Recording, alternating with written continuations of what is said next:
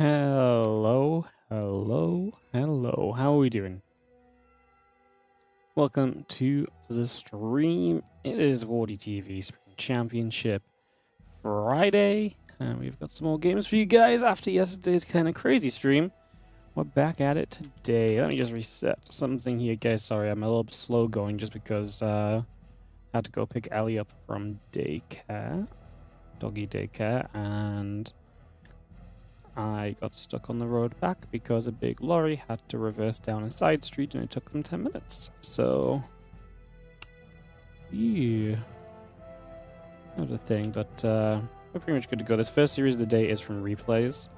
Skillus has work, so he had to pre-play, so him and Q have pre-played, and then we're going to go and kind of just continue on from there. So today we're going to have 4 best of 5s in the Spring Championship. Now we're going to be casting StarCraft for 5 hours. Because even if we finish the Spring Championship games, I have sponsored content of Diablo Immortal in 5 hours' time. So we'll probably do some Maestros of the game replays if we need to fill some additional time. That is the current plan. So the lineup is going to be Q versus Skillus. The winner advances to play against Maxpax. And then we drop down to we stay in the winner bracket and we do herO versus Zound. And the winner of that versus Clem. Is the plan of action.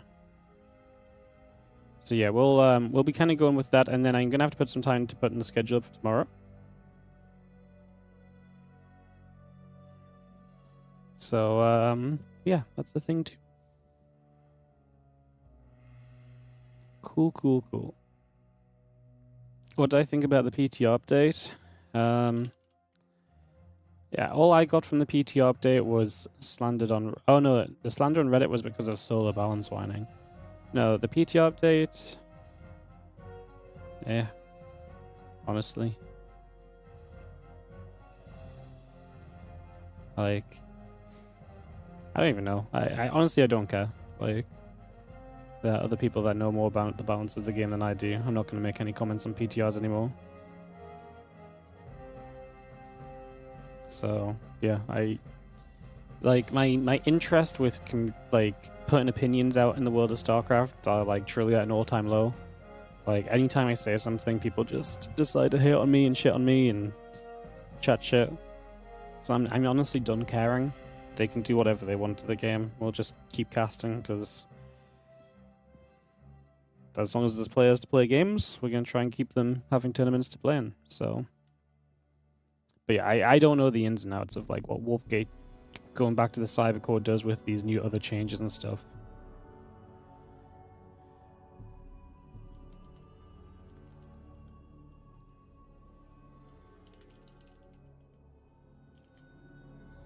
So yeah. Like I said, I don't really care. I'll care when they actually go into the game because I think it's just too much caring about things that may or may not happen otherwise.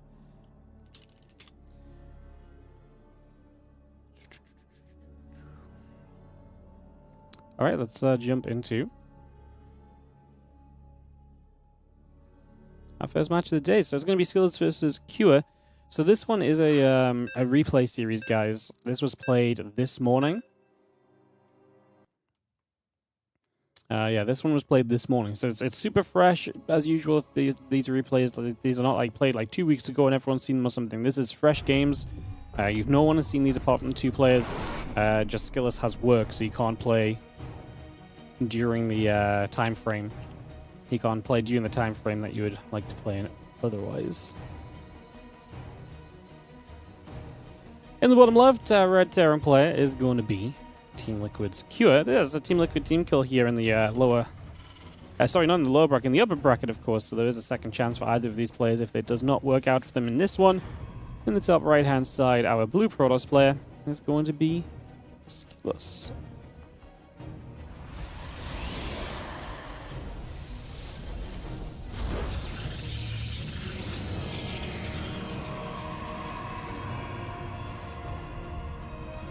Did I see the clip of Beyond trapping ultras with buildings? I did not. No, I finished yesterday and I I left my PC and I came back to my PC about... Well, I came back to my PC like just before I went to get Ellie, so I've been offline. Apart from, I did read a bit of the PTR stuff on my phone. And I got tagged in Reddit because someone was complaining about me. It was great. Yeah, today Reddit hates me because I'm a hypocrite. Because I had an opinion about the 8-worker start. But I don't have an opinion apparently. Apparently I've never expressed an opinion about the state of Protoss or PvT and the lack of Zergs. So, yeah, what I'm realizing is that I'm Reddit public enemy #1. It's kind of crazy. It's actually kind of wild. So, I don't know why I did to piss Reddit off, but yeah. It's pretty incredible. It's pretty incredible. Ay. And then people freaking ask why you don't promote your tournaments more. It's like, well, because you have to interact with these people. It's insane.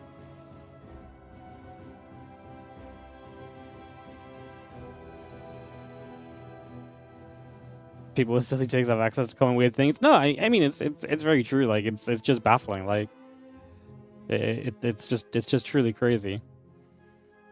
I mean, this is what happens when you cultivate a culture like that, though, right? The Reddit mods have literally been for a long time banning anything that's been positive towards me or about my tournaments. They straight up remove anyone that speaks good about my events, and they allow hate speech. So the Reddit mods have been letting this go on for a long ass time. So I mean, what do you expect when you let the community be like that? Like, no shit. It's just sad that it is one of the few places we have outside of it's that and TL. These are like the 2 community places we have in StarCraft. So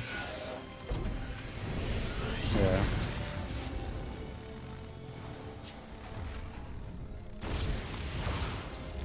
They're mad about the change. No, Reddit is mad about the people that are mad about the change. Reddit, all the people that don't play the game and think that 8 workers is going to save the entirety of StarCraft 2 are really upset that anyone would have an opinion that goes against that, even with continued proof and evidence that it is not achieving the desired effect. So, yeah. Is Liquid Nikita a female player? No, this is Skillus. Skillus, his real name is Nikita. Apparently he is now Liquid Nikita on the NA server. Cheeky little name change. Probably because he was Liquid Skill, because Liquid, I think, do actually require you to have your like Liquid in your in-game name, and that's really good for players with smaller names. But there's only like is it 12 letters, I think, is the max you can have on a StarCraft 2 name, and Liquid takes up 6. So if you have a name that's more than 6 letters, like Skillus is 7. Sorry, Skillus is 8. Then yeah, it's very difficult. So he was Liquid Skill for a while. Apparently, Liquid Nikita is going to be his go-to right now. I think for a while they had LQD, but I think they moved away from that and made people have full Liquid in again. He's always going to fight a couple of Marines and the Widowmine going to get going. We actually killed 5 probes here, so it's not a bad drop at all. And we do kill the medevac. However, this Widowmine is active, and as long as this Widowmine is active, this is going to be a point of frustration. As kind of nice tries to bring the the probe in to kind of splash the Marines to help clean up. I mean, this is still 6 probes dead. It's 6 probes dead and a lot of lost mining time. This took a long time to clean up. We waited for Blink to finish, then we had to still take a bit more time as well. So yeah, I think this is going to be a bit of a rough start from Skillus here. Definitely not what you're looking for in the early stages. And you're going to see this Banshee coming over to the right-hand side. Stalker's going to get underneath and try and see a good shutdown there, so that's definitely going to help us.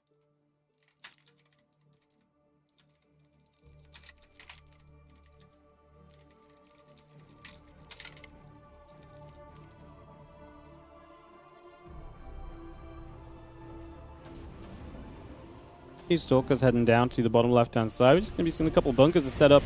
It's going to give us a bit of defense available on this natural expansion.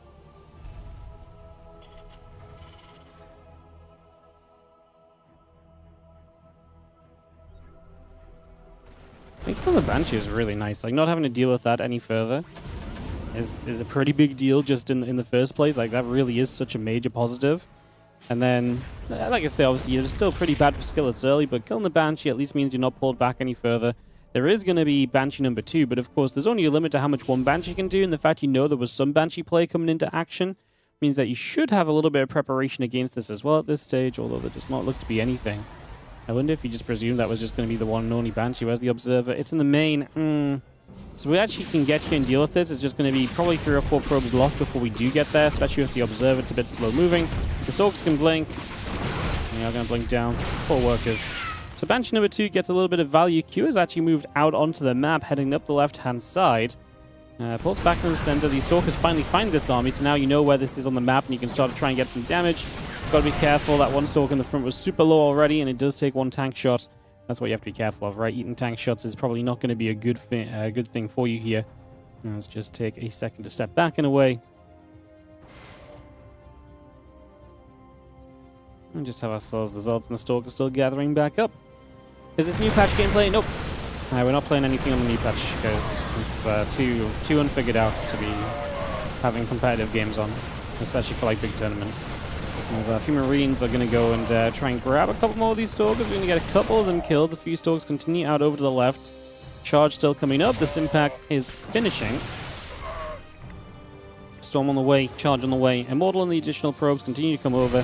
Just going to see there's a bit of bio. Continue to chase those Stalkers down. Just going to see that recall back up to the top. Additional Zealots coming through. Probes going to regather. And again, Storm, High Templars, and the Immortals still gathering up. Bioforce will get set to try and push through once again.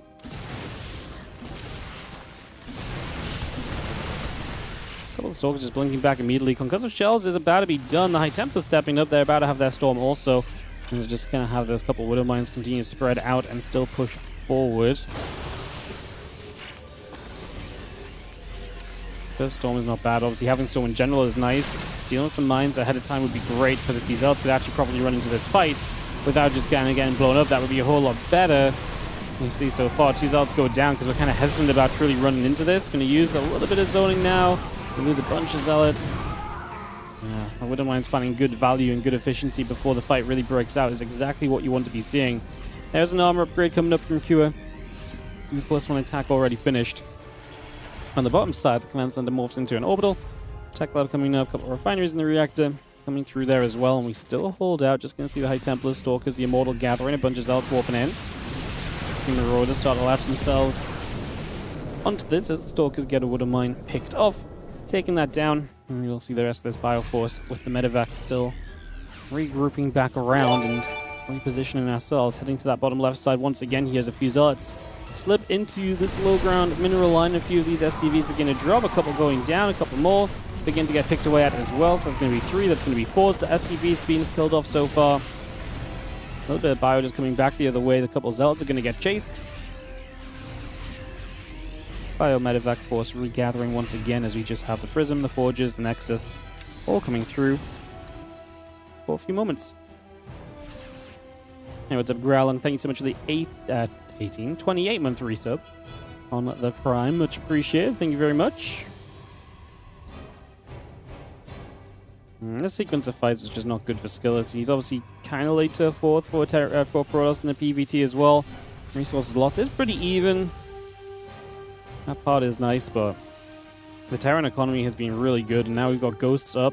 And we're just already looking powerful here, basically, as we start to come across towards the upper side of the map. So, heading up to the top side, Robo Facility and Robo Bay continuing through. Probe, Zealots, the 1-1 upgrades all coming about. The Bio is going to stim. 7 Marauders taking the lead straight into a High Templar. So High Energy Templar goes down very quickly. Now an EMP comes down, another Storm comes into place, another couple of units getting cleaned out. The rest of this Bio continue to trade as the Zealots will charge through. The couple of Stalkers and the Immortals still swinging. Another Storm coming straight down.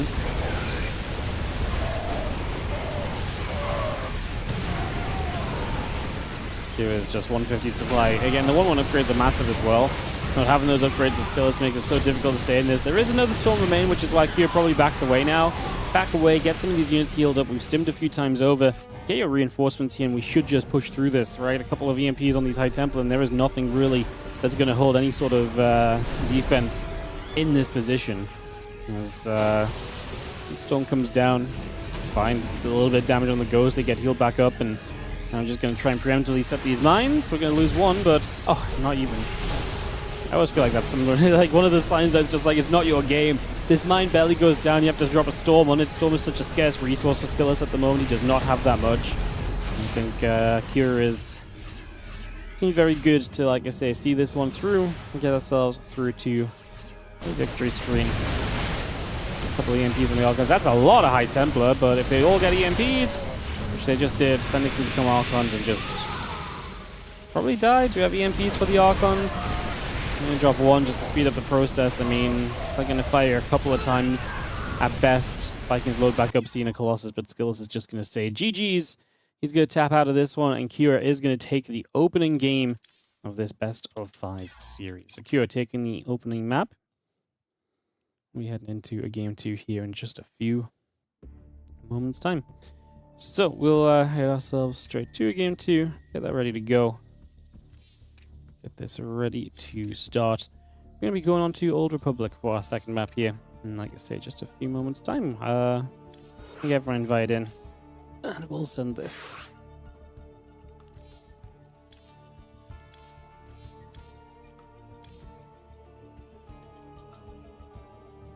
Again, hope everyone is doing great today. Oh, thank you so much, 2BBs. Thank you so much for the 10-month resub. How am I doing? Great to hear and see me again. I'm doing good. Enjoying. It's a very warm day today. I went to the shop this morning. When I when I came out of the shop, I didn't really think of it going in, but I walked out of the shop and I was like, holy shit, it's like hot. I didn't realize it was going to be such a warm day today. It's 23. It's going to rain a bit later on though.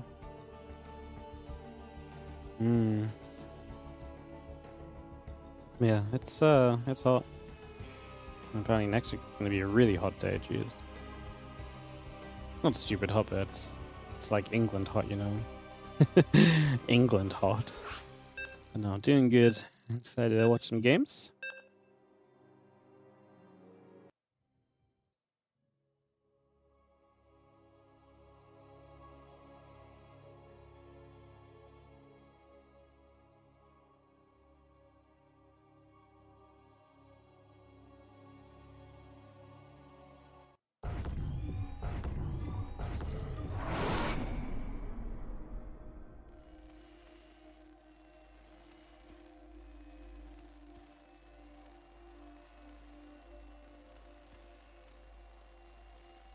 Let's head into this and get this ready to go. Alright, let's send it. As you're going to have in the bottom left-hand side, the red Terran player who holds a 1-0 lead in this best of 5.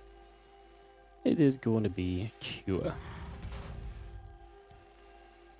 In the top right, our blue products is Skillus, Old Republic for map 2.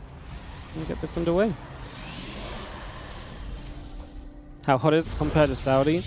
I mean, Saudi's really different. Like, Saudi, because it's dry, like the heat.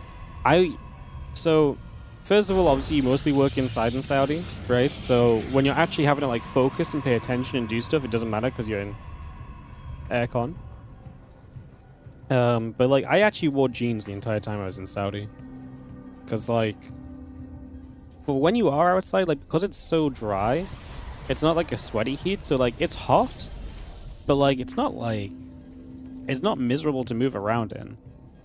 You know, whereas if you walk for like 5 minutes in the heat in the UK, because it's so humid, it's just like it's not like the most humid, but it can be pretty grim in comparison.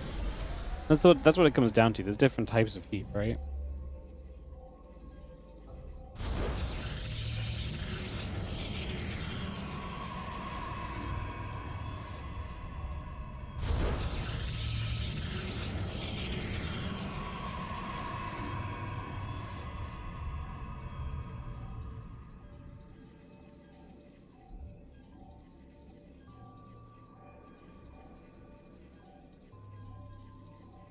Getting into this Skillus Kira game, expansion piece, nothing much going on just yet. Did anyone scout? We were completely blind on both sides. We are. Not even a Reaper from Kira, so we're playing a little greedy right there.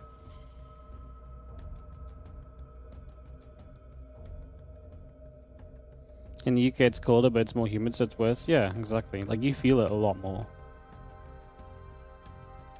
Like, the heat feels like... It feels like it's... I don't know how to explain it, but it feels like it's in your face, you know? Like, you have to, like, yeah, but the heat in Saudi actually never bothered me. But like I say, I mean, 95% of the time in Saudi, if not more, was inside and aircon as well. But like, when I did have to walk outside, it was fine. Like, I wouldn't want to do like a 2-hour walk in it, but like, I don't know, I walked around, we walked around like the plaza that the EWC was in and stuff. And stuff like that. And I was like in jeans, and it was whatever. Like, it was fine. You know? And I'm someone who cannot bear to walk around like in jeans and stuff when it's hot. So yeah, it's just completely it's a completely different type of heat, basically.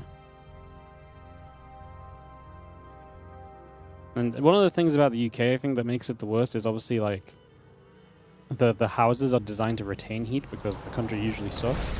So then it's not actually, it's usually cooler outside than it is in the house in the summer, is what happens. Like, usually when we take Ellie out for a walk, we'll go outside and it's like, oh, that's so nice, because it's like actually like cool compared to like the house, because the house just retains all the heat and you can't get the heat out of the house. And it's not worth installing aircon for like the 4 days a year, maybe like the 2 weeks overall in a year that would actually be necessary. I mean, maybe it would be, but it's just not a thing here. It's overly expensive because it's not really a thing. Yeah. It's, I can say it's kind of whatever. It's really not the end of the world. It's really not that big of a deal.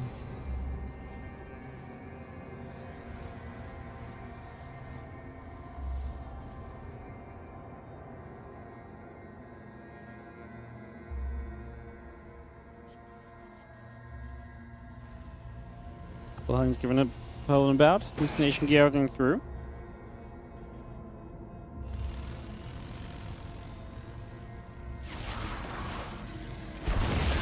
Just gonna see the 2 depths in the center are gonna be there. That Hellion gets taken out already. It's gonna be a nice catch. Little Mine's on the other side dealing with the mineral line for a little bit. Yeah, a couple of kills. The other ones might get kills. They did. Were you just not on game hard? Sorry. Not on game hard. 4 probes go down.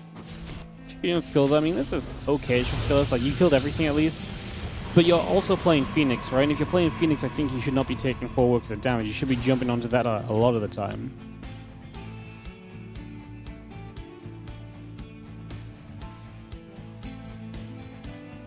You have a portable aircon unit. Yeah, I was thinking about getting a little portable AC. I mean, I have a really nice fan, and usually that's just good enough for me, but yeah, maybe get a little portable AC thing.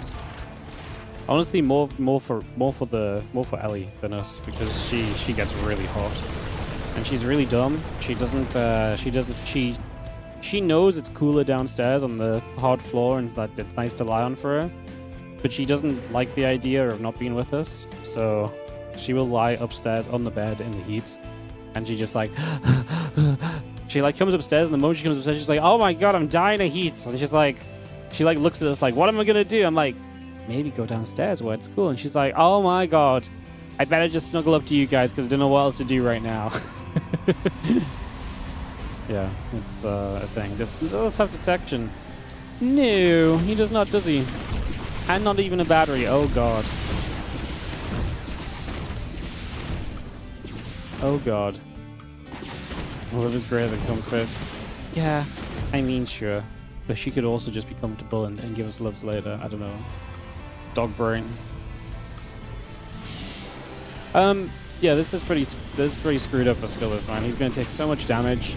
Obviously now having a Chrono Boost out, an Oracle. Where are the Phoenix even at? They did come back home. They're camping this Banshee. Problem is, you revelate Banshee number 1. Banshee number 2 is still going to have free reign for a little bit. I guess batteries are coming up in the third and the natural, but the main base is batteryless, so you could actually get over there if the revelation ain't ready. Okay, we catch it. Overall now in this game, 20 workers lost though. And Q has already shown up with another army. This game is starting to feel pretty doomed, to be honest. Starting to feel pretty doomed.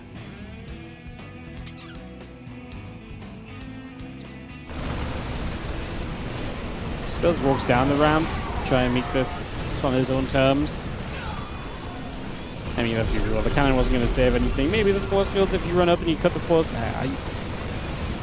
Honestly, it seems silly maybe to attack into it, but I don't even hate it. Like, maybe you catch him off guard and you actually find a better fight. He clearly does not have the units that he needs here on this one in Skillus. Taps out of a game 2 to give Cure the 2-0 lead in this best of 5.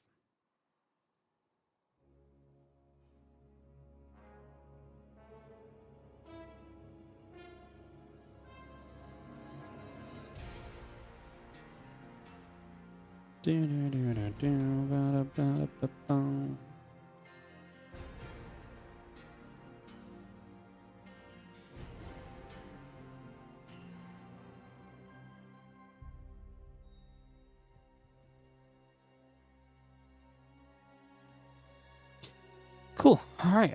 We'll go to game 3 here, guys, but we'll have to have a quick little ad break before we go there. So we'll just start those off and we'll take a couple of minutes. She's too loyal. No, she is too loyal. Like, I mean, we love her for it, but like, we just want her to not overheat. So yeah, we were talking about getting a little portable AC just to keep her cool upstairs.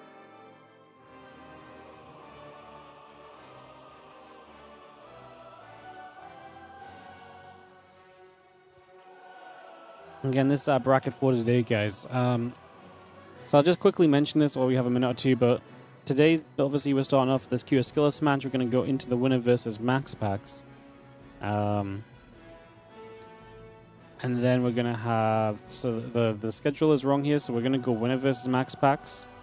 And then we're going to go into herO versus Zound, and the winner of that versus Clem. So those are the 4 matches to cover today, all in the winner bracket. Tomorrow, it gets a little bit awkward because of the GSL event. The GSL have scheduled right over the course, over the top of our main 2 days of playoffs. So unfortunately, we are going to have an absolute nightmare tomorrow trying to schedule. My hope is to play as many matches as possible live, but I can't schedule the games yet until I see who is advancing where, if that makes sense. Because I don't know if Classic is going to be... Well, I guess Classic is still going to be in it because that's not going to play today. But I don't know, like, for example, do I need to schedule Clem in, or is Clem already going to be in the upper bracket final so it doesn't matter? And stuff like that. Those are things I need to try and figure out tomorrow. So I need to see what the matchups are. I need to see who's playing where.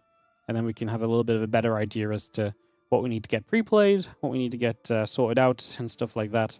So, yeah, that's kind of the situation. So tomorrow we might have a bunch of replays. I don't know. I can't really do anything about it. It's the usual case of getting screwed over by other events. Yeah, I mean, the GSL event tomorrow is cool, but it would have been nice if they maybe considered the $5,000 tournament that's going on. Is all I'm saying. just like a mild consideration, you know, would have been cool.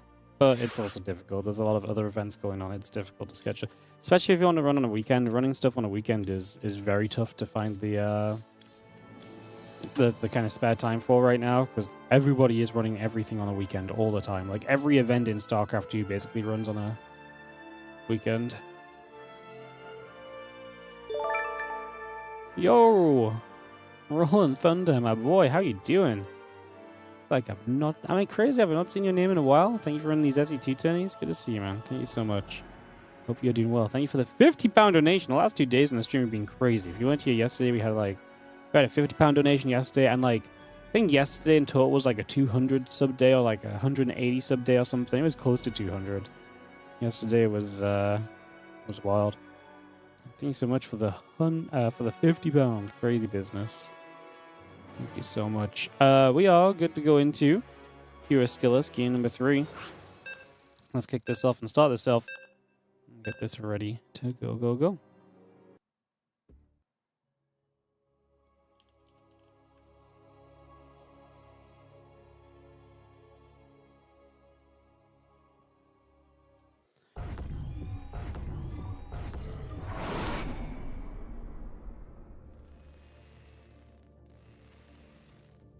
Alright, let's head into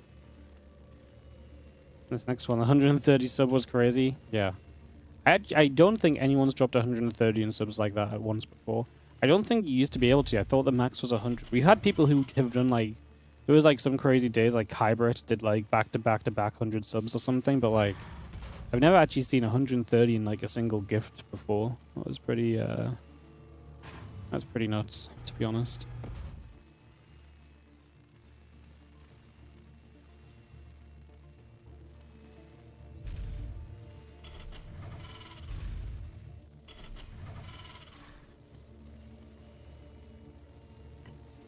Pretty nuts.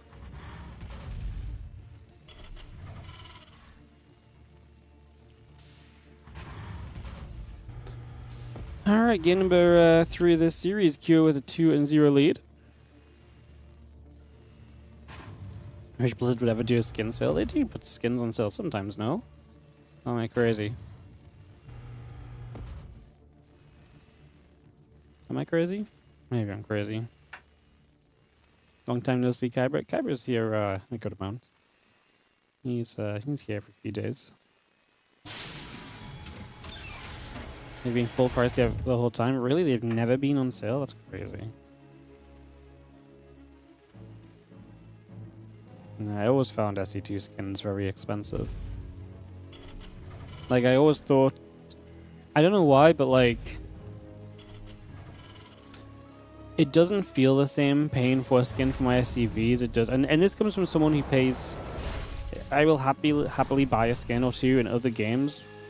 Honestly, like, I'm kind of into the cosmetics and stuff, but like, you know, when I played Fortnite and stuff and whatever, like, I usually buy like a skin or two usually, like, this doesn't hold me back, but like, buying a skin for my SCVs always felt so... I think some part of it is that I never spend long enough in StarCraft looking at one particular unit, right? StarCraft's not a game where you kind of stand and stare at your character, you know? I also think it's like this weird thing. This might be weird as well, but I also think it's kind of this weird thing where like they weren't as appealing to me because having the skin,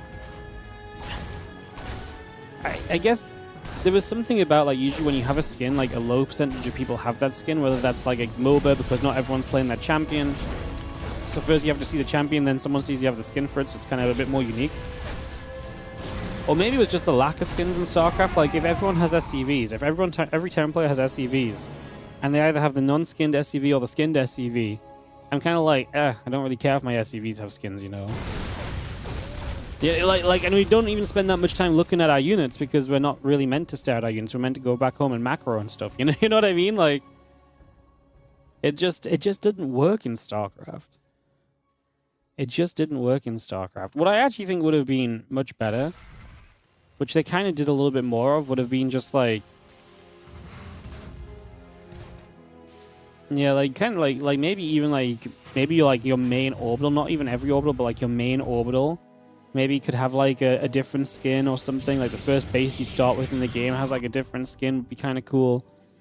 Something like this. Like, I know there are like commands in this game. Like, I don't know, like skins never really took my fancy in StarCraft. And maybe it really was just the fact that like... You either have the skin or you don't, and there's basically like so few combinations of skins that's just like, well, like I say, they either exist or they don't, and it's like, eh. And so many of them look so similar too, as well. Like, I think the only really cool skins in SC2 were like Mech Zerg, personally. I felt Mech Zerg was very cool. But because there's too many units on the screen at the same time, it's difficult to have skins that are like really meaningful and like look very unique. Because the identifiability needs to stay there.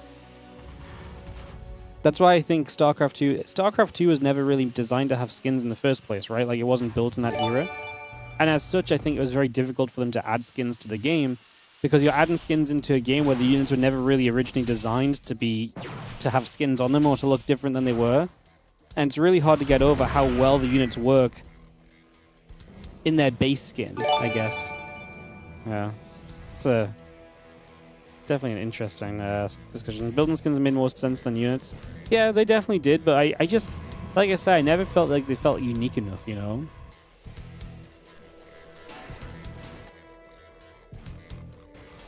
And I think it's just because it's like, oh look, it's a Brood War Nexus. It's like, okay, that's kind of cool. It's actually a bit different, right? But then, like, give me like a... Give me like an underwater Nexus where it's like there's like little fish swimming around it or something. I don't know. Like I don't have good ideas, but like give me something that's like truly unique and that's like, oh, that's cool, rather than just like, hey, my command center has extra spikes. Or my command center looks like it has an extra layer of plating on it, you know? I think stuff like that is I think stuff like that would be fine. Yo, thank you, by the way, Calwatt, for the Prime sub, and also Lex for 70, 42-month resub on the Prime. Appreciate you guys. Stalker stepping through. Marauder's taking some damage, so a few shots coming off. We go back and forward. He's going to be seeing the SCV. I mean, this Bioforce is coming. Skillus needs to get units of it right now. I mean, he's going charge, but he's also playing through a choke point, which isn't going to be fun. He's going to lose the Robo before this Immortal even pops out, so that's not going to be great either. Pylon going to go down to you.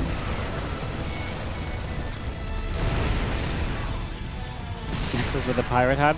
Just something, right? Like, to me, skins are meant to be fun. Like, to me, the coolest skins are the ones that are fun and, like, really very different or different vibe. Never felt like that happened in SC2. This doesn't look good for Skillus. Having to break through multiple building bunkers to begin to get to this army does not feel great. These odds are just not going to be in good enough numbers. Kira is going to slam dunk this series into a 3-0. And that is going to be that Kira advancing into the next round of the upper bracket where he'll play against Maxpax. Now that will be our next series up. However, what I'm realizing is I never sent Kira the full schedule because he was pre-playing against Skillus. And as such, now I'm concerned that Kira might not even be here. So...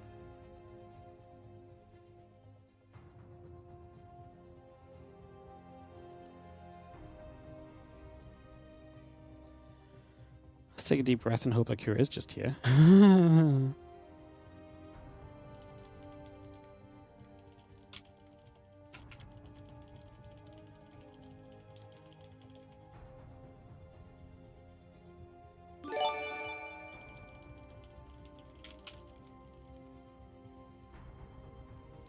All right, let's message Kira and see if he is around.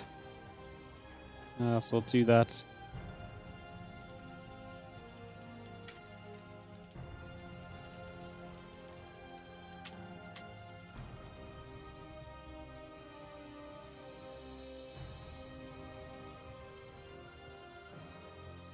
Cool. I run some ads. Ruga, thank you so much for the 25-month resub on the Prime.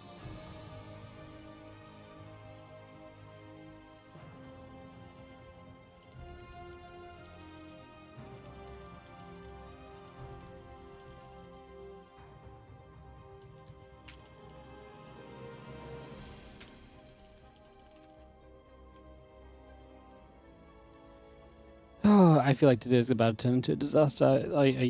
I literally just didn't message Kira the schedule. Alright, we'll see. Yo, Bendy Tosh, thank you so much for the 3-month resub on the Prime. Appreciate you.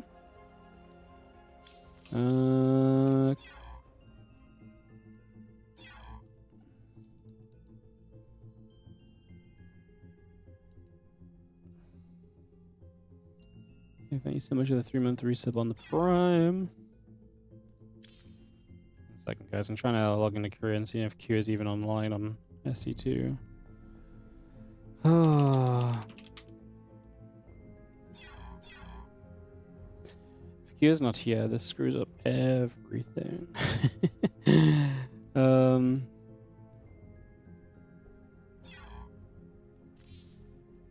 online.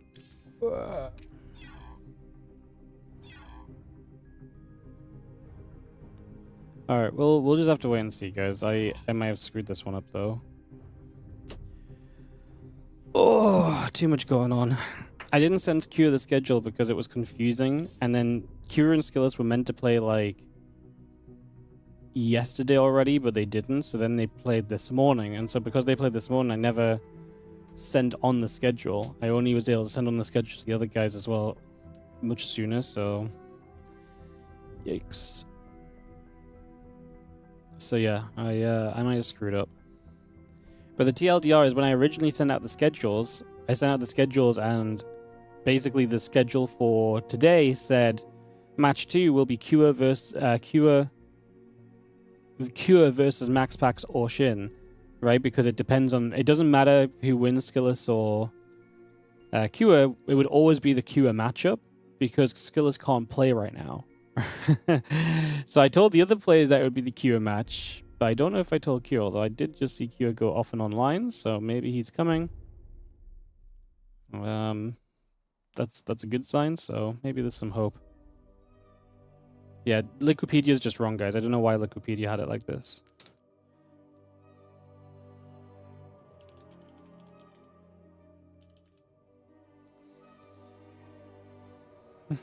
Yeah, I don't know why Liquipedia had it like this. It's well, to be fair, what I sent to Liquipedia was also, it was the Cure versus match, but like they just presumed that one match was going to be here and one match was on the other. So yeah, but it's the other way around. It is Maxpax versus Cure. It's not the Skillus matchup. Oh, making an angry Reddit post about this. Yeah, I've just been unorganized lately. I don't know what to say. It's my bad.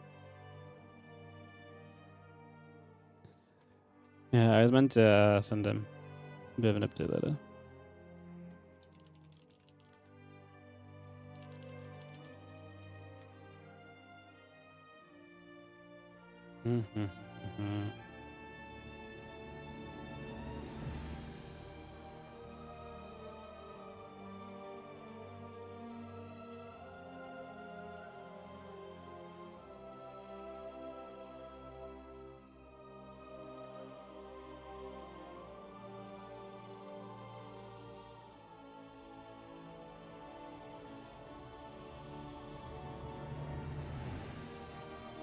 Good news for us, no StarCraft means Ellie cam.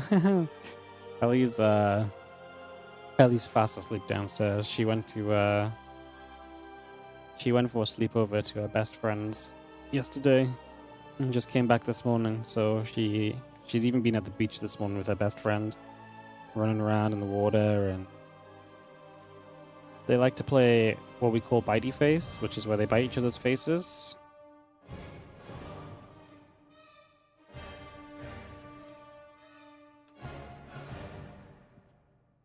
This is Ellie and her best friend. I don't know if it's gonna focus, but there you go. That's her and her best friend just having a good old time. They just love each other.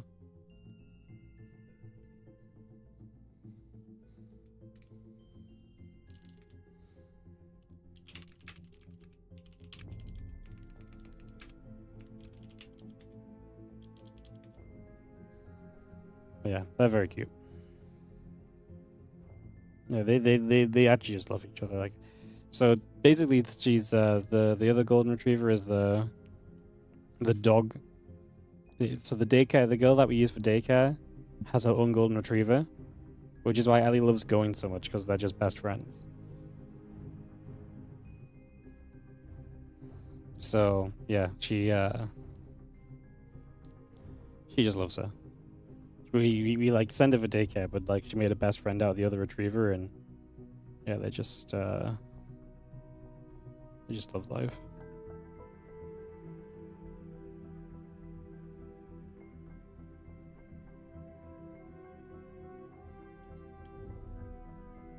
I can give you guys more doggy videos if you want. Here you go. No, it's not focusing, but you can get the general idea.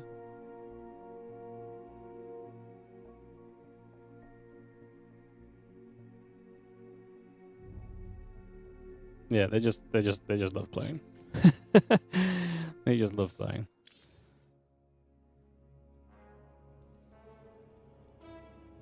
Does Ellie willingly go to the vet? I mean, she doesn't get much choice.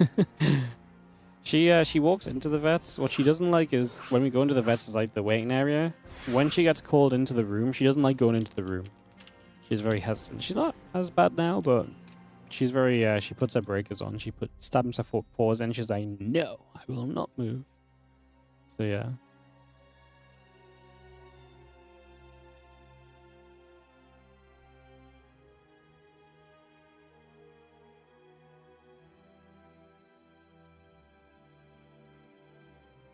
Just ban me. F those delayed match replays.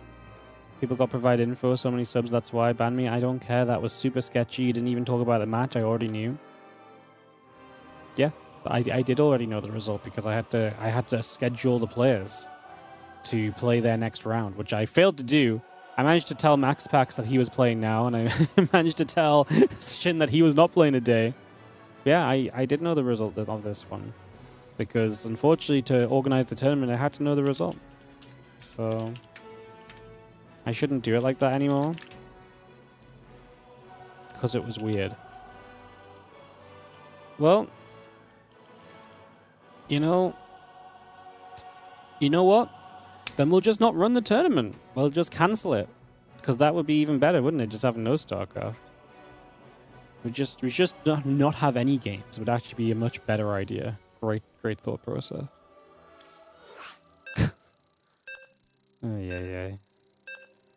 Maxpax Q coming up, best of 5 TVP starting up right now on Ruby Rock. Let's jump into game number 1. I mean, honestly, I'm not gonna lie.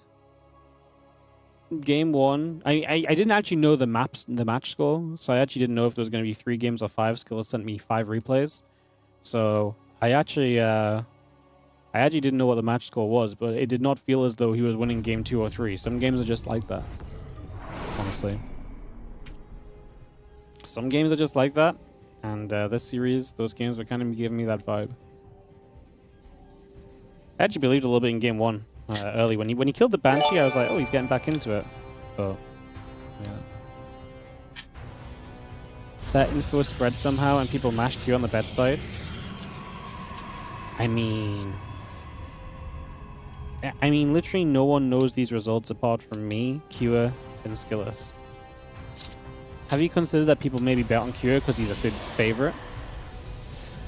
I don't know, man. Maybe you shouldn't be betting on StarCraft. Especially in community level tournaments. Yeah, what's up? Trambella Riots. Thank you so much for gifting a sub to TBD Forever. Thank you so much for the generosity of a gifted sub. Appreciate you. As we have ourselves game number 1 of this best of 5. Kick this off when we get this one going.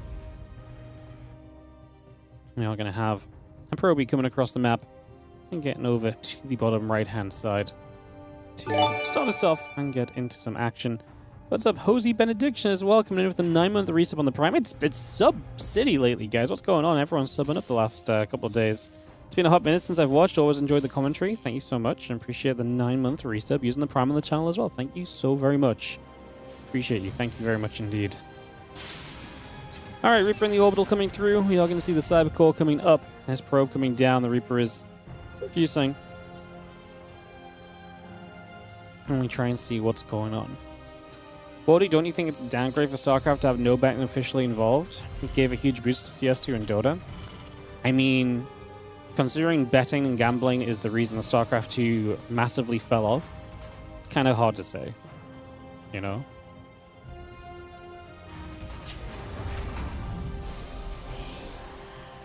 Like the entire reason loads of sponsors and stuff quit StarCraft 2 and it got left behind in growth is because match fixing. So, honestly, not really easy to get behind the betting support.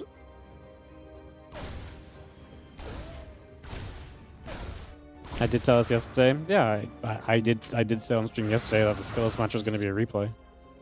I've been very open about this. This is not something we've been hiding.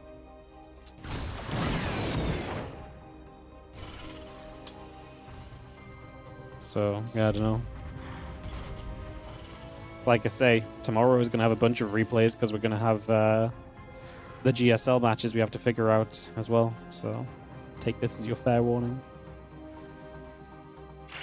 Anyways, if you bet on a match that was from replays, you just contact the betting site and they'll just cancel it. They'll just cancel the match because they don't let you bet on replays. They usually just cancel them. So... yeah, gambling sponsors are a weird one because obviously, yeah, CS and Dota are massive and stuff, but like, yeah, I don't know. It's kind of messed up. I don't really have an opinion on it. We can't be sponsored by gambling sites anyways because of Blizzard's rules. We've had a lot of offers by gambling sites to sponsor the content in the past. I'd be a lot richer if we were able to take them, but and honestly, we might have taken some, but you know, from more reputable sites, we might have taken a couple. But like, at the end of the day, like, it is what it is in StarCraft 2, and StarCraft 2 has a very weird history with gambling because of the match fixing. So, yeah.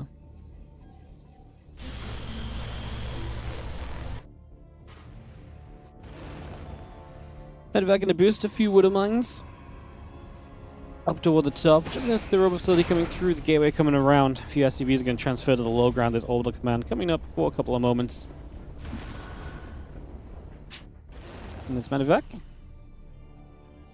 just going to boost over through the top side and try and put us in position here for some damage. Widow Mine's going to go pop, pop, and not a third pop, just the 2 pops.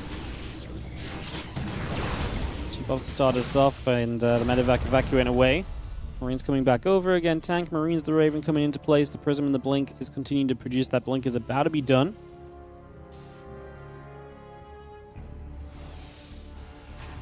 Now Raven still coming up. Again, a few more Marines and the Siege Tank still coming through.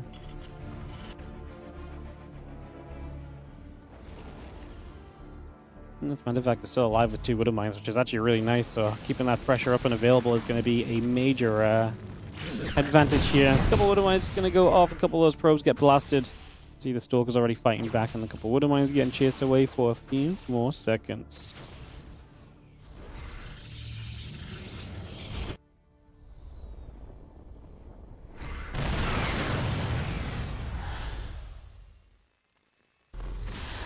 Stalker's going to unload. Siege Tank going to take some damage. The Marines move forward, trying to get after that Prism. It just about gets shoved away at the moment.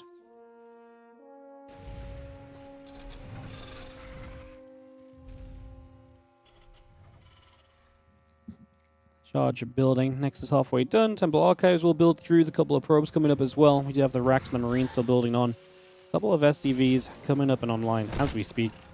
We just have ourselves that reactor coming up on the starboard. And a few Marines coming over. Prism going across.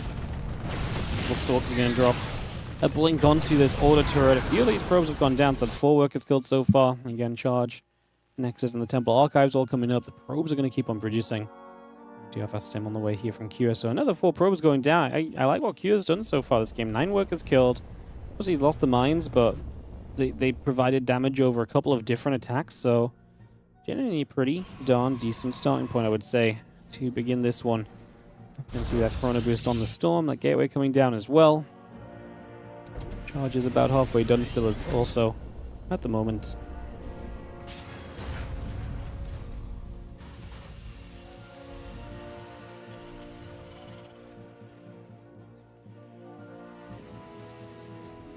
Yeah, Storm's about halfway done. Just going to see a few more buy-ins popping out, and we will see the tanks gathering in the main.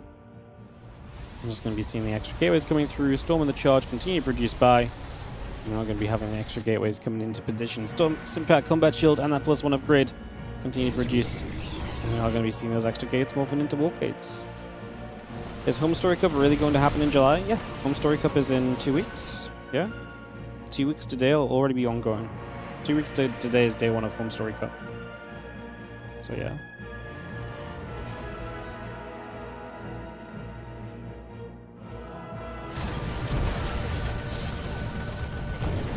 It is indeed going to happen. Let's just have ourselves the probes, the battery coming through, +1 attack, combat shield on the way, Viking Marauders and the Widow Mines continue to build by at the moment.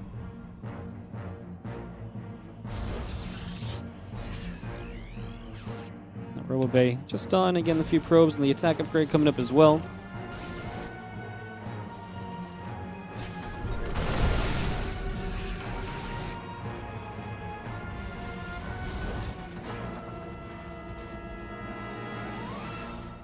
And a couple of units is going to stem across. Just going to see the Stalkers gathering, the Bioforce gathering. Tank's going to be joined up. Robo Facility and the Robo Bay will be here.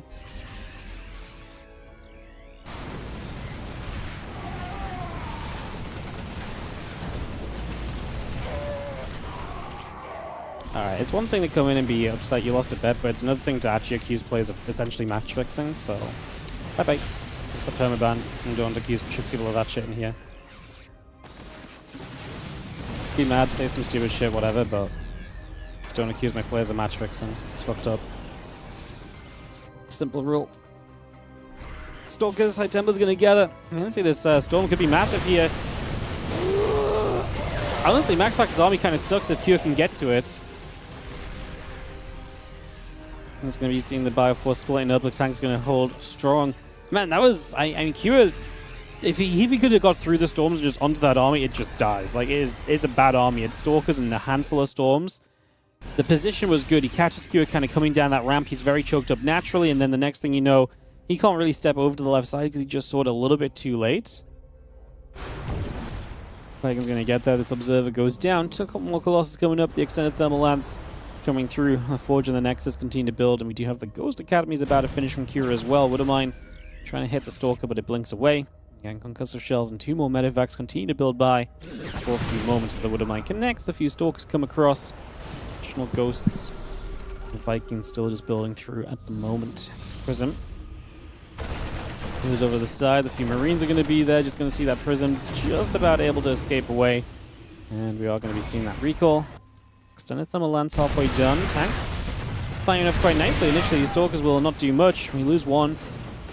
And there's Kua. Do you think he's missing his timing of kind of getting across the map in that advantage that he had early? But he's also in a position where he's still going to be very strong, maxing out soon, and maybe he'd still make a push. I think the issue I have is the Colossus count. They're about to be at 4 Colossus. And with 4 Colossus, I really do think Q is going to need a really sizable Viking number to truly deal with that, and that's what we're not quite at just yet.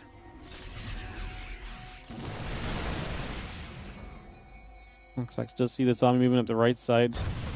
And his 3rd Colossus is out, the 4th is still building. He's going to get maybe a shot or 2 off on the Colossus early, which is really nice. No Stalkers in position to push those Vikings back right away, so we do get one of the Colossus shields down. Second Colossus there is fortunate not to be too exciting. A little bit of biostimming up, a couple of Stalkers taking shots, another Storm coming down to zone.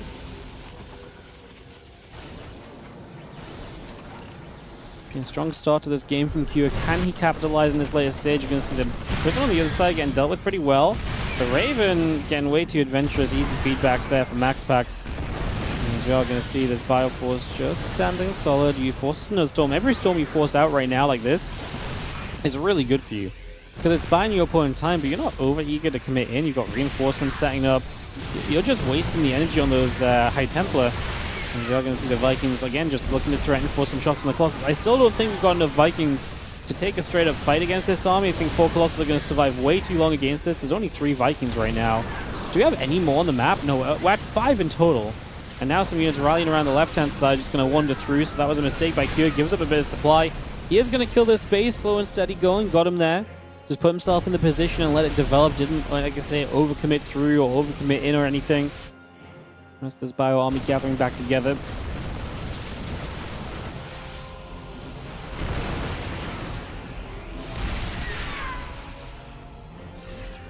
He's going to hold this spot, finishes this base top right, bottom left base now from Maxpax will be his 4th. It's a very droppable position, because now you're drawing Maxpax right from the top left to the bottom left of the map, so you can maybe hit that bottom left a lot more easily while keeping him forced to kind of defend the top side, because he'll want to defend his main. That Zealot's running through and a Prism into the main base that Q is going to have to deal with, while also trying to step forward here. Lands a couple of EMPs, this Prism is going to go down, but not before the Zealot warp in, so the Zealots get out. It's going to be annoying to deal with as Q has to step back against this fight through. I think he has to just evacuate from this in general. He needs to go deal with these Zealots. He's already lost 17 SCVs. The Zealot that ran into the natural went uncontested. And obviously the ones off the Prism do a lot of damage as well, and that's just going to be game-changing. Zealots to the main, Zealots to the natural. You can't let that happen. 30 SCVs down. And that's going to be good enough. And now Maxpax is just going to win this game.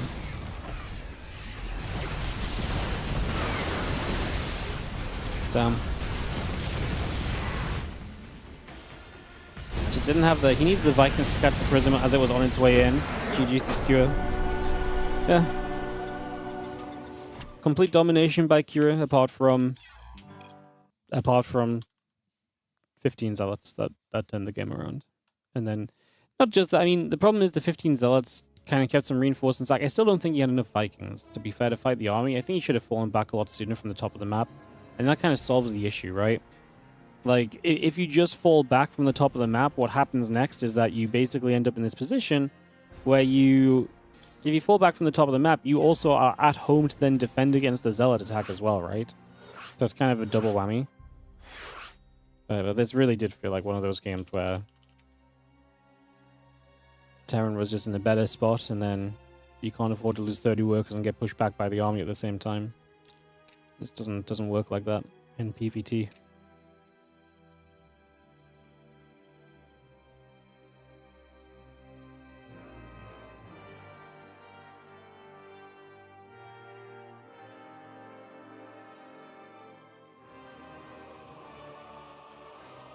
He did everything right. I don't think he did everything right. I think he was in a good position and a good lead, but I don't think he did everything right. Because I don't think he should have still been on the top of the map, and I think he should have had more Vikings.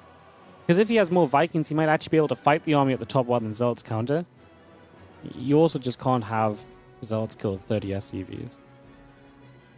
You know? I mean, imagine a Terran flies 2 medevacs into your natural, and they kill, like, the main and natural mineral lines. Yeah, you're not meant to let that happen, right? You would also be in trouble as the Protoss. So yeah.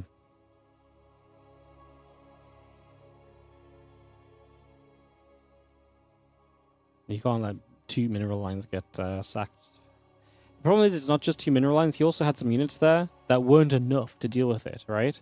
So imagine a Terran double drops you, and then you kind of run like 5 Zealots and 2 Stalkers in, and they die as well. Then it's even worse, because not only have the Terran found like a good trade onto the gateway units, you're also then losing economy as well, right?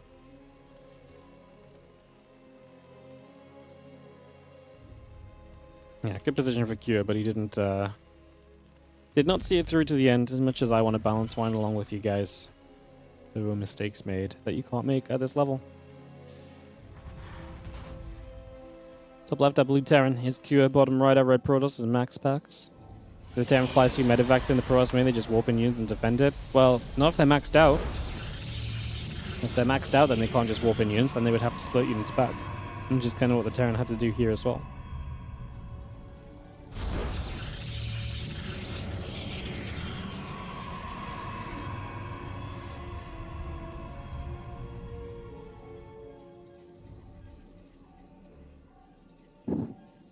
Game number 2, Maxpax leading 1-0.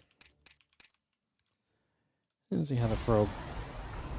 Going to the upper left hand side. Just going to move across for a few moments.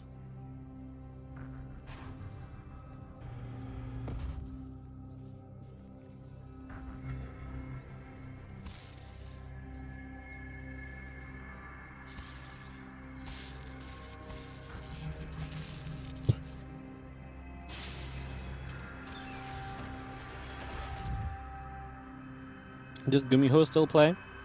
Gumiho has been... He played in like GSL recently, but he's not been playing like a lot of the community tournaments. So I don't know if he's just like working another job and then he plays in the bigger stuff around. I would say that's probably what's going on. Is this a new patch? No. This is still alive. New patch got updated, but it's still in the PTR. Why don't we see the signature proxy gate anymore from Maxpax? I mean, you can add it in, right? You can switch it up. You can do that, but it's one of those things that got very figured out on its own. And if you do it every game, like Maxpax also got good enough that he didn't need to do it all the time, whereas before it was like unfigured and it gave him an advantage. He could play it well. Nowadays, Maxpax I think has a lot more confidence to just open normally and starting to do damage with the Blink Stalkers. So, yeah.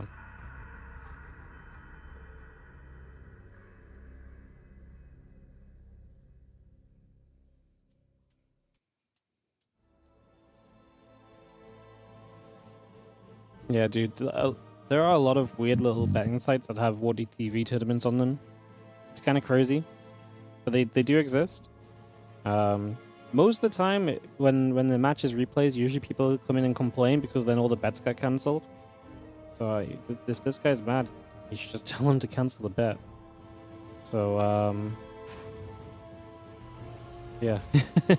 Tell him to cancel a bet or something, you know? I don't know.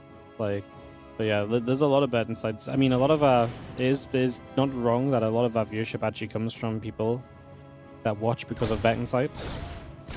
But yeah, like I say, we don't cater to them. You know, we just don't play about that. That's why we don't care if players have to pre-play most of the time. We let them. For us, it's much more about the players being comfortable. I'm not going to force players to play live when it's not possible and stuff like that, you know? So... I feel like popping lags every time you watch games recently. Yeah, it's rough because... It's literally just like his... It's not even necessarily his internet, it's literally his connection to the Korean server, or just... It's not always the Korean server, that's obviously NA, but like his connection to like, especially West Coast NA and Korea is just sketchy. But it's like that really annoying state of like, it's fine for like 90% of the day. And then like it'll have this one blip that causes him, in this case, to completely lag out the game. And it would probably be fine for the majority of the rest of the day, you know? Like, this is why I don't ban him or anything, because like if this was me, I'd feel bad because it's something he can't control. And it's... I know it's frustrating, but at the same time, like, part of it is just the Blizzard servers being bad. It's not like he just has bad internet. I mean, where he lives does not exactly help, but like, it's just a bit of it's the Blizzard servers. We've all had days where we just randomly lag on NA, right? You know, and we jump out. But it's this exact same thing. Like, some days I have a game where I lag on NA and I have to jump out of it. And then for the rest of the day, it's fine, right? So, yeah, it's a tough one to really make a ruling on or anything, because... Realistically, it's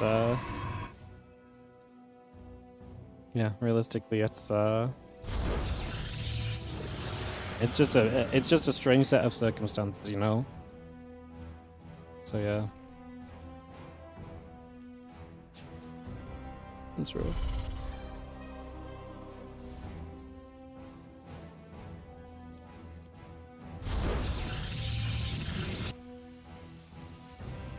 Hallucination moving up. Coming around. I'm just going to be seeing a few Marines in the Banshee coming in and cloaking the stim pack on the way through. The few Marines are going to get there. Hallucination is going to fade.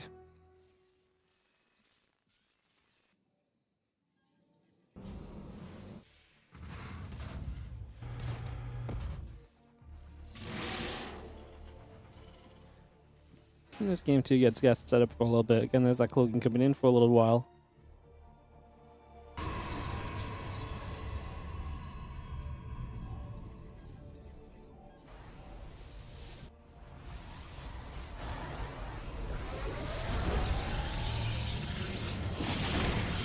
Banshee and shoot. A couple of these probes start to go down. You've seen the probes taking some damage. Again, charge coming through. A couple of stalkers, the Temple Archives, the gateway as well. A lot of that being brought over as again, Stimpack, Combat Shield, Marine Marauder, Medivac coming over. The stalkers are going to gather up in the main. Just going to have that Nexus finishing on the third base as well.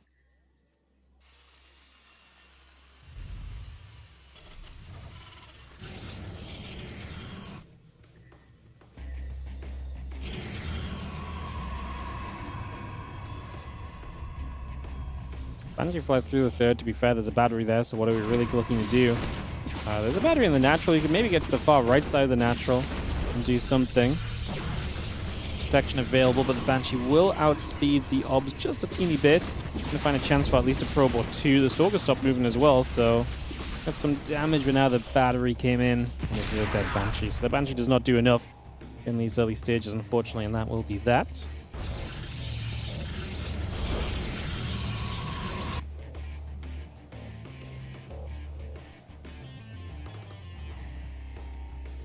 Fire stepping over. Zealot Stalker Sentry going to be there. Bio just going to stem. A couple of these Zealots going to get chased in.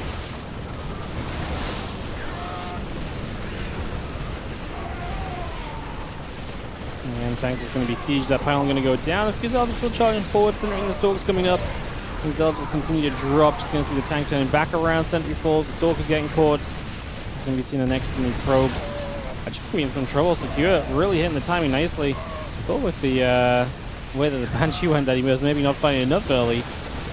Can Maxpax defend this? Yes, he's got an extra round of Zealots, so yes, he can. I was going to say, maybe he gets the Immortal here, but I think the Zealots are just going to be too close. We're going to kite away against the Zealots. And Zealots are going to be quite tanky, especially against Marauders, so they're going to survive quite a few shots. We're still around as Q, but I don't think we can break through just yet. Third CC on the way from him. A couple of mines are really nice. Because if you can soften up the Zealots a little bit, it's going to make this much easier. Does Maxpax just give up this base? Surely not. Wooden Mine's going to connect, bang, bang. Oh, that was a nice split away. That Zealot on the bottom side taking that 9 shot was huge. Splash on the Zealot would have been deadly. Storm available, but only the one Storm. Maxpax is a bit too scrambly to really have more than that. We accidentally load into the medevac, trying to step backward. We unload, we recover. Can we get these Immortals down? These Immortals are the big bad boys of this Protoss army right now. They're chewing through the Marauders, which gets rid of the concussive shells. And another round of Zealots, and Maxpax is looking to hold. As this Bioforce gets chased away. What defenses are going to be on that Nexus that was on its way down.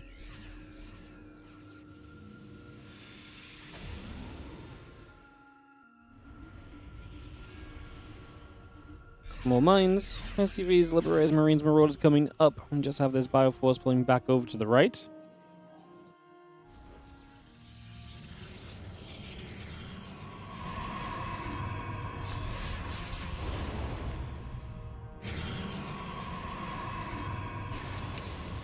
I'm just going to drop in just around the back.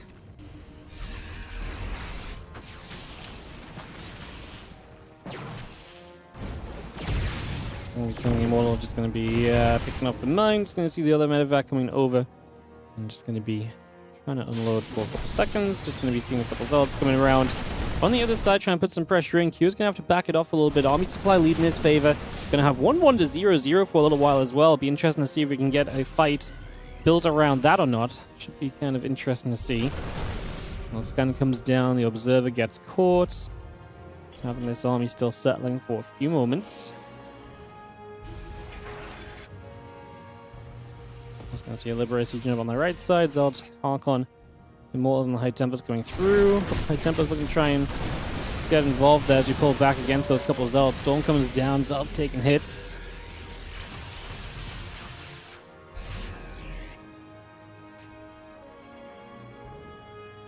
Close to attack, the Ghosts of the Marines, the SCVs. This will continue in about for a few moments. This is Liberator defensively at home. We get one SCV, but the Zealots decide to back away. Maxpax starting to step onto the map now.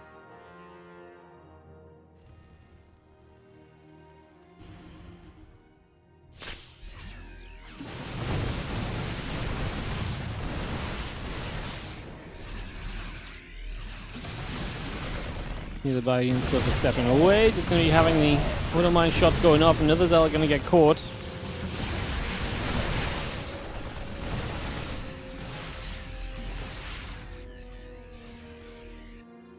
I mean, Maxpax gets that Robobane second facility and starts cranking Colossus. It's going to start getting very scary for Q. Maxpax now up to the 4 bases after all that pressure.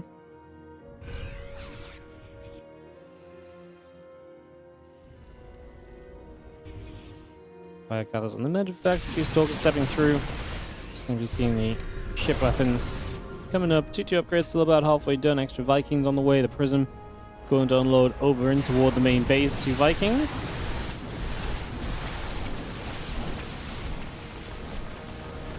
Just going to continue through. That Prism is going to get hunted down to the corner. Actually stays alive with the recall. Oh, Maxpax missed this army. And that is going to be one very dead Nexus. Now Maxpax, this is really awkward for Maxpax. He has to attack up into this. If Q sees these High Templars, that's an EMP just waiting to happen. They're all clumped up at the front in a scan. I don't know what Maxpax thought was about to happen here. This is a lost fight for him. This is a lost game. GG's. Q ties it up 1-1 in this best-of-5 series, and we have a match on our hands. Now, this Q hit hard early, and this time finds a way through to finish it up and wrap it up.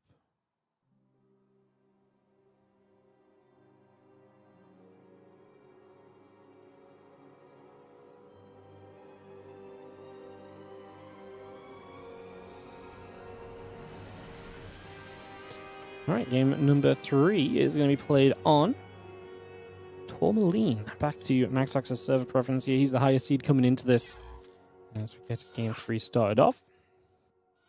Any sub-trains today? We actually nearly started a hype train earlier. I didn't mention it, but I thought we'd just see if it happened. We had such a good day yesterday. I'm not in sellout mode, you know. Is that my bad? Should I go? Do you guys need me to be a bit more sellout? I'll tell you what I will say. I will say, guys, if you enjoy the tournament, it's the WardiTV Spring Championship, and the most important part about that is it is a WardiTV event, which means it is mostly funded by your guys' support, and hence the Patreon page especially is very important for you guys to check out. If you enjoy what you're seeing here, if you enjoy the tournaments we run, do consider checking out the Patreon, patreon.com/WardiTV. 100% of anything pledged on Patreon goes directly into tournament prize pools. We've been lingering just shy of $2,000 a month on the Patreon for a little while now. So if you want to help us out and push us back up to 2K, that would be incredible. I mean, I know it's a big commitment, but anything helps because, like I say, everything goes into the prize money. Everything goes in towards these events. The entire reason we're able to run $5,000 events month after month after month is because we have this baseline prize money coming from the Patreon that we then back up with the ad revenue and the sponsors and stuff as well.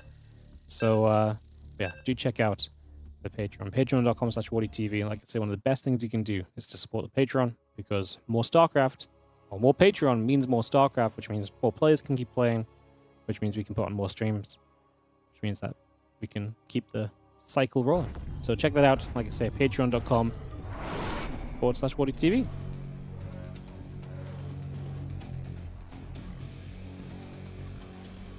Thank you, Bitter Melon, for the 7-month resub on the Prime. Thanks for your dedication to the SCT scene. Thank you so much for the Prime sub. Much appreciated. Again, if you are sitting on a Prime, I guess you may as well go and use it. Helps us just as much. Again, anything we can do to keep the StarCraft coming your way is very useful. So do consider that. We appreciate it if you Prime us up as well. Lots of StarCraft this weekend, obviously, the Spring Championship. Next week, we have WardiTV Mondays, Kung Fu Cup. We're also going to have the we're also going to have the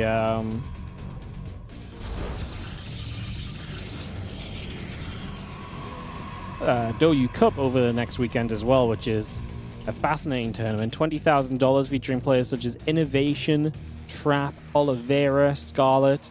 Going to be a ton of fun. Super look at TY as well. It's the one I'm looking forward to. So yeah, check us out over on next weekend. It's going to be very early starts, but it's a $20,000 tournament. We will probably be doing a rebroadcast of it. Like, we'll probably go live, and then when the game's finished, we'll probably put the stream to just start again and so on. Because it should be finishing like during my regular stream time, so a lot of people will have missed the start, so we'll probably rerun it. So if you guys can't come and watch early, then you guys can maybe still catch it on the stream and kind of watch through with other people. So we'll be doing that next weekend as well. And then obviously that's leading up into Home Story Cup, which is when I will be away for a little bit. So, yeah, I'm away Home Story Cup and the weekend after is Helen's birthday, so I'm away for that weekend too. And then we're back on the grind into the WardiTV Summer Championship and more through the summer. Should be great. You heard Innovation? Yeah, Innovation's going to be playing. I actually saw him practicing as well. He was online yesterday playing some ladder games. He was knocking some people around on the Korean server, so yeah, he's been playing. Neeb, yeah, Neeb's playing as well. Not Bly, not TLO, unless I'm forgetting them. But yeah, it's like a throwback tournament. A bunch of older players taking part, and yeah, it's gonna be a lot of fun, I think.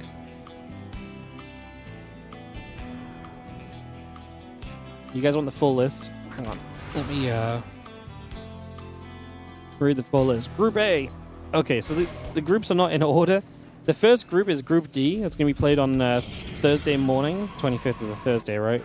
Yeah, played on Thursday morning. 7 a.m. my time, so that's 8 a.m. European time. Through the night for America. Oliveira, Yeshi, XY, and Trap. And then that will be followed by Sue, TY, Coffee, and Fantasy as the next group on that day. And then the other two groups the day after is Neep, Maxed, Cyan, and Impact. And then the final group is Scarlet, Innovation, Deer, and Kalazur. So yeah, it's quite the tournament. So a bunch of 4-player groups, and then there'll be playoffs on Saturday and Sunday as well. So yeah, pretty cool. So yeah, like I say, you'll be able to catch that on the channel next weekend. And thank you so much for the $2 Patreon we just got. We appreciate you. I won't say your name. I appreciate you. Thank you so much for supporting this StarCraft 2. Much appreciated.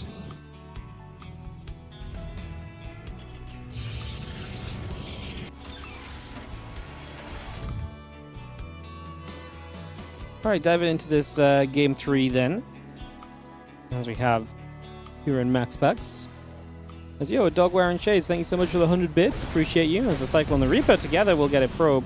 I thought they were going to get 2, to be honest. As that's unfortunate, though. These Stalkers on the other side. I can't believe Kira did not save those Marines. I feel like he was playing on slow-mo there. He's still microing the Cycle, and that's why. Oh, the Woodermine actually hits a Stalker. It's kind of a big deal.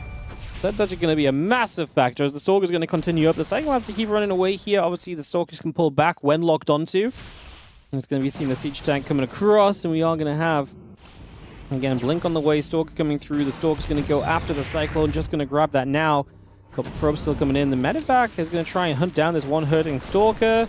It's going to be good. We get the kill on it. So Kua, kind of a weird starting point. I mean, what have we lost? 4 SCVs, Cyclone, 4 Marines. He's killed 3 Stalkers, 2 Adepts. I'm most worried about his economy. Maxpax is not going to take a fast third off of this, but we'll see what he can do over the next few moments as Mid Omega on the 25 gifted sub-bomb. Ooh, my goodness. Feeling feeling generous, sorry. Yo, thank you so much for the generosity of 25 freaking gifted subs. Much appreciated. Thank you so much for, like I say, the generosity. That's crazy. 25 yesterday, 25 today. That's kind of wild. Thank you so much. Let's have some love in the chat for Mid Omega. Heard Noah's back. Happy. Oh, yay. Crazy business. Thank you so much. Appreciate it. Guys, like I say, you've got a prime sub or so. Drop it in. Cheeky little hype train. Get yourself a free emote. Or if 25 subs, it's like an instant level 3, so you have a chance to unlock a cool emote. Yeah, I can't sell it much better than that. If you've got a prime, you may as well drop it now, though. That's all I'm saying.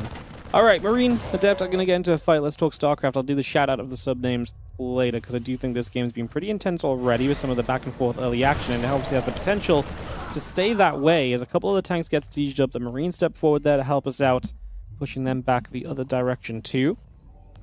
Marines and tanks will all gather up. Stimpack, Combat Shield, couple Marauders, and the Siege Tank on the way through as well. Just going to have ourselves the tank is going to siege, try and see what we can do. Take a couple of moments.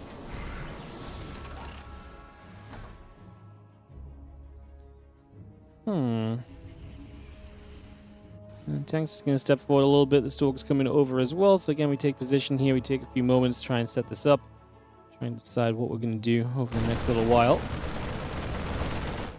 Prince is going to try and get rid of this pylon, which is nice, but then, yeah, I was going to say it's going to be a bit of an issue. However, we blinked in, so some of these Stalkers will not get out alive. We actually turn this back on the Stalkers. Have to blink away again, so that actually turns out to be pretty darn decent. At the end of the day, that really could have been a whole lot worse. So, yeah, not bad. Not bad at all.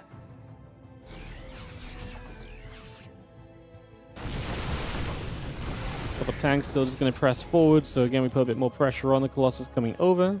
Sorry, I just attached myself to the TL calendar, didn't realize it wasn't on it. Thank you for mentioning that in the chat. Yeah, Biotank is still coming across with the SCV. Secure kind of believes that he's just done enough to try and fight this. I don't disagree. Maxpax's army is tiny right now. The upgrades are done for the Terran. First Force Field does a little bit of work. We need to get these tanks sieged. Like, the SCVs are giving their lives. We need to get something from this, which is the tank siege. Is that too far back? I wish they were just a teeny bit further forward so they could hit this Robo more consistently. Because denying this second Colossus would be absolutely huge. Yeah, I think the tanks just sieged a little far away. Like, I wanted them to get sieged up, but then just maybe a little bit too far out. There's a good chance we deny this before the Colossus pops. We do have charge as well, don't we? Yes, so Zealots on the flank are going to be very scary to deal with here from Kua. Great army supply, but if the Zealots get the tanks to waste their shots, then this could be massive. The tanks need to get rid of the Colossus. They're going to push right up. We have the bunkers here now as well. It's going to be a tough breakout for Maxpax. Here, sieging that natural. The rest of these units coming around. We are going to see this Nexus still taking some hits. Taking a bunch of damage, in fact. Tank shots going back the other way. Colossus still taking some damage as well. Going to see this Nexus on the right side now in trouble. Nexus falls from the natural already. The Zealots are counter-attacking, which I don't think is going to do too much. Q's just looked at home. He has a group of units here, so these few Zealots are not going to find anywhere near enough. Maxpax, it is desperate times if he feels like his best chance is to move across the other side with these Zealots, because he knows he needs to break out, and I would have thought he felt like he needed everything possible to break out, but he's also going to do nothing. He kills like 2 SCVs. He keeps some units at home, but you're now a one-base Protoss player. This tank maybe got a little bit too adventurous. It gets absolutely deleted. It went down in an instant. We'll keep powering through. The simulator is going to go down. Obviously, just stuff on the low ground. We can slowly pick through. The tanks just edge forward and hold that ramp. The few SCVs that remain here are going to go home. Q is only on 36 SCVs. Obviously, a lot of SCVs of Maxpax not surviving through this. A lot of probes of Maxpax not surviving through this. Or, well, surviving through, I guess, but then not having anywhere to mine from. The main base, 37 over 8 supply. Q does not need to do anything. He just needs to sit here and stay strong. I kind of like the pylon across the map, repowering that gateway. A little bit of hope, maybe, to do something as these tanks encroach on the main.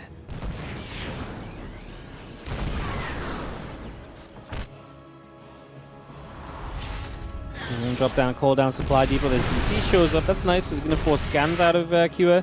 DT's on the other side, but we've got missile turrets, and Maxpax is going to say GG. Cool. DTs can't do enough. Q is going to take the 2-1 lead, and Q has the chance to throw Maxpax into the lower bracket. That would be against Solar, by the way, if it was to go through, as we will be heading into our next game in a few moments. Then, guys, map number 4 of this best of 5 series coming up. Our map is going to be Winter Madness. Q into the lead. He's looked good in every game so far. Oh, no, it's not Central, it's West. I was correct the first time around. Second guess myself.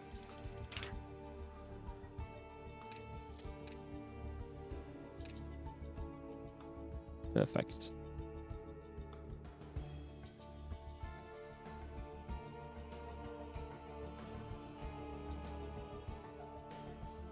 Seven casters looking good. GG's, go-go's, and readies. Let's get this one started. Let's get this ready to go. Q in the lead of this series right now. Q in the lead of this series.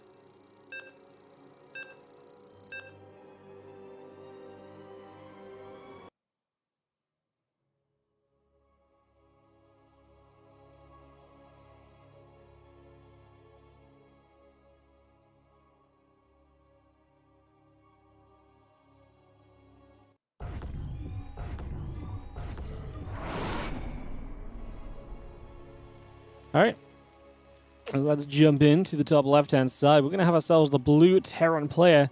This is going to be Q, and he is in the lead of the matchup. 2-1 in his favor. Early aggression is getting it done. Maxpax is not able to stabilize through that so far. As we get ready to roll.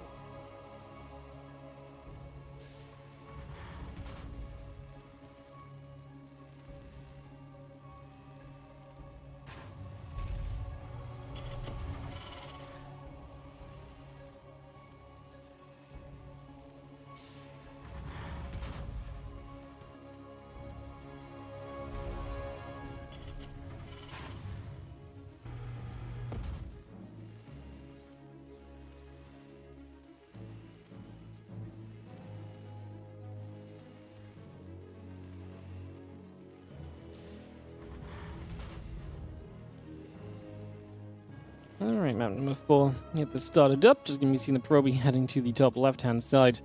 Gateway, barracks, coming into position, getting that set up.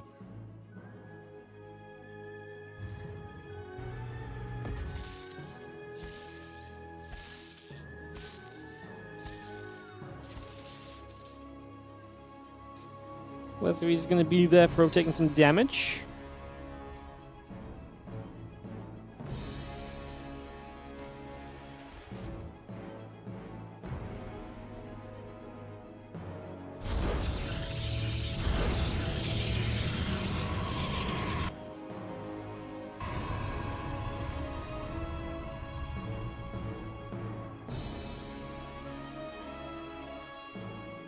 The engineering bay block going to force us out to that third location initially for the expansion, so we'll set up there in the early stages, get that on the go, and get this moving for a few moments. Again, command center coming up, SCV on the way. Next in the simulator coming around, probe, adept, warp gate, continue coming through, bringing a lot of that into place. I'm just going to get this going as the command center in the factory continues to come around here Let's see if he comes up in the Adept and the Warp Gate. We'll build through for the next few moments. So Maxpax is settling.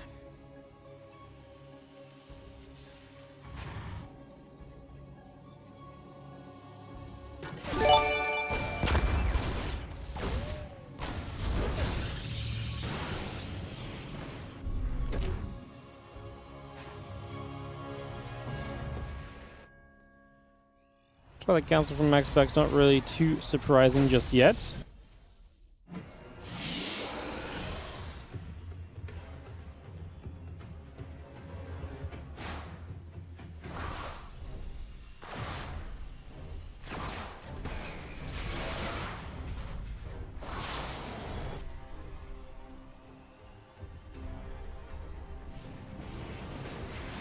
Marines gathering out, that factory coming around. We continue to settle here just for a couple of moments, so we just gather this. Stalker going to fight against this Reaper for a little bit, so bring this back over for a second or two. Stalker going to get after the Reaper, we put some damage out. Reaper takes some nibbles, ends up backing away for just a few moments.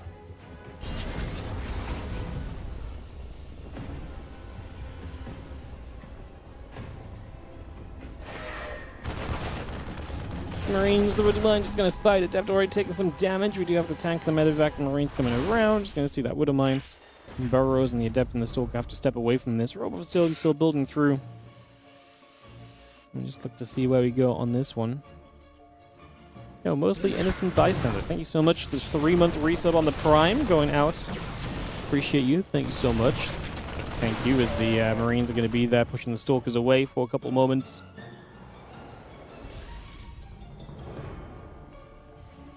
Attack by about to finish on the starport. Gonna get a barracks going along with this and get that set. And interested to see what we are doing next.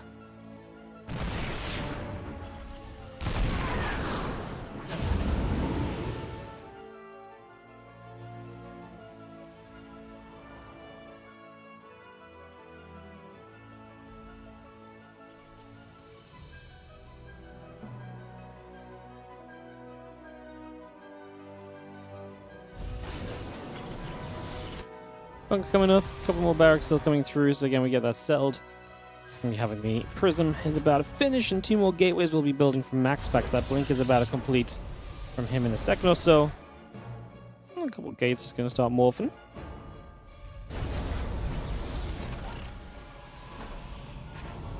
Marine and the tank on the way, the few Stalkers with the Prism going to come back around. Marines and the tank coming over, Engineering Bay about halfway done. Extra Stalkers warp in. Maxpax ready to make a jump into the main.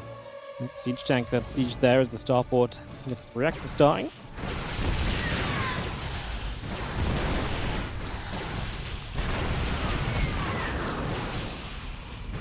Denied Tech Lab initially. Now there's a Marine that drop across the map. It's going to force the recall.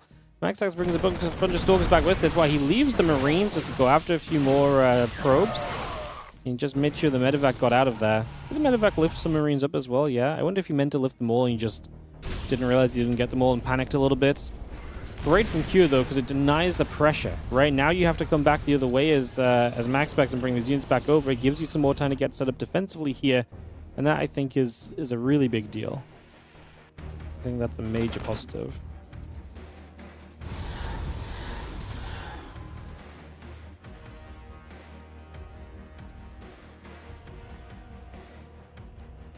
Raven just gathering back up.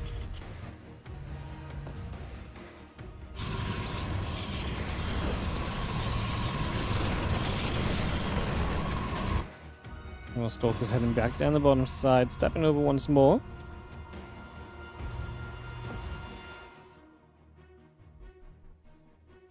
Impact combat shield +1. All of this continue to come about.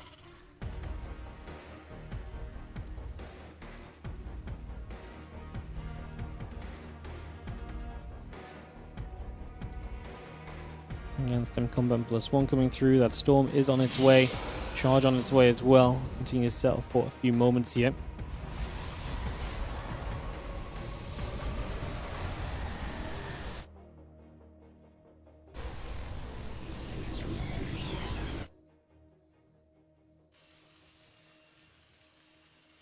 Stem combat shield, all building up. We have those unit upgrades finishing. Storm finishing though on the side of Maxpax, going to give him a lot more confidence in this as well.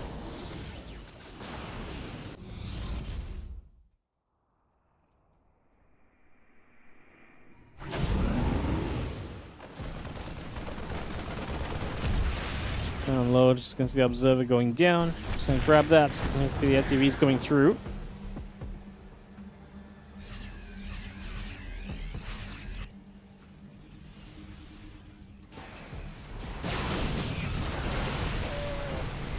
Fire coming over, a few stalkers gathering up. A couple of these SCVs already going down. We do have this Prism Harass continuing, but Maxpax is not breaking through. Kira's holding on pretty well, I would say, for the most part.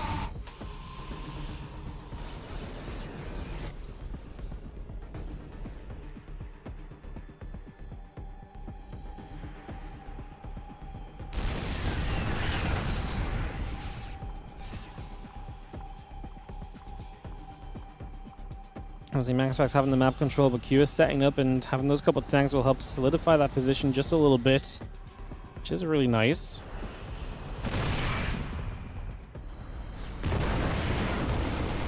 Well, Zeld's going to run through. Oh, that's a nice storm. Oh, Q is not watching. He runs through the second storm. Maxpax gets greedy going for the third. That was probably never going to find much, as we are going to see the army turning back away there a moment or two. Wow. A few Marines show back up. This medevac from earlier is going to be good for just a few workers just before the battery got done, so got in, got some damage.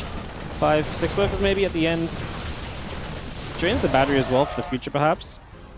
Medevac trying to return home, looks as though it might actually make it home as well without too much issue.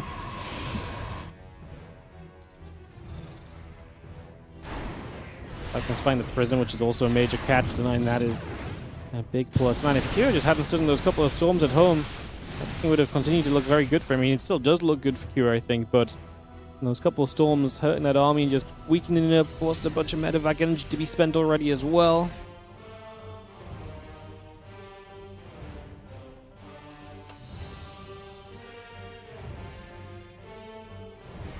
Gonna see the stalkers pulling back up around the top side. Just gonna try and see what else we can get to with this.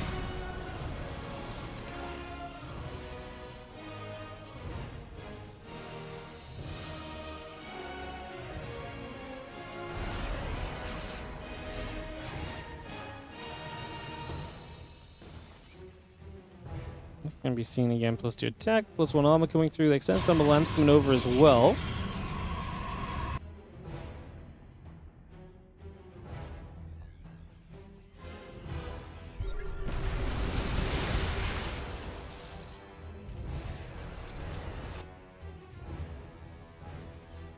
Again, +2, +1. That thermal lance coming online, so we get that ready and settling.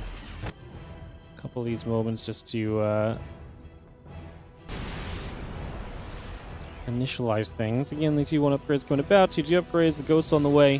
So you bring this about a few more moments.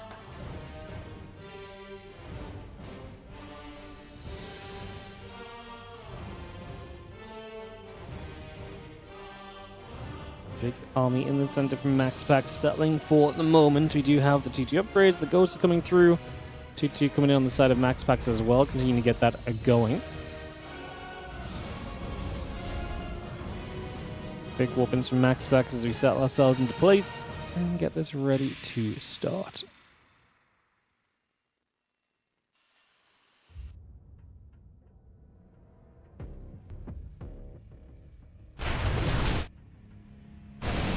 Still to start to push up. Medevac already getting turned away. Tanks on the left side looking to try and hold there. A little out of position for this maybe right side push if Maxpax continues into the natural. The issue is once he gets to the natural, you're then up against these high Templars that are going to zone you out. So we're going to aggressively push forward with these ghosts, looking for the EMP. He is going to find the rest of the EMPs. He has to step into some storms. I don't know if he actually didn't just need to step into those. 15 SCVs down the left side. The right side, this natural is obviously in trouble. Can Cure find a way over here to clean this up? Because obviously Maxpax's issue a little bit is the fact that now he's extremely committed in this spot. I think this bio army is just so hurt.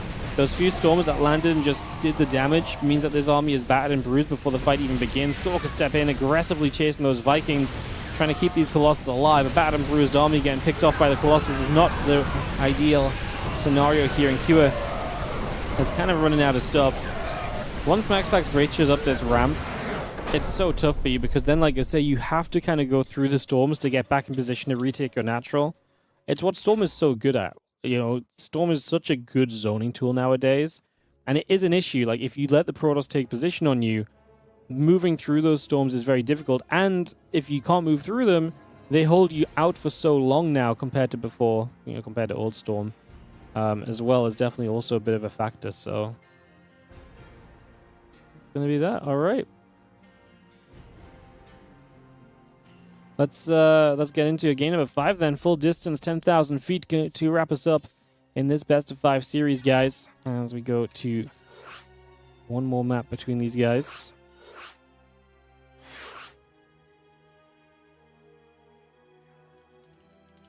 Here looking for, I would say, is a fairly rare run against Maxpax. I think he can beat Maxpax, but typically Maxpax is definitely the favorite going into this series.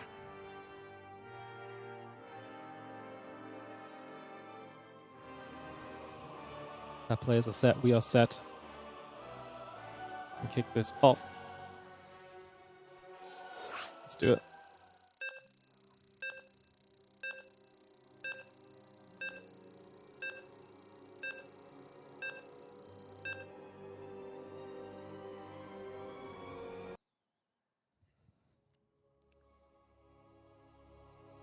Did I read the PTR changes? Yeah, I don't really care about them.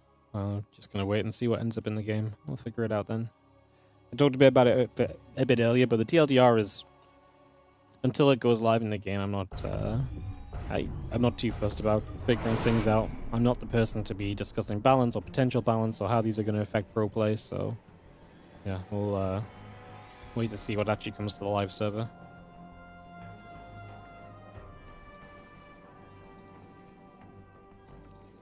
On the top left-hand side, the blue Protoss is Maxpax. While on the bottom right, our red Terran from Team Liquid.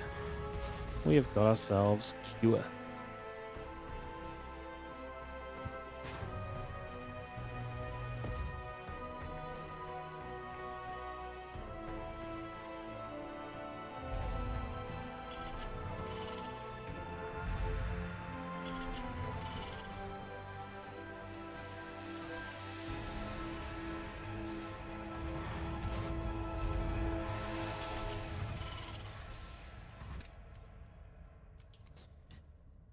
Yeah, I watched a lot of PTR games already, so it'll be interesting to see what changes maybe with a few updates, but yeah, like I said, I'm not really super fussed about them. I'll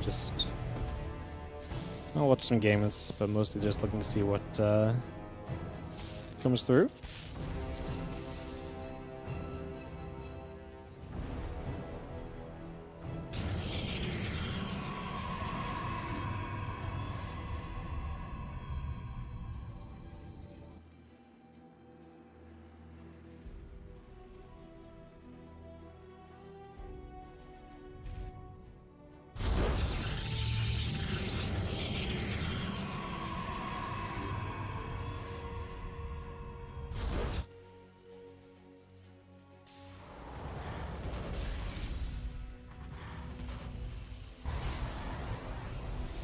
Calling everyone up, Cybercore coming through, the adept getting chrono boosted.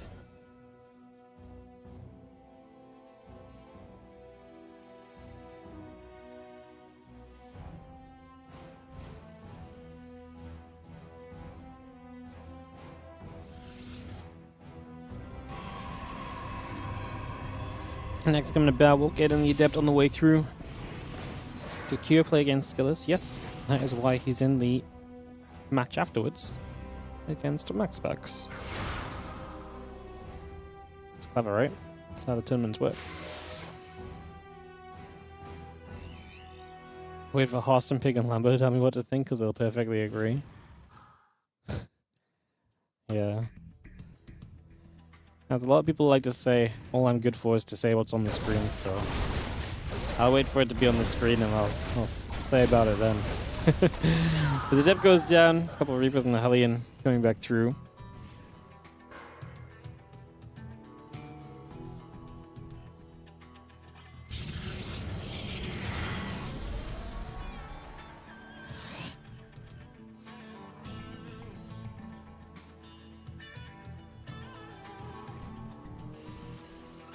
Things still building, Woke Gate's on the way. The gateway producing, Starport, Command Center, wouldn't mind the SCV coming. As we settle, that reactor's on the way through as well. Just going to see the 3 Reapers heading down, a few Hellions as well, and try and get after some of those probes. She hops to the high ground. Oh, that's a nice position. Gonna have to pull the probes away. The Hellions are going to put some pressure into the main. Should be able to get 3 workers easily, I think.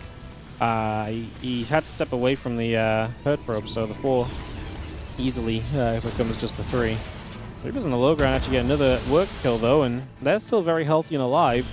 And a lot of lost mining time in the main base from Maxpax as well, so not a bad starting point from this Reaper Hellion, a good amount of damage early.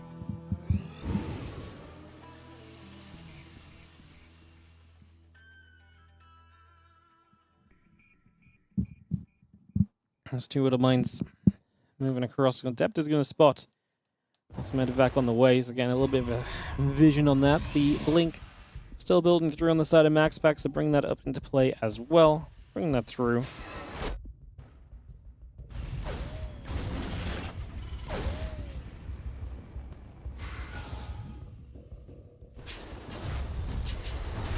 Let's see that Starport coming down. Stimpack building up. A few Marines on the way. And then the 2 Widow Mines in this medevac going to come back around the top again. Just going to have our Assimilator coming down. A couple of gates coming up. Continuing to establish ourselves for a few moments as this Widow Mine gets in position. Trying to get a little connection off. Nothing too crazy. A couple probes on the way by. Pylon coming in. That Stimpack is building. Marauder and the tank coming up. Marines as well.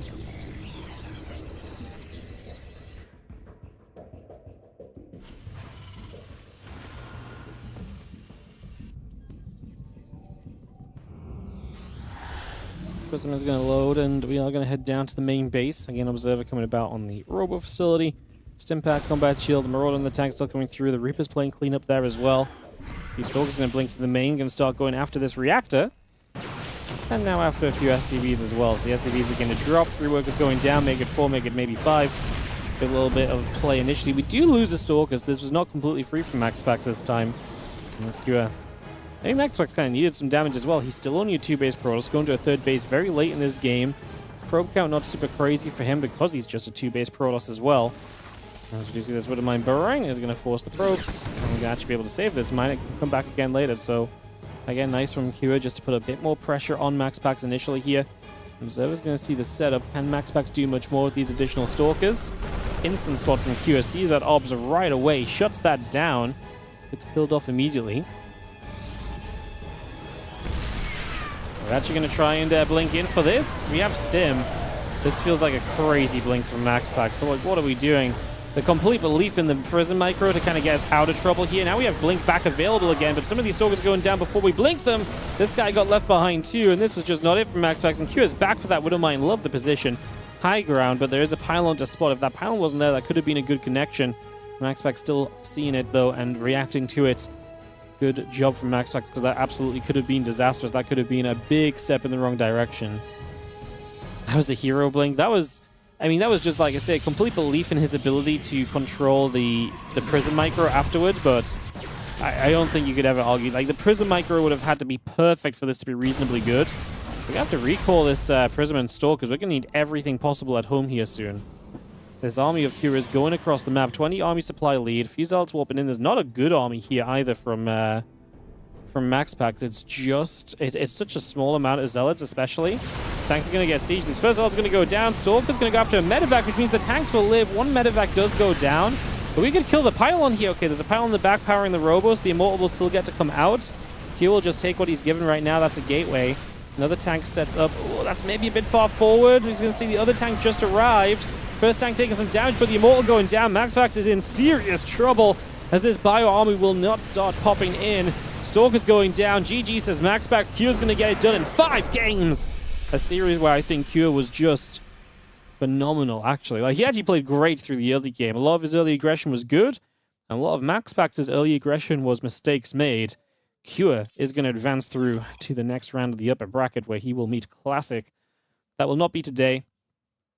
That will be tomorrow. We'll let you guys know more about that schedule later.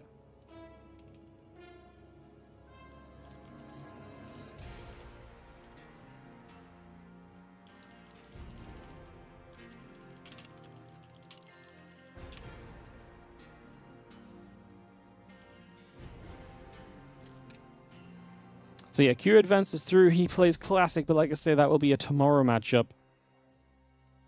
Maxpax drops down to the lower bracket where he will meet Solar. I'm sure Solar is absolutely thrilled about that. So yeah, Maxpax to the lower bracket.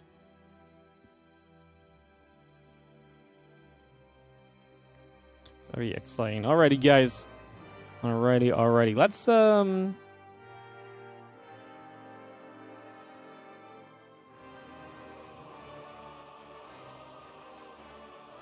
Let's run some ads, I think.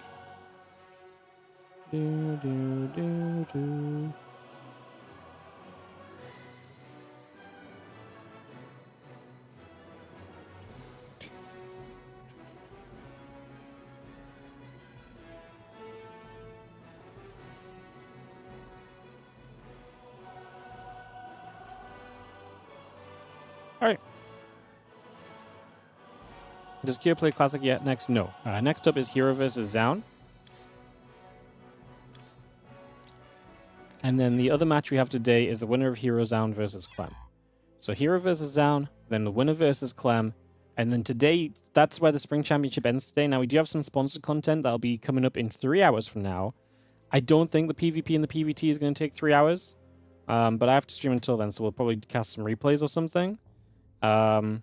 But yeah, herO Zound is next, then the winner versus Clem, and the rest of the schedule will be organized later today because I have to see who plays when in the GSL event to try and avoid overlaps. I'm going to try and get as many matches played live tomorrow as possible. But yeah, I'm going to have to figure that out tomorrow a little bit and see what we can do. So, yeah. Alrighty, let me invite Zound and herO, and we'll get this series ready to begin, guys. In just a few moments.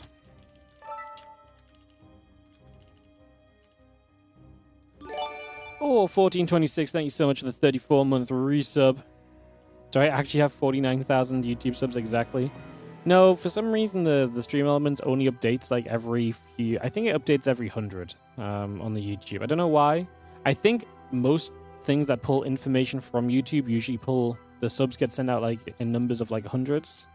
At high numbers, because I think a lot of them put out like, it puts out like 49.6k or 49.0k or 49.1k, you know? So I think it's a little bit of a case of that more than anything else, so...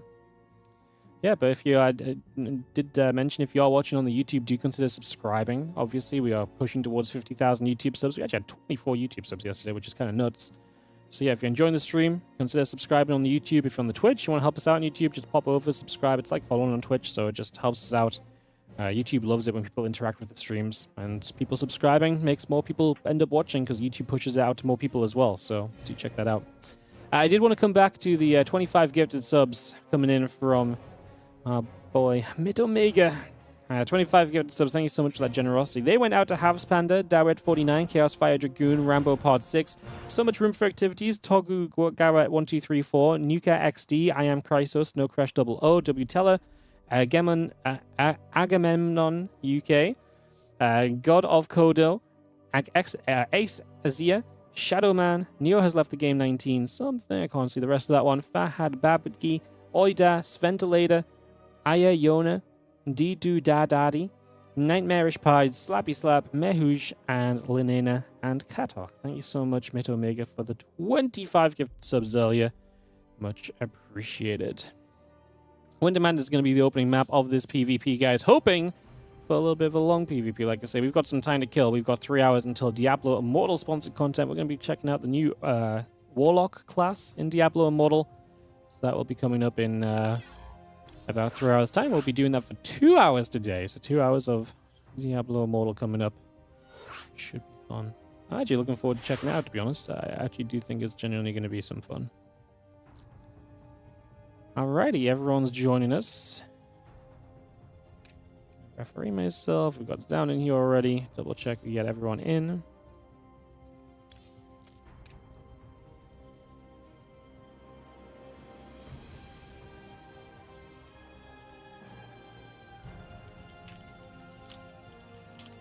Alright, we're going to start in about a minute, guys, and kick off into Zound versus herO.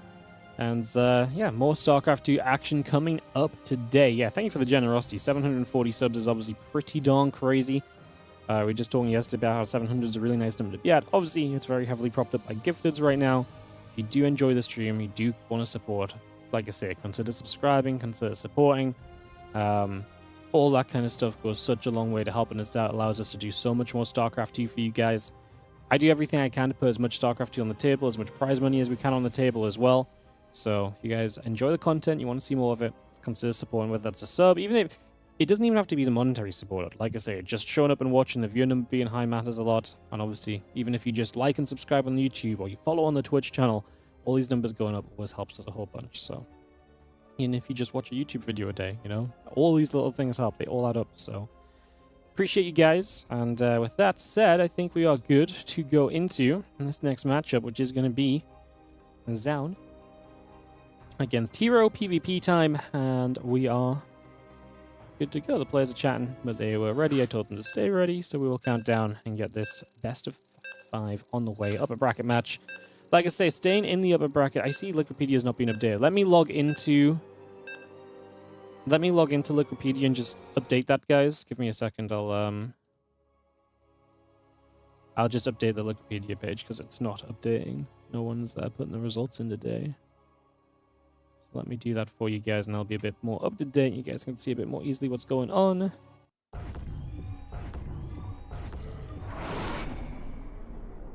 Secure, advanced through to play. That's Skillus. This is Maxpax. Maxpax 1, map 1. Cure map 2, 3, 4, 5. herO Zound. Maxpax and Cure. Alright, sorry guys, just updating the Wikipedia so it's a bit clearer for people as to what's going on. What's up, Generix? Thank you so much for the 12-month resub on the Prime as well. Much appreciated. Hope you're doing great. Thank you very much. As we head into the top left corner of the map with our Blue Piranhas player entering this round, it is going to be herO. Taking on the bottom right red Protoss player, repping on the side, got Zound.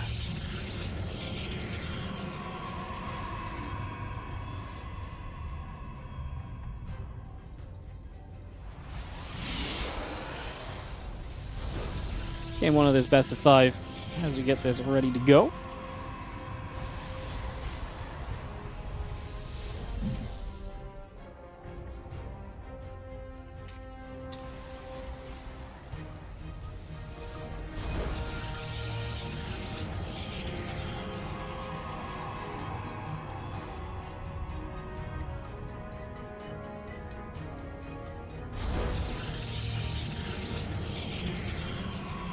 Opening map. Alright, PvP, always a fun one. Especially when herO's involved, there's always going to be a little bit of crazy going on, you would expect. As that pro moves around, try and see what's up against Cybercore and the Gateway coming about as well.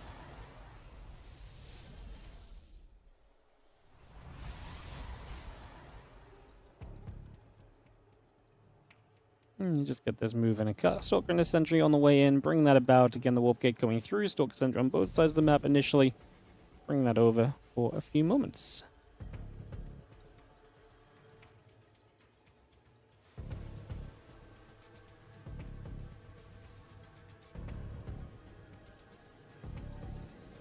Alright, so next is on the way, Sentry. We're just going to see fast expand from herO. He has got a pylon on the map. Zound no pylon on the map, so you would imagine he probably looks toward an expansion as well, so a bit of expansion-based PvP to kick us off today. I'm all about it. I like it. Let's see what happens. You love it when Protoss beat each other senseless, Montian? Yeah, me too. Winner of this does play Clem in some PvT, guys, so we have back-to-back matches for whoever wins this series. The loser of this drops down to play the winner of Shin and Skillus. Again, that will likely be tomorrow. That's a schedule I'm still trying to, like I say, figure out. Once I know what all the matchups are, at the end of today's stream, I will take a few minutes and just try and figure out what makes the most logical sense schedule-wise. Try and put us in a good position and go from there.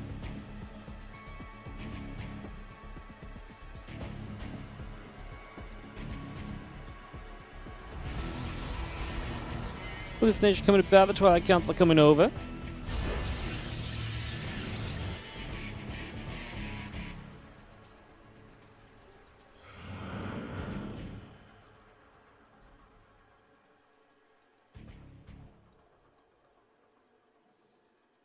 Actually, I have a couple hallucinated stalkers from herO. I love it.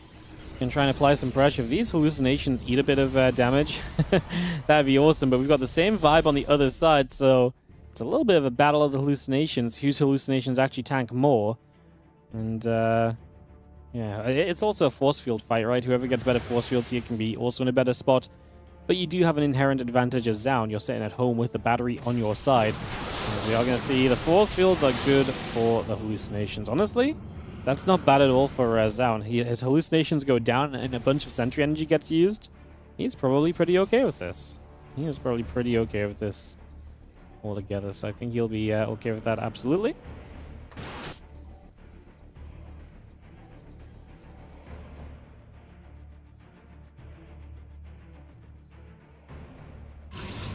We're going to see our Nexus chrono boosting out again. Robo facility. And a couple of probes. The blink on the way through.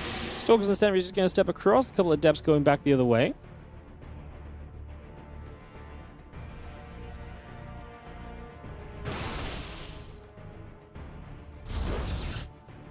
Probe coming back over. Pylon just going to get caught.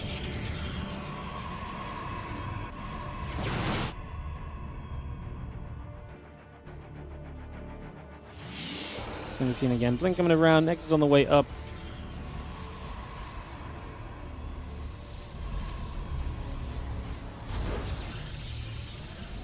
We having this hallucination scan. Obviously going to be very important, but we're just going for 3 bases each. They heard me asking for a bit of a longer PvP. They heard me requesting some longer games, and they said, you know what, Wardy? We can do that. And I said, really? In PvP? And they said, yeah, watch this. 3 bases each. Nothing else going on just yet.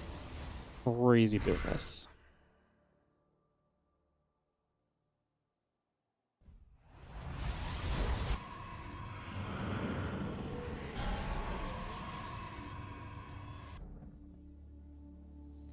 Well, a few stalkers are moving around. Still got the blink coming up. The Immortal is on the way. A couple of stalkers in the attack upgrade now on the Forge coming through. A couple additional gateways coming about as well. So just bringing a lot of that up for the moment.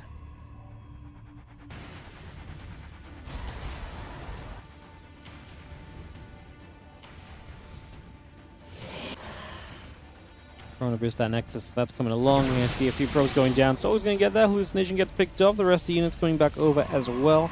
Just for a handful of moments. We do take a few seconds to just still set up. I mean, where are we going differences here? I mean, charge faster from herO. Already building an Immortal. Zound investing gas into the Robo Bay. Is he going to try and get straight at Disruptors? Interesting. Interesting. Alrighty, well. See what happens. We'll see how our Stalker's blinking across. A couple of depths already starting to take some damage.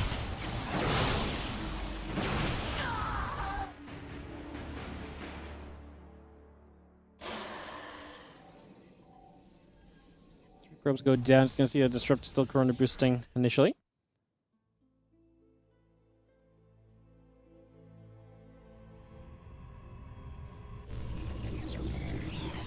And charge on the way through, Prism on the way, a few gateways coming about.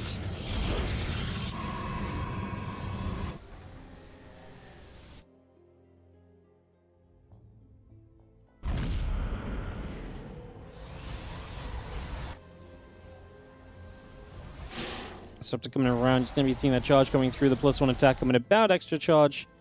And it's just going to be a bit faster from herO, so yeah, we are going to go fast Disruptors from Zound, so it'll be interesting to see how effectively he can use those. As we set this up, the Stalkers gather. Battery cannon coming through, Temple Archives coming down. And Prism heading down to the bottom. How hungover was I yesterday? The England-Croatia game was a banger. I didn't watch it. I was out playing cards when it started, and then I went home, and we don't have a TV license, so I actually can't watch TV here. So yeah, can't watch. So yeah, not very hungover at all. Crazy, huh? I know, Englishman doesn't like football. Unbelievable. Wow, look at the defense from Zound. Shuts down that Prism. This is not a good start at all for herO. He's out-teched already. He's out-teched. He's a little bit ahead on charge and +2, but it doesn't seem like he's going to be able to do anything about this just yet. And as the Stalkers, the Sentries, and the Immortals pull back away. I'm just going to be seeing the few stalkers coming back down the low ground. Nexus, gateway, battery, and the cannons all producing. Yeah, Zound's in a good spot. The fact it's got disruptors soon, and now we'll see how well the DTs do from herO. Obviously, DTs can be useful throughout the game. So yeah, that dog shrine about halfway through. The RoboBay will finish very shortly. +2 attack is going to be done on the side of herO, so we'll get that completed as the stalkers and the sentries gather around. So I'm just going to get that gathered up. A few zealots on the bottom joining as well. Cannons are going to finish. The observers on the way. 4 more stalkers producing. 6 zealots coming in on the side of herO, and this army is going to begin to make its way out around the left-hand side. On the right side, hero's going to get ready to charge into the 4th base, so Zound's going to enter something of a base trade now. If he has a couple of disruptors at home defensively, that could slow this base trade a lot. One of the things I do like for herO in this base trade is having DTs. That should be actually very useful. Does Zound have anything to slow this down? Some cannons and batteries, a few units here that are going to try and hold. These stalkers should just run. Yeah, looks like he's going to start trying to hold the high ground. Look how slow he is, though. On the other side of the map, he's still killing the 4th base, while herO is, never mind killing the 3rd. He's actually running up into the main and trying to chase units down. He knows the value of timing here. This disruptor's about to pop. It's going to die, surely. No, it does not. It actually gets a good connection on 3 stalkers. That's not bad, but Zound is still very slow on the base trade in comparison. Doesn't matter. I mean, Zound's about to finish his +2 upgrade. I like that for him. You actually see DTs. Oh, going to get caught by the disruptors. That's really nice. That's actually amazing, as we're going to try with the disruptors to play defense here. We actually have this observer coming out, which is a pretty big deal. Any observer to make sure we have additional detection available against the Dark Templar is going to help a lot. Zound's down in supply. It's mostly a work count difference. We're going to recall home. A few zealots getting here. The Immortals do get out alive. herO and Zound are both going to survive on 2 bases. Zound's down by about 9 workers. And down about 20 army supplies. So hero's just up. And herO has his own disruptors now, which he started attacking into. hero's going to make this work. Zound just was a little bit too slow to start trading, to be honest.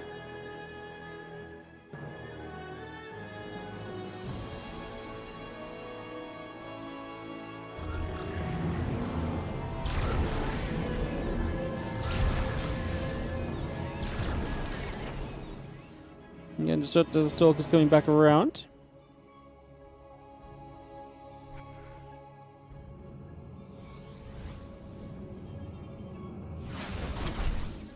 It's going to come back through. The zealots are going to get caught for a couple of seconds. It's going to be seeing the stalkers, the zealots, disruptors, and the immortals gathering about. That battery deep out on the right. Zound trying to join up. Actually, Zound takes a bit of an army supply lead here. I wonder if there's a shot for him. He needs to win a fight. I'm just thinking, because he's not rebuilding the 3rd. herO should be a bit more passive here. He's the one that's rebuilding the 3rd, where Zound is not. Disruptors. Gonna get very close to hitting an immortal there. But she gets the disruptor, which is really nice. Zound has the army supply, but can he make it happen? It's very awkward playing into disruptors, but that's a massive connection. That might just be enough to trigger an engagement. Zound distracting herO with a couple of units on the other side. Zound has a lot more units right now, but can he actually use them? Oh, massive disruptor shot now from herO. Gonna have to pull these disruptors back a little bit. His disruptors getting jumped on. Zound desperately needs to clean these out. He can't keep fighting against these disruptors. They got a lot of value already. This disruptor shot is going to be denied. 1 disruptor gets away. The problem is if Zound needs to be aggressive, attacking into disruptors is so bad.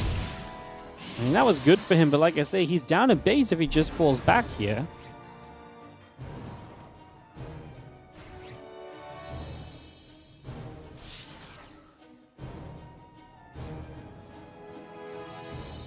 Corpse coming across, disruptor moving through. Just going to be seeing this army of Zound still setting up.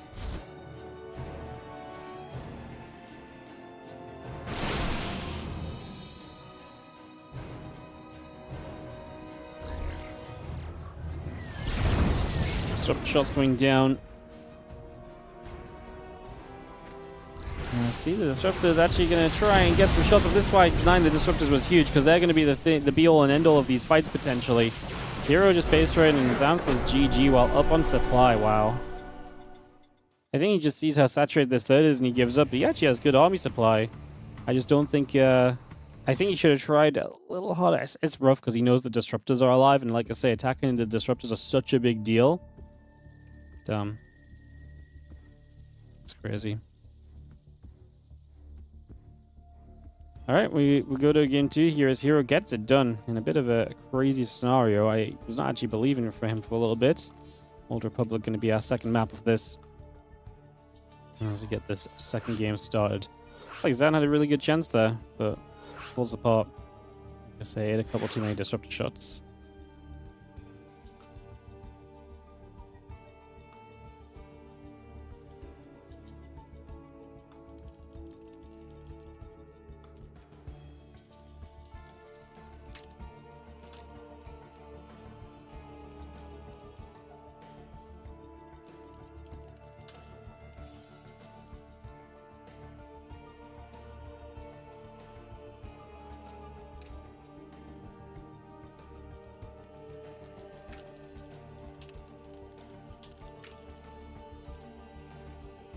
Right, drag Zound into the player slot. We should be good to go. I don't know how he was there already.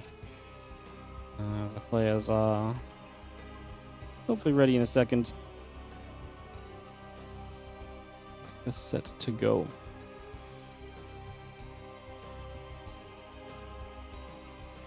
Players ready. Let's go into game number 2. Lots of yapping between these guys after that game. I think the issue for Zound is that he has no disruptors at home, and herO has 2 disruptors in the main base. And I just don't... I think Zound just knows he can't attack into the disruptors effectively enough. Like, maybe you should always try, but I think, like, seeing the saturated base, knowing that there's disruptors on the high ground, I think he knows he's A, behind on the base trade, and B, he has the worst setup to try and make it happen, so... This is why, when he was, like, in the middle of the map and those disruptors were firing, I felt it was so crucial for him to get those disruptors, because... killing the disruptors really is very, very important to seeing success in this scenario. As we have got in the top right-hand side, the blue Protoss player is going to be herO. He's up against the red Protoss in the bottom left-hand corner. On sides, Zound. Game 1 of our best of 5. Starting up right now, we get this on the way. Look to see what will happen. Sorry, game 2 of our best of 5. Don't know what I'm on about. As herO with the 1-0 lead.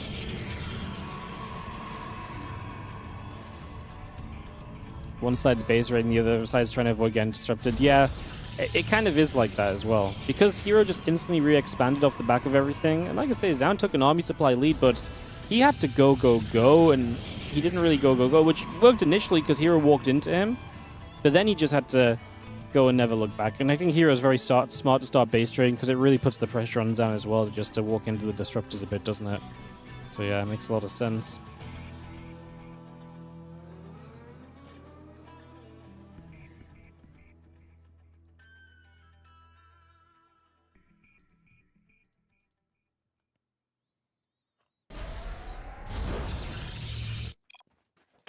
It's going to take a few moments.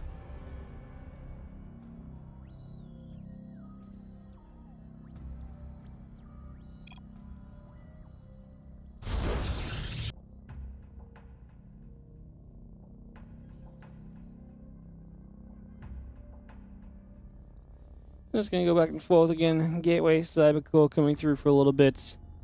Getting this on the go for a few moments here.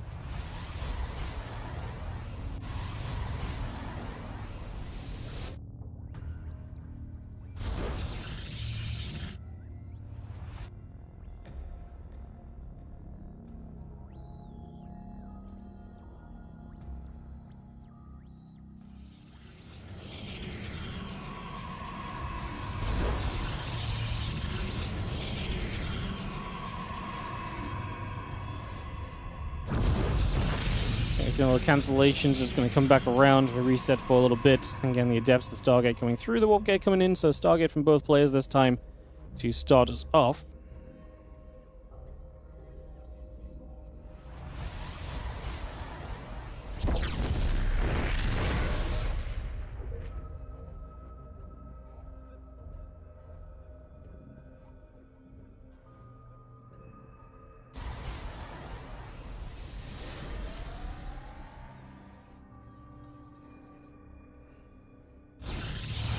A couple of Stalkers hanging about, the Oracles gather up.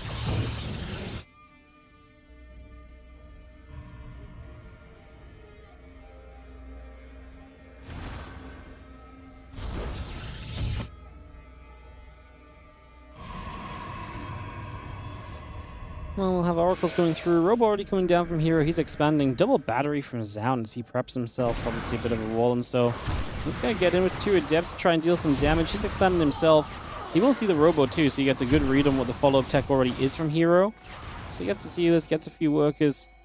There's Oracle now coming across the map. Like I say, there is the Oracle from Zound. He's very well prepped for the Oracle because he has a battery up, so he's absolutely fine here. Yeah, I can say the second battery was the wall at the front. And yeah, this Oracle's going to struggle to find much more than that one single probe. The Oracle of Zound has potential because there's no battery. There is a Phoenix on... There was a Phoenix on the way. We cancelled that. I think both sides cancelled their Phoenix. No, we actually finished it from Zound. A couple Stalkers will deflect, but we get 2 more probes. And we actually say, well, this Oracle's already got its energy active. May as well try and find a little extra. So he tries to kill an Adept. Doesn't quite manage it. Still, though, Zound's going to maintain a little bit of a worker lead to begin this one. So going to have a little bit of an edge for himself here at the moment, as we continue on by. A couple of Stalkers still coming up. The Twilight Council, the next coming up as well.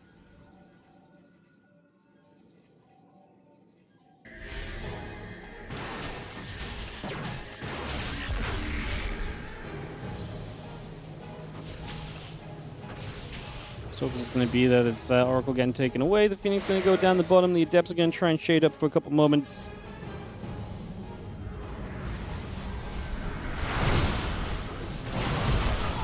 The Oracle is going to get a couple of these kills. A few of the Adepts are getting chased. Stalkers and the Oracle together are going to take that Adept down. You see a few probes coming about. The Phoenix is going to chase the Oracle up around the top side here, and just going to see that Phoenix still chasing. The other Phoenix comes in from the other side from herO. Going to bring this back into position.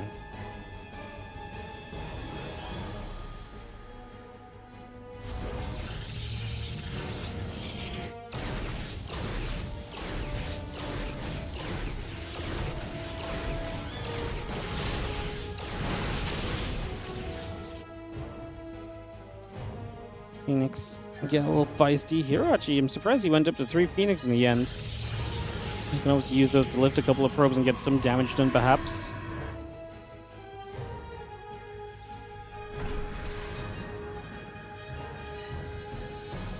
Seeing the status of what's coming down. Again, the battery coming through, the Immortal coming up. The Phoenix going to get the Oracle. Pushing that down, pushing that away. Again, a bit of cleanup there.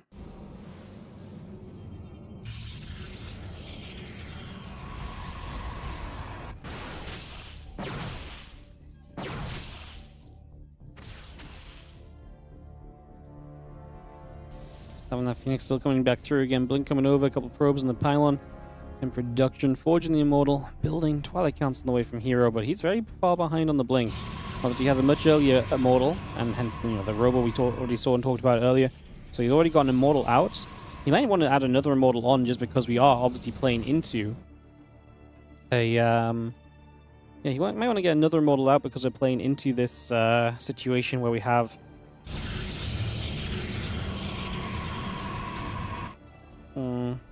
yeah, the situation where we're kind of playing into a lot of Stalkers, and he's going to have his own Blink be much later. He could go Immortal and just straight charge and bypass his own Blink.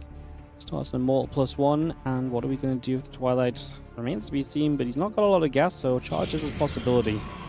Let's wait and see what we decide what we want to do.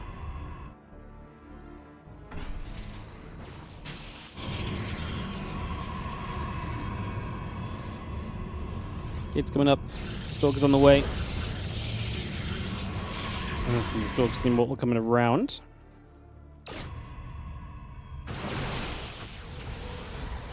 And he's going to start fighting. Next is going to get poked onto.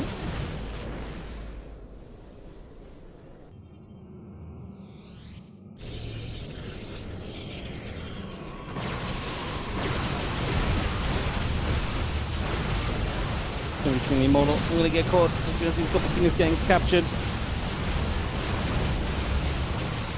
going to be seen the Stalker's going to shoot. The Stalker going to get lifted. We see the other Stalker being lifted. So a little bit of Phoenix action.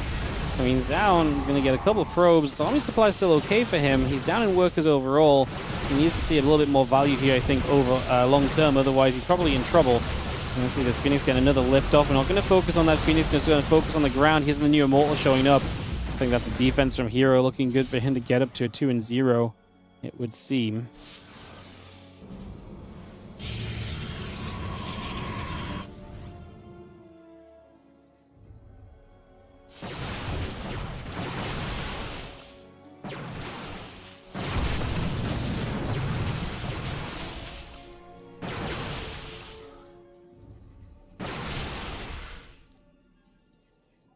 Few Stalkers getting pushed back again, blinking the +1 still coming up.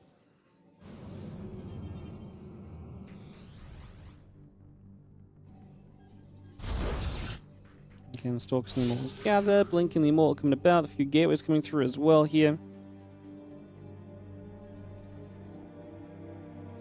Stalker's just going to join again. Observer coming through, that blink still building, additional gates coming by.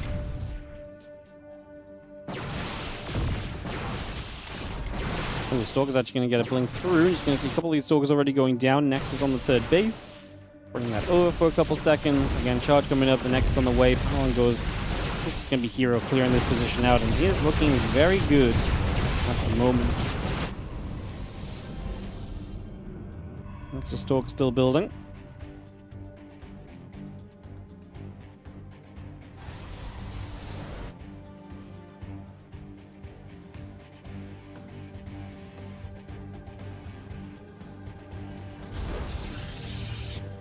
+2 in the charge coming around, the Immortal coming up, probes, Nexus, cannon the battery. We'll continue to build right here.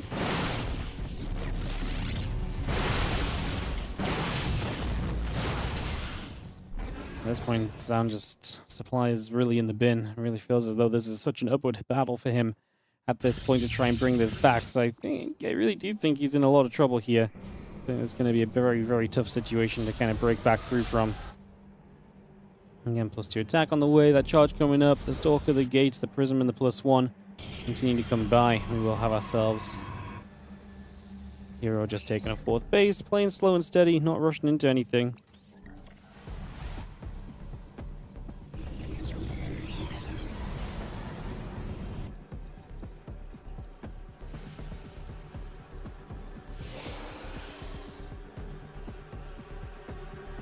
And +2 in the charge coming up, Temple Archives and the gates coming around as well. I'm just going to be seeing the +1 attack coming by. And +2 attack coming up, the charge still building.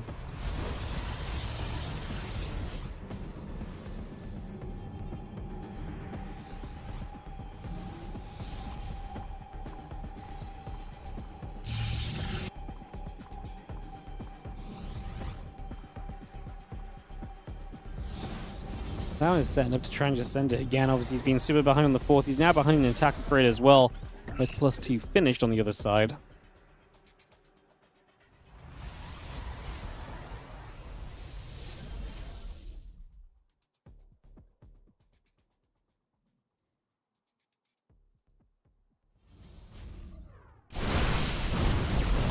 Cancel. That does introduce the base trade potential here from Zound.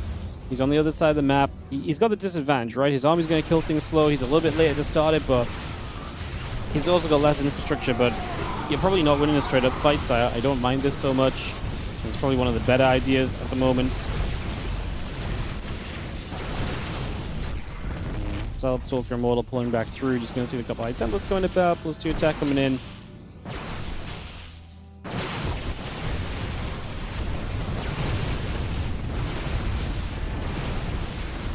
A couple of gates already going to get jumped on. Stalker Immortal Zell going to get through the Nexus as well.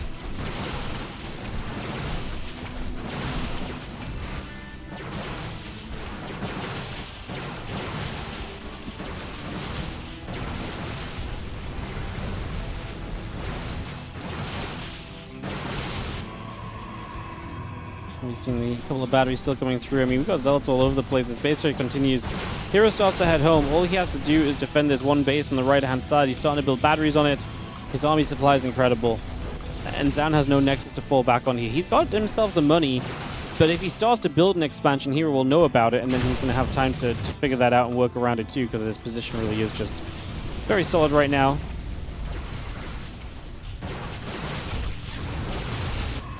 Gonna drop a recall. herO, just like I say, he's kind of done pressuring. He looks as though he's going to try and chase down this position. He sees the Nexus, so I guess he says, I'm just going to try and fight because I actually think I have more than you, and if this is where you're going to try and make your stand, I'm ready to do something about it. The Zealots charge forward, leading herO in. He'll blink back a little bit, try and just get repositioned properly. The Immortal's now in the front.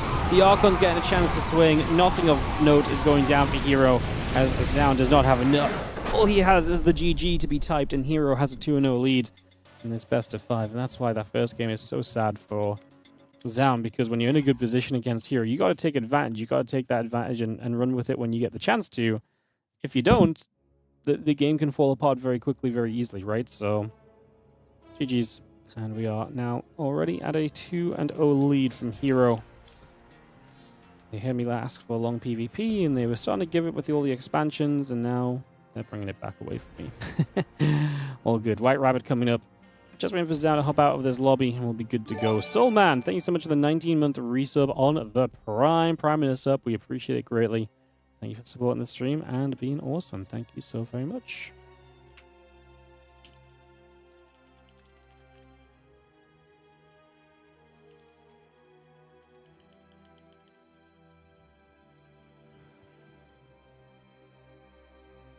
Alright, White Rabbit for map number 3. We'll get this hosted, guys. We'll be on our way into it in a couple of moments.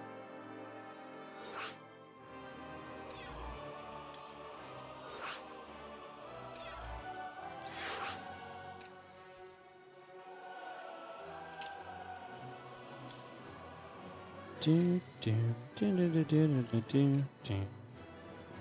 Boom boom boom boom boom boom. 1, 2, 3, 4, 5, 6, 7. We good? Looks as though we're good. Cool, we're good. Let's send it, guys. Game number 3 of Zound versus herO.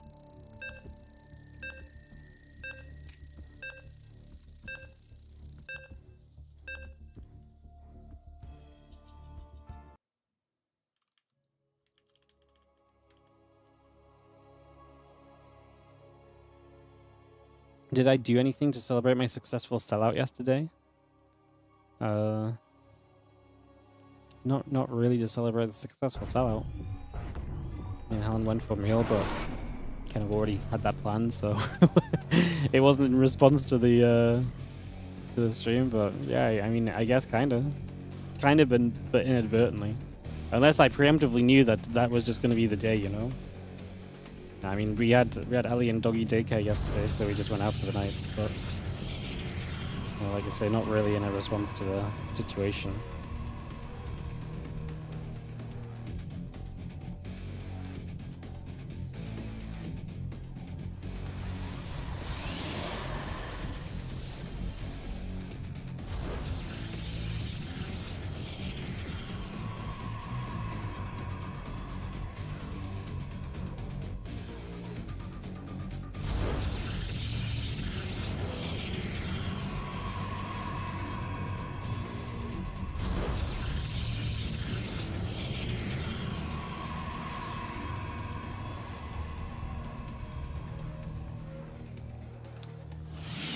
We are settling then for game number 3. herO with all of the momentum behind him. Again, win this and you advance on through to play Clem. That will be the next matchup up today. If you lose this, then you drop down and you play in that lower bracket against the winner of Shin and Skillus. So that's a lot of what's going on. There's a lot of what is happening as we sell ourselves through, get this going. Gateway, Cybercore coming up, a couple probes are on the way through as well. Just going to bring that into place just initially, get that started for now.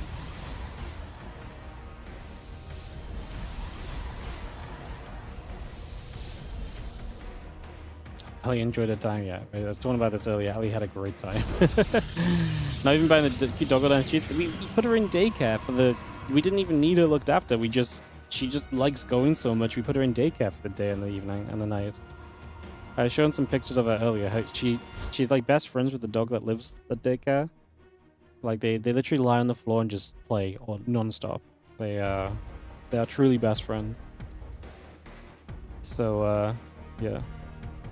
Donation? Oh, sorry, my dings don't go off anymore. I don't hear my dings in game, and I'm scared to try and fix things with all the audio issues we've had lately. Thank you. Oh, holy shit! Ian M7 on the £200 donation. I am sponsoring. I am.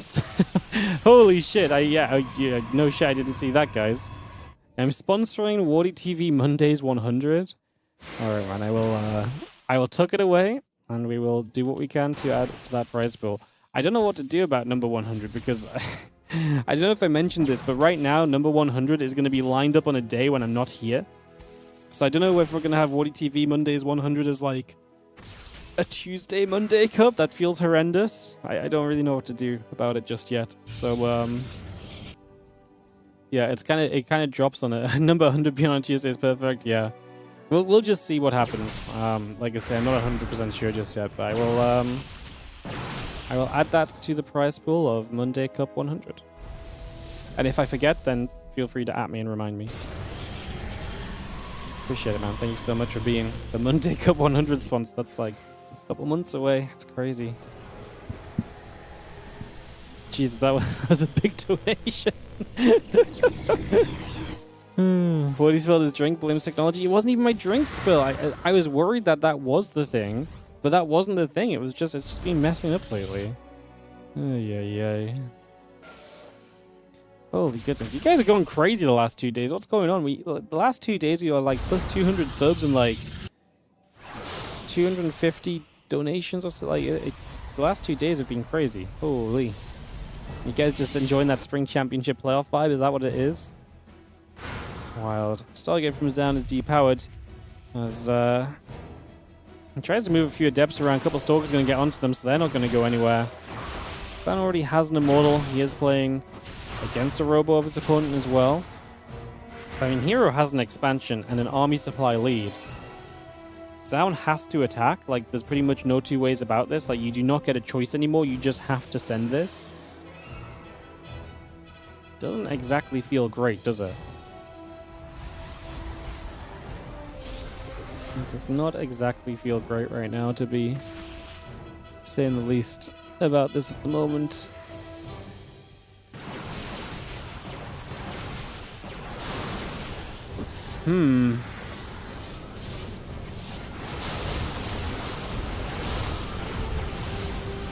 Gonna see a few more adepts warping in. We are going to be seeing this push forward. Zound has to break through. Otherwise, this is a 3-0 with herO running away with this one. A few stalkers going to fight. The immortal and the sentries are trading. A few shots coming around. A couple of adepts will trade here as well. So we continue to go through for a few moments. The immortal coming to the front. The adept is still just firing by. A couple more adepts are warping in. And the immortal continues to produce. This prism loading up and dropping back down. We go back and forth. The stalkers, the immortal gathering at the moment here. The battery now taken down.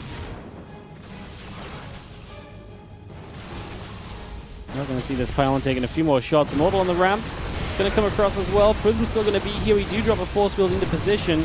One adept going down. A couple of these stalkers going to get grabbed. I mean, Zound still has an army supply lead, if only just. The power of two immortals I have a prism to micro with, though, is huge. And obviously, you can pull the probes as well. I mean, they are essentially a resource, right? You've got the probes as something that can come and be added into this. You can see the value we're putting on trying to hit these immortals. Trying to get this immortal to target the other immortals, and they're basically trying to win immortal shots on your opponent's immortals while not taking shots of your own. Eventually, herO just grinds down this army. He lost about 8 workers, but that's completely fine, and Zound losing the immortal is just going to steal the deal. herO advances into the next round of the upper bracket. Clem lies in wait to meet herO here in the upper bracket semi-finals, which we will get into for this next round.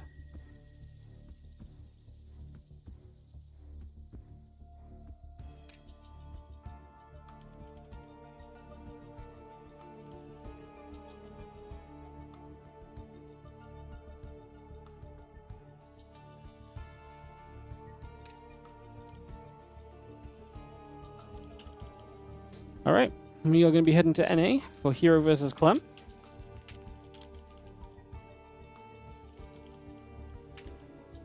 And then we are going to be rounding out the day. Fake Drake, thank you so much for the Prime sub. Ding. No ding. There we go. Fake Drake with the Prime sub. That came through on the Twitch dashboard like 20 seconds before it came through anywhere else. I looked like a mastermind there. That was crazy. All right, herO versus Clem, going to be the last match of the day. So, like I say, guys, I've got sponsored content in like 2 hours and 20 minutes. So we're going to do herO Clem, and we're probably just going to cast some Maestros the game replays, like maybe just a best of 3 or so, maybe a best of 5. We'll cast a Maestros of the game series, and then we'll go into our sponsored content. If we go in a bit early, we go in a bit early. But I don't want to go into like an hour early because I have to start at basically 5 p.m. my time and do 2 hours from then. So yeah. So yeah, we'll go into herO versus Clem. I will just message for Clem here.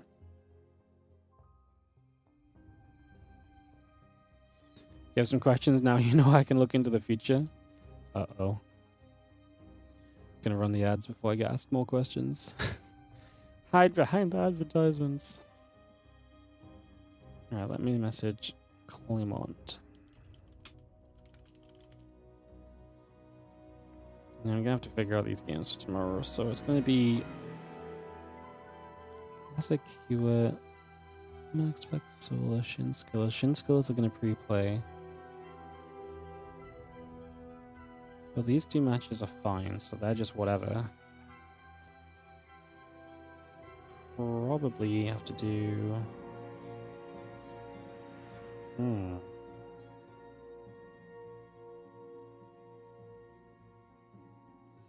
I actually don't know if it's possible for us to do all the series we need to do tomorrow. We might have to start early on Sunday. Which is really rough for me because I'm going to have a long day on Sunday because we're doing the Zero Space tournament as well. Ugh. It's going to be brutal. Who's going to be the WardiTV 100 champion besides Ian? Oh, it's going to be a Protoss herO.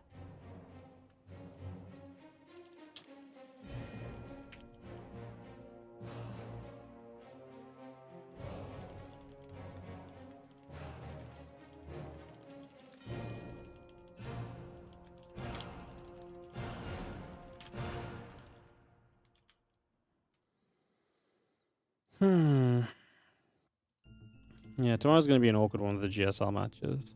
They start an hour later, and no one from our matches plays until a bit later on. I actually think maybe we could do... herO plays the second last one, and still learn Clemmer at the end. Maybe it is possible. Maybe it is possible. I have to write down the matches, though, and try and order them. Hazio bracket stuff, thank you so much for the Prime sub as well. Much appreciated. Much appreciated. Hi. Clem is the highest seed, so herO A, Clem B.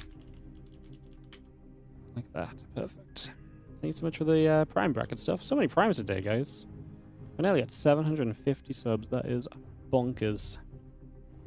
Bonkers, I tell you. Bonkers. With a capital B.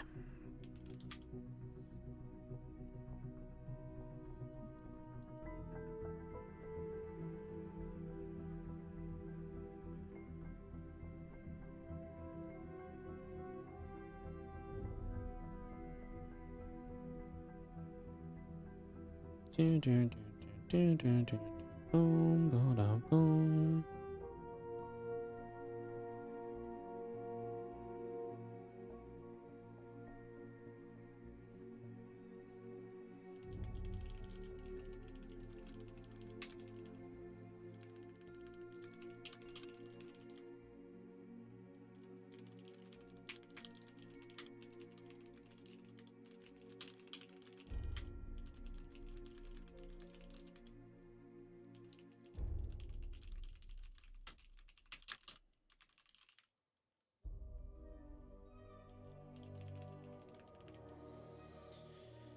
Cool. All right.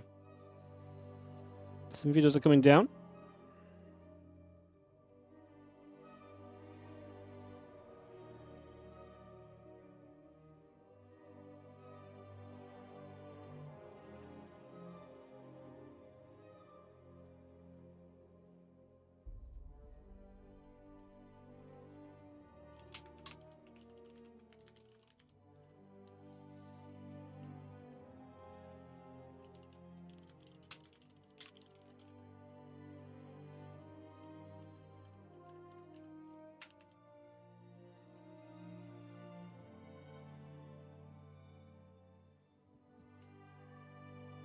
More videos coming down, guys, and get set to roll very soon.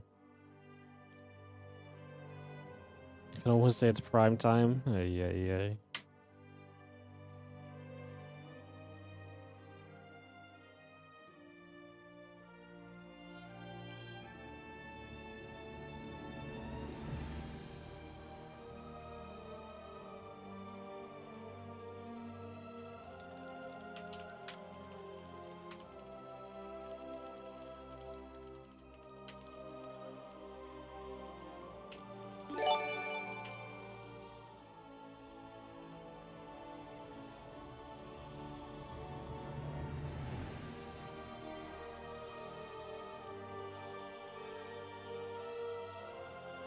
Yo, Grizzles the Bear, thank you so much for the 14-month resub on the Prime. Are we doing Diablo Immortal now? Not now. Diablo Immortal will start in 2 hours. We might start a bit earlier, but I have to do 2 hours from 2 hours from now. So we're not going to start like super early. Like I say, we'll do Clem versus herO, and then once Clem herO ends, we will probably do another series from replays from like Maestros of the Game or something. I would have loved to schedule another match for today, but it was going to be really awkward because my start time for the sponsorship is set. So if I try to do 5 series today in the if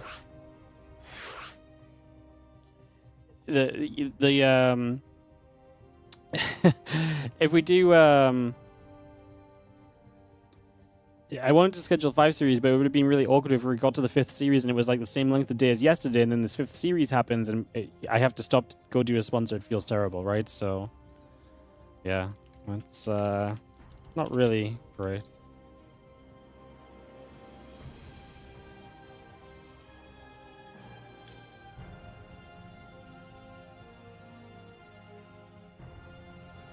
Alright, Old Republic is map 1. As we take a couple of seconds here loading up for Clem and herO. Just waiting for the rest of the maps to be picked. But yeah, we're going to be playing some Diablo Immortal. It's kind of funny because I thought I was going to pick up with where I left off last time, but last time I played, I was actually playing on an account provided to me. So I'm going to have to start fresh, but we're going to make a Warlock because that's the new class. So we're just going to play fresh with the Warlock and yeah, dive through, have some fun. I think it's going to be pretty fun playing through. I actually kind of enjoyed it last time. It was a very chill sponsor. So we're going to probably be doing the same again this time, just playing through what we can, checking out the new class, just chilling, pretty much. Just chilling.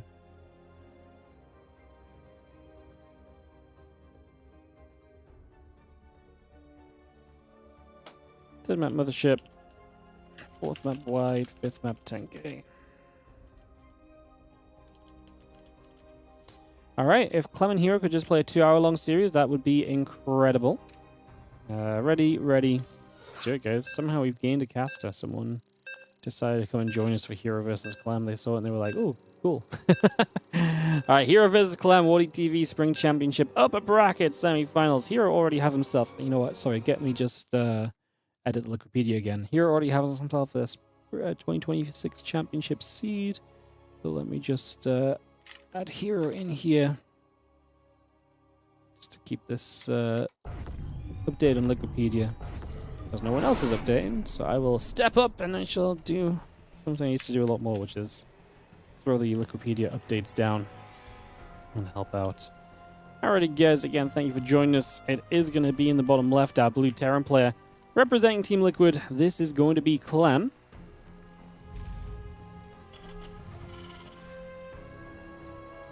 While in the top right, our red Protoss is going to be herO.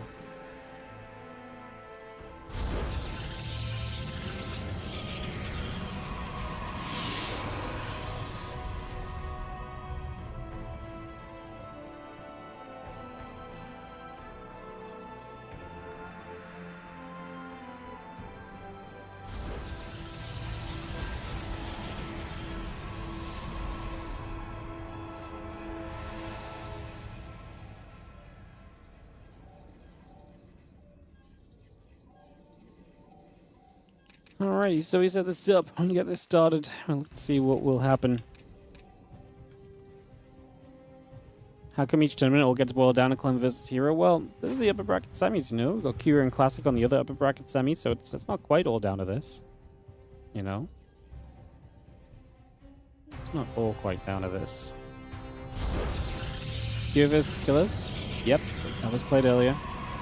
The bracket is up to date on Wikipedia. If you want to check it out, you can see everything that's happened.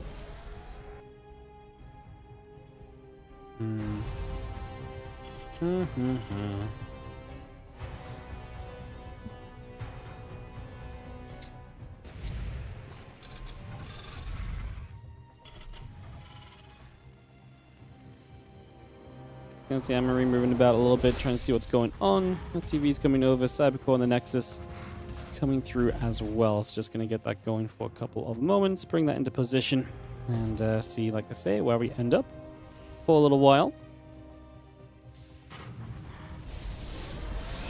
So if we're going to start getting chrono boosted out, it's just going to bring that through initially. Get that on the way. see where we go. Again, next is coming by. The Stargate's coming through the command center, the SCV, the couple of Marines coming over as well.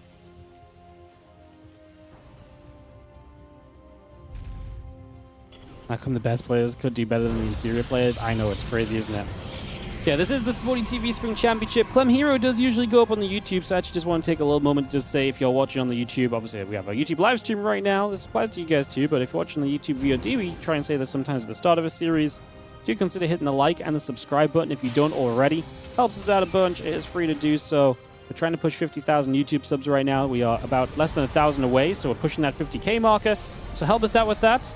And otherwise, yeah, I really appreciate you guys just hanging out. And if you do watch on the YouTube VOD, we appreciate that too. We don't have as many viewers there anymore, but like I say, I still appreciate it. I appreciate you all very much as we help ourselves.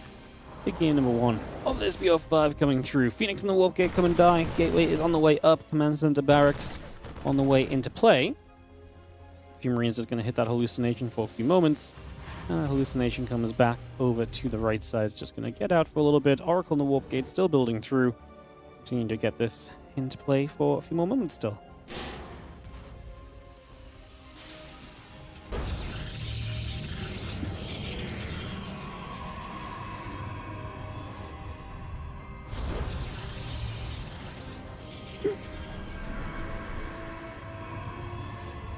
Oracle moves out, just heading through. The Phoenix going to patrol in the center of the map. Again, the factory and the engineering bay coming up. A couple of tech labs coming by. And get settled in here as we just have the triple CC from Clem. Big eco game to start us off here on Old Republic.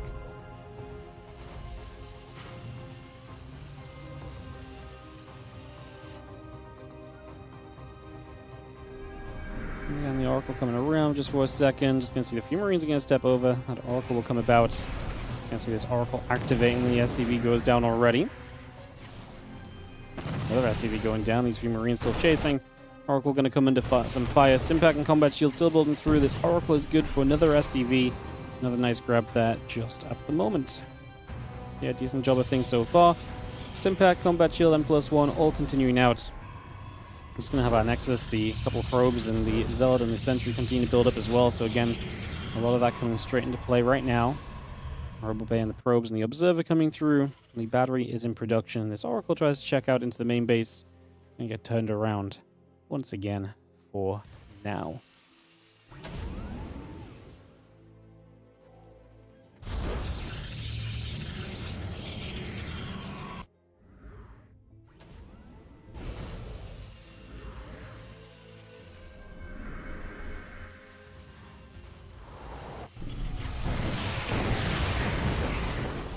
Oracle going to activate for a couple of SCVs. A few Marines going to try and get over here. So the Stargate opening a little bit different from herO, of course. As we're 5 minutes in, we should probably bring up the Stargate at some point. My bad, guys. But yeah, Stargate is something herO has been mixing in every now and again. It seems this kind of build, which usually is a little bit rough for the Protoss, because you end up in a bit of a difficult position in the long term because you're invested into a Stargate, which is not good at fighting, especially early on. You can end up in a bit of a rough position trying to play defense in these scenarios, so it can definitely get a little bit awkward and a little bit weird. We do have the extra structures continue to come through. Forge, couple gates, the Zealots, Colossus, +1 on the Thermal Lands, all building up as well.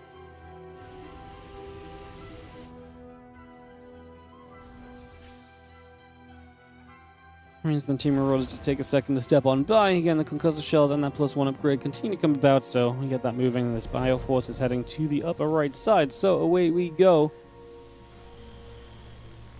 You can see our Colossus coming through. Oracle activates onto the Marine for a few moments. We just have ourselves, again, Blink, Thermal Lance, 1-1 upgrades, all coming into position. Big shove from Clem. He doesn't need to do a lot here. At the end of the day, he is playing the triple CC. He's got a good economy behind him. It maybe feels like there's opportunity because the Stargate units don't add too much defensively right now. But yeah, you don't want to kind of, if you're a bit more committed to base, maybe you do really want to try and step in at this point, but that's just not the case right now, right? This is just not where he currently sits, so in the end he backs away, forces a little bit of scare onto herO, loads up the double medevac, pulls away, and we're kind of watching for herO taking a 4th base. Currently unable to feel the pressure of Clem on the map. If you can't get to 4th base, you can't start to just out-expand completely on the map, right? So it's kind of what we're working through at the moment.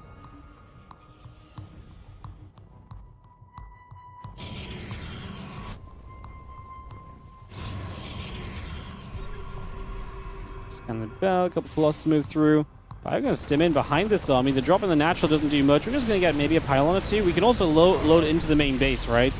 Is one of the kind of possible plays here. Like the medevac turning back around, saves a mine.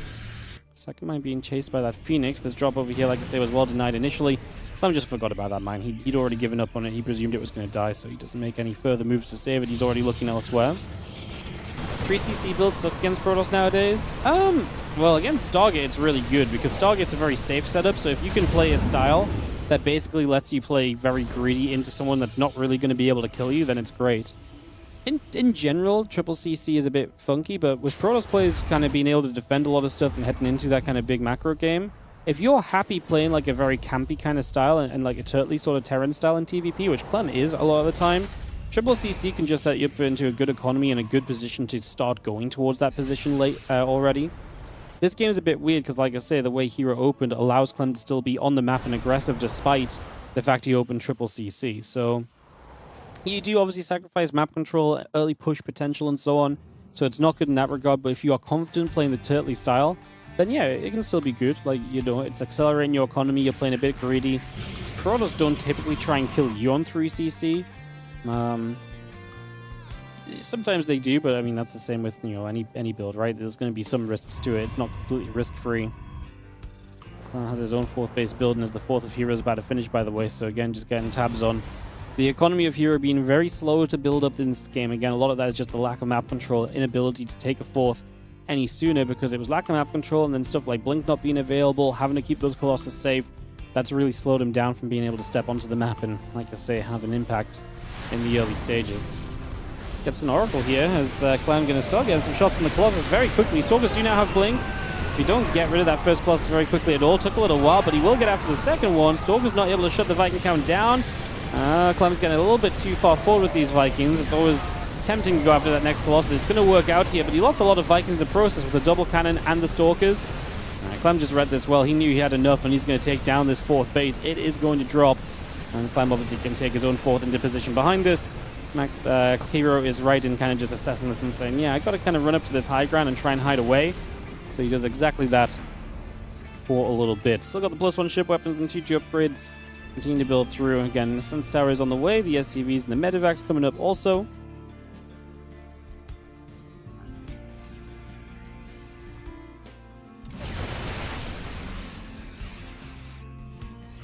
Those few Stalkers turn back around. Zealots in the center turning away also.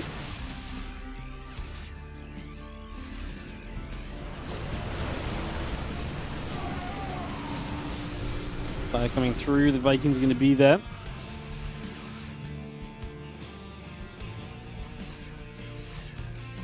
Again, 2-2 is finishing shortly. An EMP also available here. Hits the Colossus, hits the few Zealots. Colossus goes not down, actually saved by the Prism. Problem is, the moment that Colossus drops out, it's in trouble. Has to drop out now because the Prism's going down. I think herO would be better off trying to type GG than trying to micro this one. Feels pretty doomed. And he'll send his units in. Here isn't much of a quitter, to be fair. He will usually fight until the bitter end. Kind of comes with the playstyle, right? If you play crazy and play hectic, you can't just quit out when it seems a bit bad, but this is beyond a bit bad. This is truly a horrific scenario. There's this Bio-Viking force coming back over, a couple Stalkers getting chased. Results of a warping Colossus coming through in the +3 attack. Coming about as well to get back in position. Bioforce still pushing forward. It's going to be GG for game 1 of this best of 5, with game 2 coming up in just a second. Stargate opening is not great. Not ideal. Ruby Rock map 2. Post this up. It's going to be RB 1 sec, guys. Give me a moment.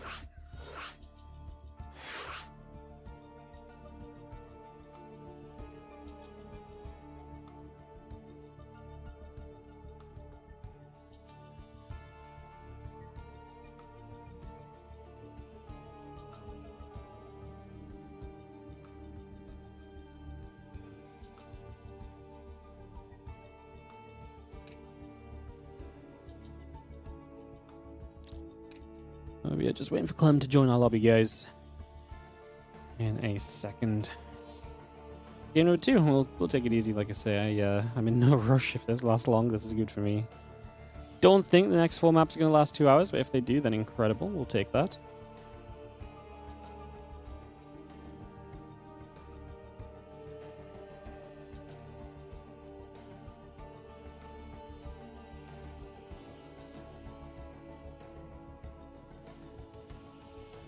Boom, boom, boom, boom.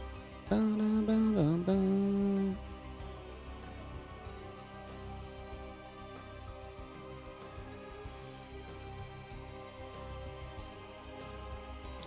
Alright, red GLHF, everyone's in here. Let's click start and let's get this going.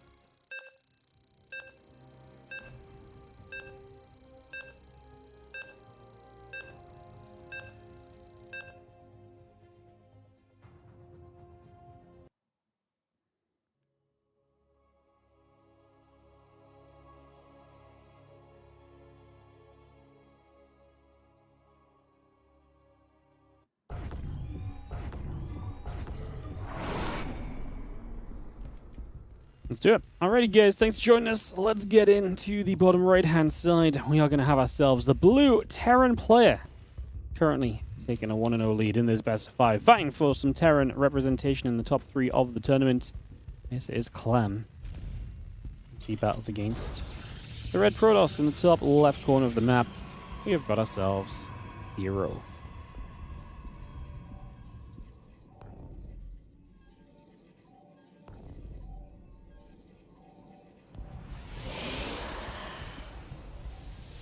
Starting this off, getting this underway. Have a look to see where this will go as we get settled in.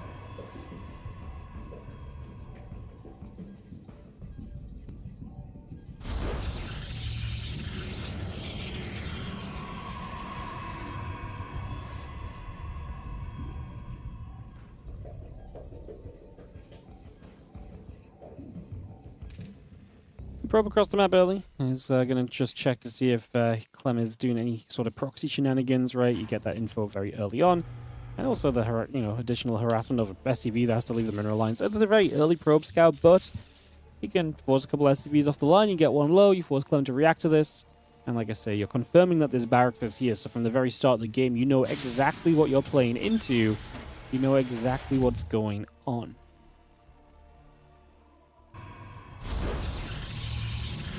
Which is a big factor.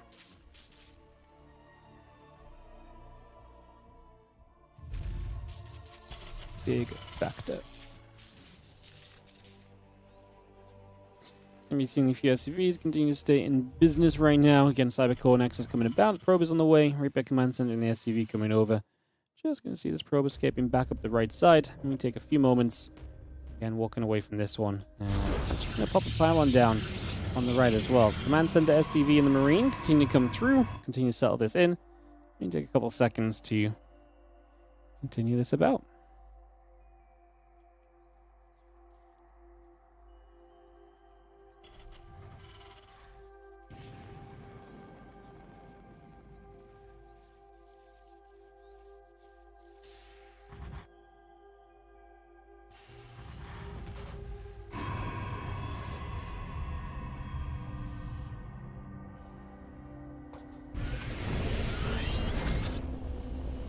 Let's going to see this barracks pulling back over, going to build the reactor down. There is a forward pylon, and it's a Stargate again from herO. This time, obviously, aggressively placed. Very interesting.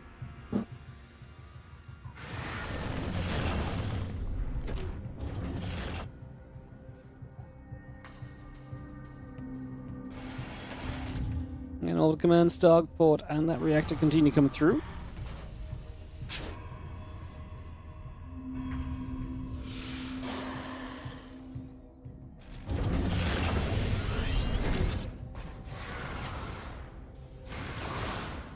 Let's see a couple of depths gathered around, just putting some work in for a few moments, and we are going to have ourselves the a bit of setting up early.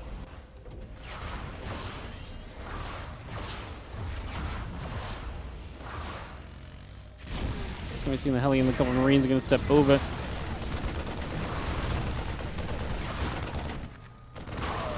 We've seen a couple of depths are going to shade away. Obviously, we have this Oracle popping out. Let's see if we can try and do some damage. Coming across right now, getting down to the bottom side.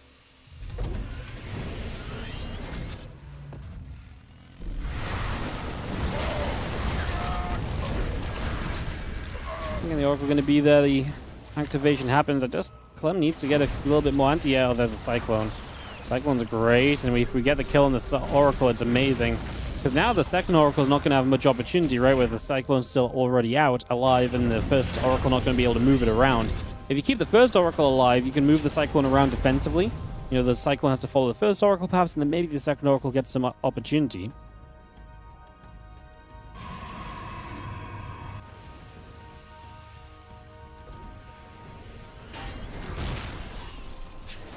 Let's see who's going to pull about and get back around once again.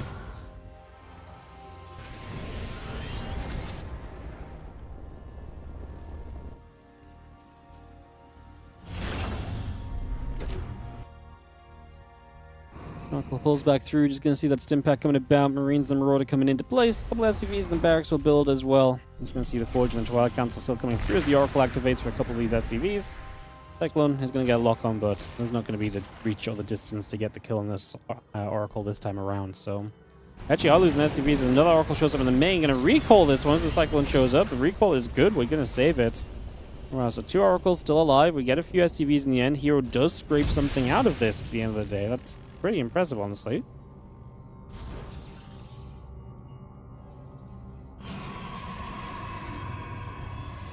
This is on that little ground we get set up.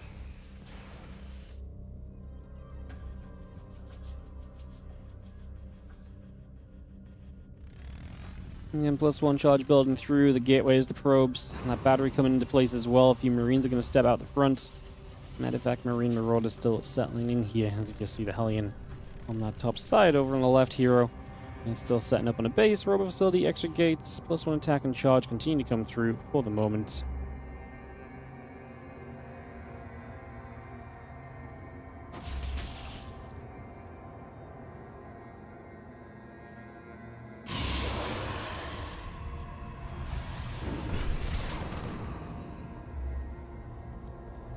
And a couple Oracles gather about. Medivacs around the bottom side. Just going to see that stim pack is about to finish from Clem. Combat Shield is on the way up as well. Marine Marauder still coming through. A couple depots in the Engineering Bay. About to complete. Charge on the +1 coming up. Extra gates in the Rover facility coming online because of shells. Also just starting as we see the rest of this bio army in the bottom left. Regathering, regrouping, and getting set to go.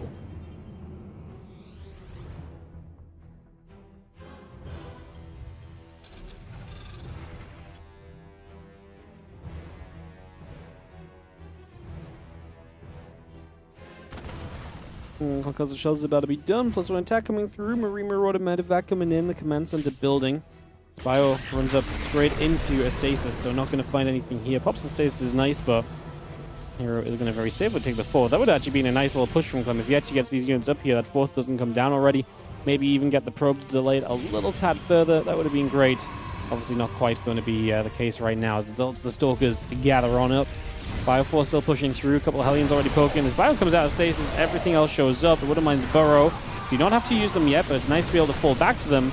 This 4th may still be in some trouble. I mean, Clem does need these Widowmines to do some work. A little bit of splash on these Elves will go a long way, but for now, herO has to step away and does not seem as though he can fight this. So the Nexus goes down. The Pylons are going to fall. Medivac loads the Widowmine drop up. Going to take it around the top and drop it into the main base next few moments. That's going to be his plan. Has the 2 more Widowmines, the 2 more barracks. Continue to build.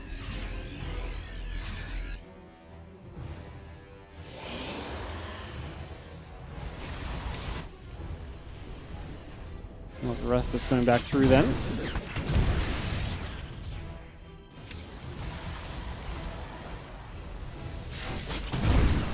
That's what Widowmine is going to get a bunch of damage. That's going to be awesome.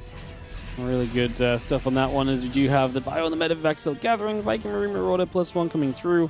Continue to bring a lot of the rest of this into place.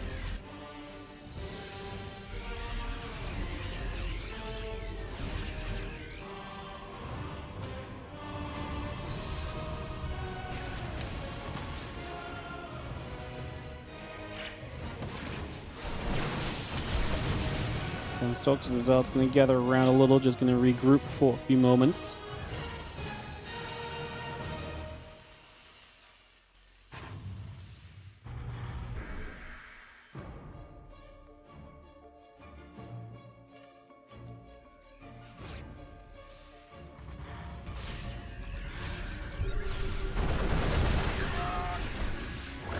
can see a couple of one-man shots going off, a couple of these Zelds getting hit. herO still holding back. Clem has a good supply, and the impressive herO can truly push into this successfully. 2 Colossus give you some pushing power. The lack of Vikings is the one thing that maybe herO has on his side right now.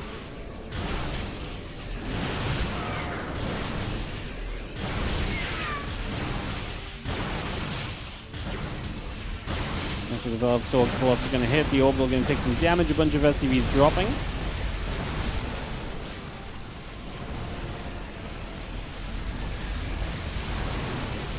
Trying to come through again. Zeldstalk looking to try and get across. A couple of Vikings going to get the Colossus here.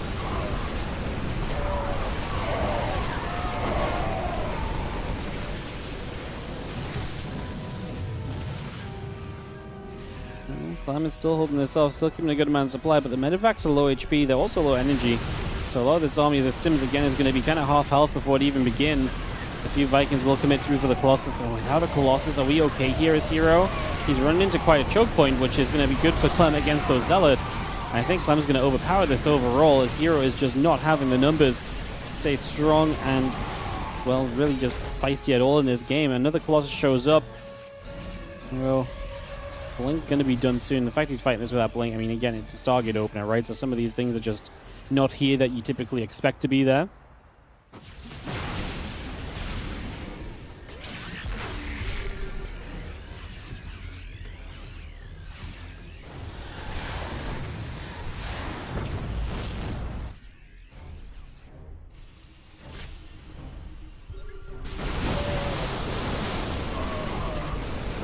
Diving forward, I mean, we kind of saw this coming though. This army of heroes still being here is kind of wild. It's a very herO kind of move.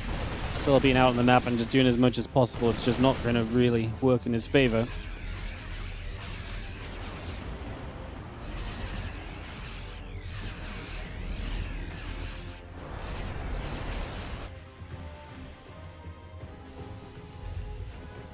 We've seen the buy on the Vikings gather up. Stalker's going to get turned back the other way. Again, disrupting the +3 attack upgrade coming by for a few moments.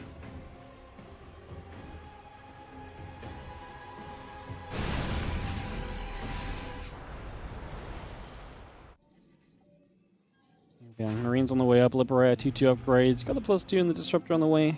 And a few Stalkers and the Robe are coming up as well. Wouldn't mind going to burrow, hit a probe. Clem putting some pressure of his own out on the map. He should be comfortable to get across the map with the rest of this army soon, I think.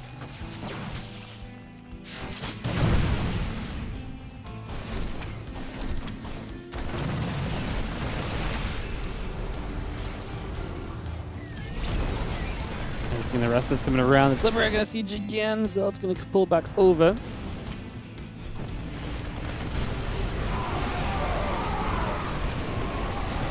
Going to see this bio chasing in. Obviously, if you get the disruptors, the Colossus already went down. Even if this disruptor's still alive, we hit a Marine with it. It's just not enough. herO lost this fight on the other side of the map. He lost this game on the other side of the map, and it's going to be the reason he loses this fight as well. Essentially, just too much lost over there. Clem able to take good trades so far in this series, setting up well in the early game and just coming in and hitting herO before he's really fully. I mean, this time it wasn't Clem hitting herO. This time it was herO hitting Clem. But yeah, seems as though that's going to be about it.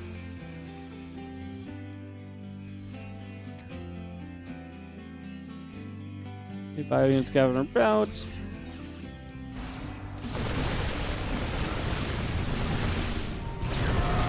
we've seen this bio force coming over once again. Just for a few moments, still pushing through.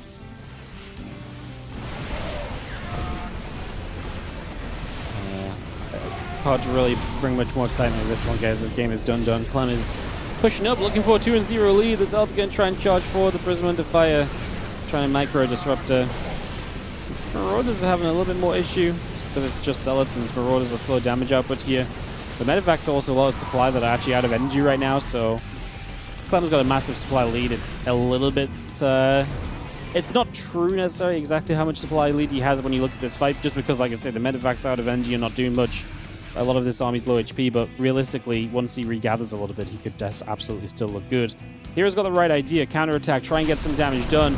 Clem has to jump in this bunker. Is returning home. We'll be able to deal with these few units. Drops an EMP down. Drops a second one just to make some use of these ghosts, as now herO, like I say, he knows he can't just give Clem time So he's going to try and push in. It's going to be GG. Yeah, herO knows that if he gives Clem time, there's no way he wins a fight. So he tries to push. He tries to make something of like a bit of a chaotic spread. It's just not going to be enough at the end of the day. And Clem goes 2-0 in the lead in this best of 5 upper bracket semi-final. Clem a map away from taking it all the way through.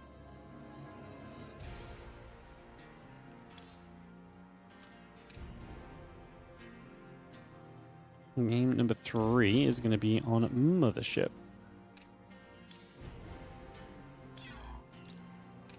Come with the server preference as well. herO trying to bounce back. 2 Stargate-based games so far, and neither have gone his way. Maybe that is a sign as we head into a game 3 here. In just a few moments, Clem looking for the 3-0.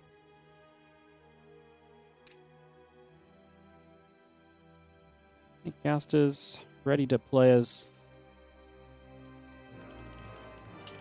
It'll be about a minute and we'll start this off, guys. Heroes have had a win 3-0 with this one simple trick. Don't build a Stargate.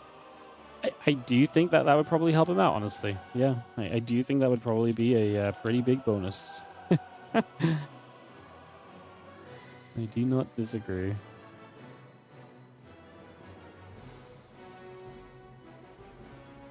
I do not disagree.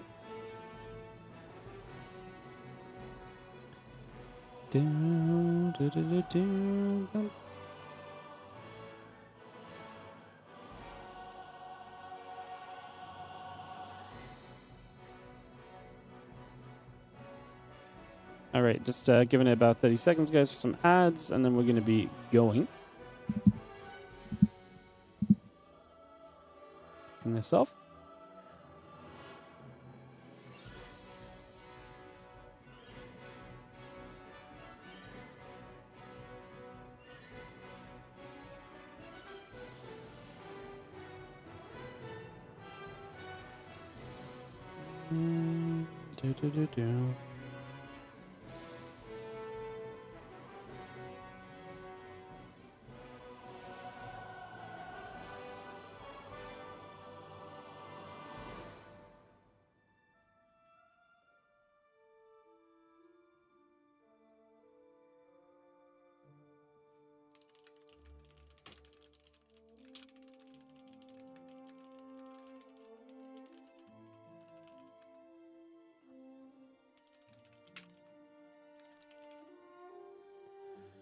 Cool. Let's start this up. And jump on into herO versus Clem, guys, to get this going. So we just send a message about the sponsorship that we're doing a little bit further down the line. That's ready to go.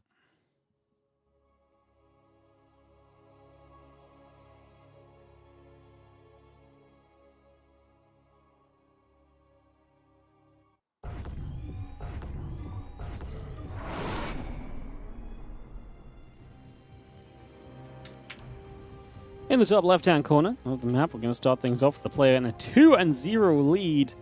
This is going to be Clem.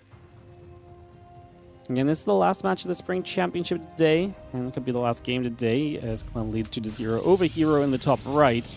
We'll obviously have a bunch more games coming up tomorrow from this event, guys. Like I say, we will have about another hour and a half of StarCraft, so even if this series ends here, we'll do a little bit longer based purely on the fact that we want to stay alive a bit longer until we do our sponsored content, which is Diablo Immortal today. That'll be on Twitch. The link's already in the chat here and there if you want to give it a click and check it out. You can do so. But,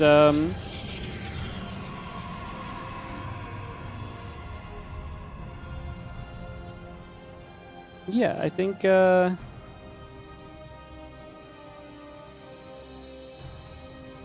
we'll probably be casting a replay from like Masters of the Game or something to fill some time between this and sponsored content. So letting you guys know that there will be probably a little bit more StarCraft after this, even if it's not going to be from the Spring Championship. I do want to get through some of those Maestros games. I've just not had the chance. I might realize we've been pretty busy, so yeah.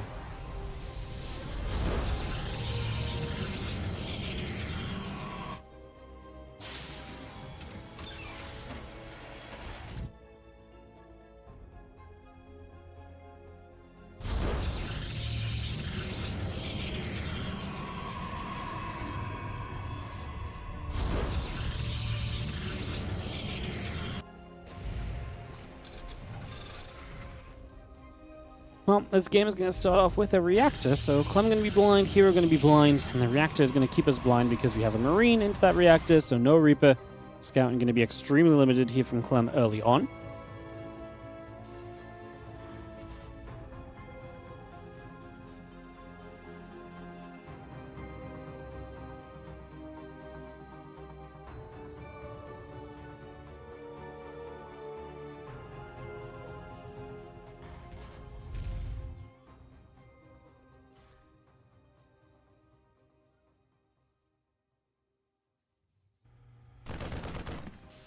Marine going to pull back. That Zealot is going to be chasing for a couple of seconds, just pulling over there for a few moments.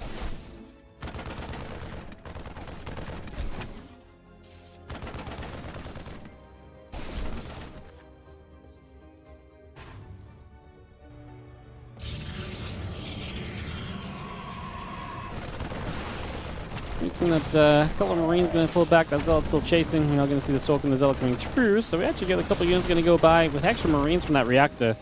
herO does not have a way to fight this. This is already a disastrous start. Dead Zealot, dead Stalker. Like I say, we killed a single Marine. That's just not worth it.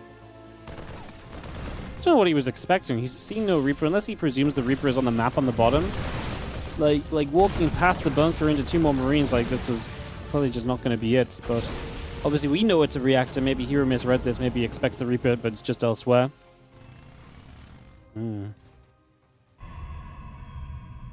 Will I be casting GSL tomorrow? No. We have WardiTV Spring Championship tomorrow. The original tournament that was scheduled tomorrow before GSL decided to make our life miserable. We'll have probably 5 or 6 series of the Spring Championship. I need to figure out the schedule exactly. I don't know right now. I need to sit down and figure out what we can do, because I want to do as much as we can live. So that is going to be probably the plan. Well, that is definitely going to be the plan, to do as much as we can live, so we'll see what we can make of that. Charge, chrono boosting on the Twilight Council. Again, Raven and the Siege Tank coming through, a couple of SCVs and the barracks coming into play. And do have the charge probe and the gates coming up. 3 more Zealots coming by. Depot goes in at the front. Again, a couple of those Stalkers will gather up together.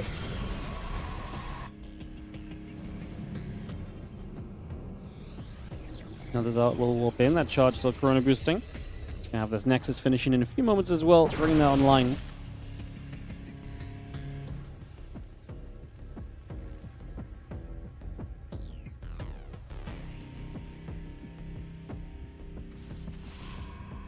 Still going to shoot a couple of shots coming around.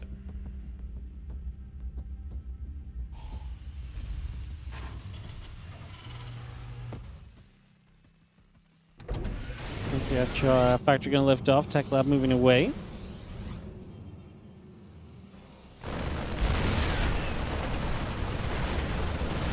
So it's going to shoot. Bunker is going to go down already. He's going to get a catch right off the bat.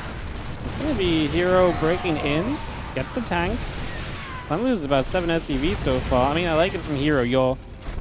Your start of this game wasn't great, but you get in, you get some damage done now. Work count's going to equalize from this. Obviously, that's something that herO needed, as he is going to have a robot behind it. He is just purely on gates in charge, though, so he is not on the best tech for the long term. His SCV's pulled back. This tank, I feel like it kind of needs to live, no. Going to shoot at the Stalkers. SCVs will try and repair up. Clem's low on money, so the repair actually got stopped for a second. We are not going to save the tank. He gets the Stalkers. I mean, can herO just win with another Zealot warp in? Probably not. 5 Zealots are powerful. I don't know if they're that powerful. Clem is moving towards a stimming combat shield, which will be very, very powerful as well.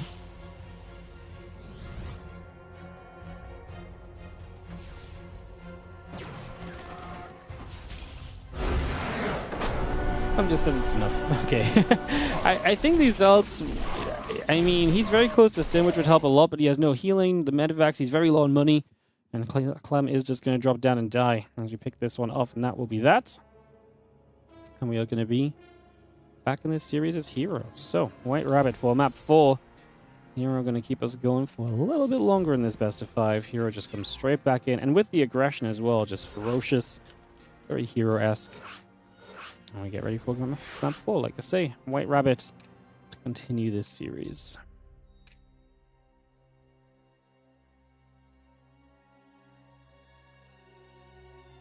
I got players in.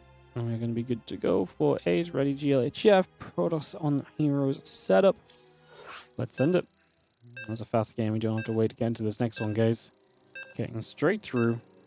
And away we go.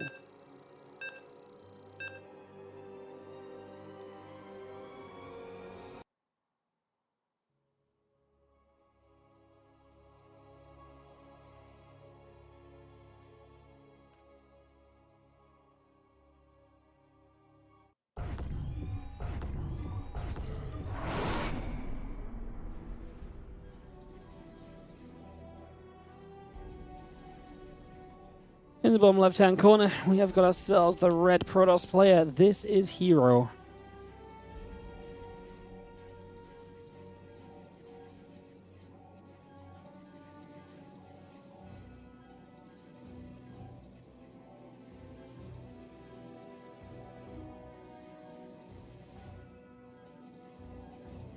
Come in the upper right, going to try and get back on track after that speedy, aggressive game that herO brought to us here in that last one. Off and away we go.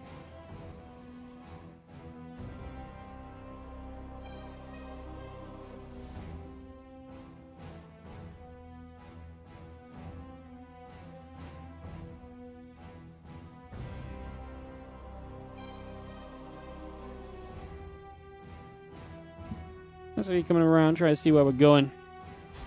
Let's set up for a little bit.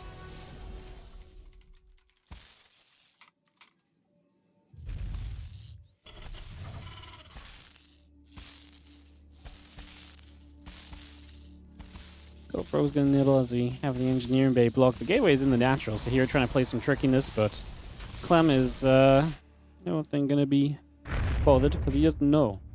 He didn't see the lack of the gate in the main because the engineering bay blocked, so no, he just doesn't have the information, so he doesn't fall for it. Obviously, if you scout the main base, maybe he freaks out a little bit right now, but let's see what happens.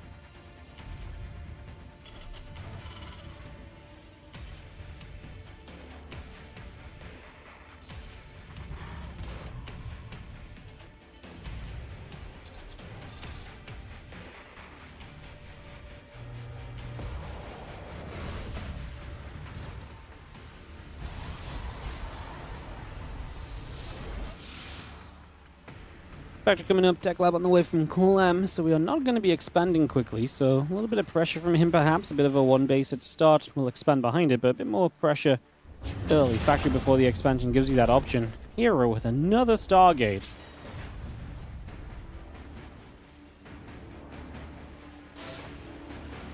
I just don't get it. It did not work well in game 1, it did not work well in game 2. Show us the magic here. Show it. I mean, to be fair, like, he makes it work sometimes. It's not like this is never going to work. It's just, it didn't feel like it was the right choice for the day, to be honest.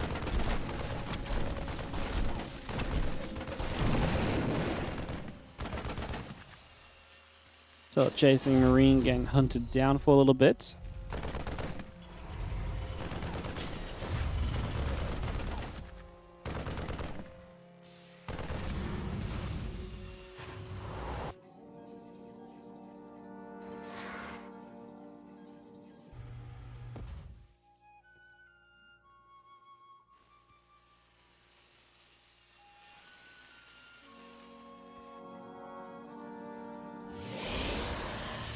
We've seen that starport coming through, Phoenix coming up. It's going to be having the Cyclone is going to step over for a little bit so we get ready to go. See where we get to.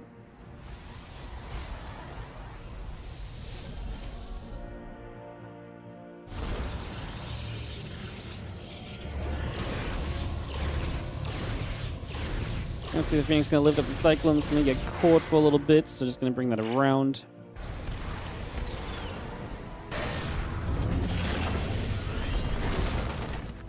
Marines is going to fight on that Adept against Cyclone. A couple Marines. The medevac coming through.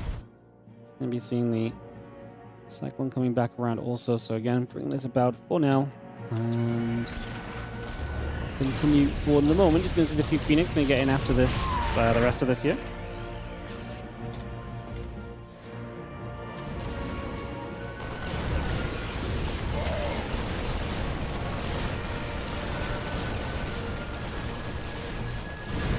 see a couple Phoenix going to come around. Just going to be seeing this setting up.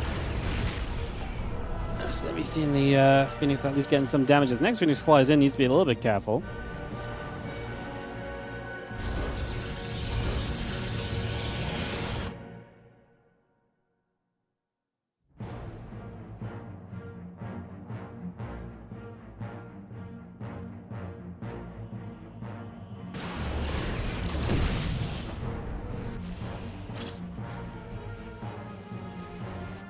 Can see a few Phoenix and the Stalker coming back over. It's just going to step in that direction for a little bit.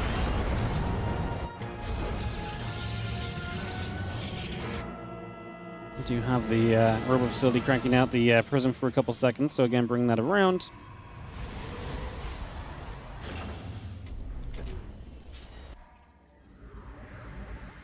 And a few Phoenix gather about. Get this set up.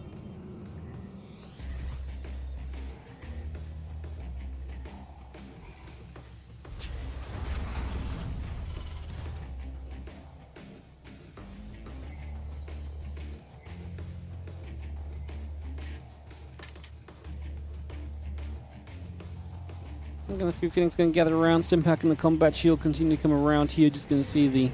What am I actually going to get? The Phoenix that's massive because it's going to hit the other Phoenix low as well. We'll kill the mine, but it means we've got two Phoenix that are a little bit low at this stage. Colossus and the Extended Thermal Lance continue to come through here. Take a few moments. Just resettle things. The single Viking going to poke away at those Phoenix for a little bit, so some more damage being dealt for now.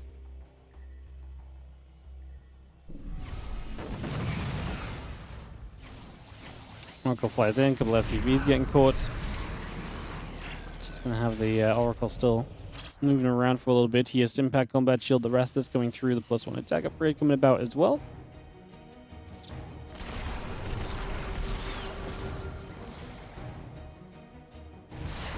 It's going to be a nice catch on the Oracle, at least. The Oracle down, Clem having dealt with this. Ready to start moving on the map. herO, you can just see later third base. He's on his way to the Colossus, already has one up. Thermal Lance halfway. Probably means Clem can't be too aggro, and he also means that Clem doesn't need to be too aggressive, because at the end of the day here, you do not need to be super aggressive into a Protoss play who does not have the third base already, right? Your own third's on the way up. It's not like one of these games where you're two base and the Protoss is super fast expanding and everything. You've got a little bit more time to take this and chill out a little bit, basically.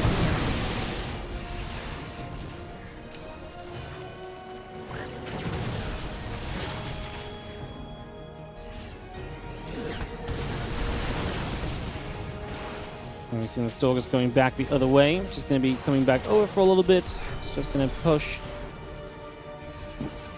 And I'm going to be seeing, herO going to get feisty with this Colossus range now. Clem does not have a lot to deal with the Colossus, and that's going to be the issue that we basically see. The couple of Phoenix will help to protect against the low Viking count that currently exists. You can see Clem trying to buy some time. Bunker coming up would be great for him. Going to fly in. The Widow Mines do not fire on the Phoenix. Not needed because the Phoenix went down too quickly anyway. Now Clem's going to see the chance to dive forward into this. The Prism goes down. That stops the warp, and that feels like it should be huge. Clem lost a lot of SCVs already, but he is going to start getting through absolutely everything here. First Colossus dead, 12 SCVs down. The last few Stalkers fall. herO loses everything. Clem's army supply is going to be massive in comparison following through. He's instantly going across the map. I think herO should be fine with the warp and also defensively, but Clem might be able to keep some pressure up and keep some positions here for the next little while.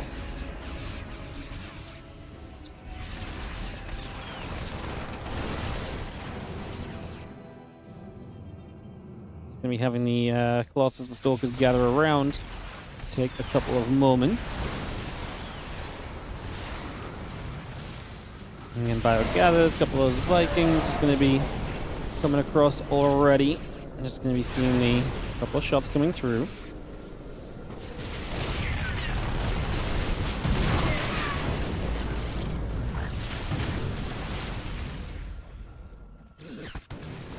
Again, we've got a lot of shots coming through, so Clem's going to get some workers. It's going to help him to equalize the work count and step back into this game in that regard, at least a little bit. Gonna see a few more shots coming by. Again, a few more hits coming over.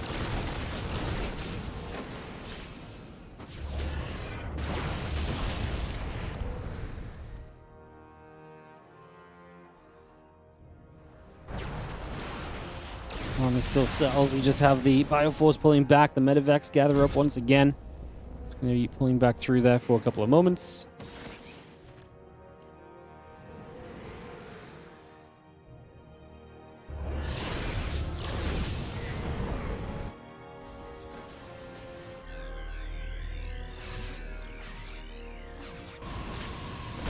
Just steps up once again, just going to still settle in for a couple of moments, just going to be here on the bio coming through. Forge and the Twilight Council continue to come into place. He's got up into the main base. A few probes are going to get caught. Just going to pull straight into this here. A couple of Colossus laser beaming through for a few moments as well.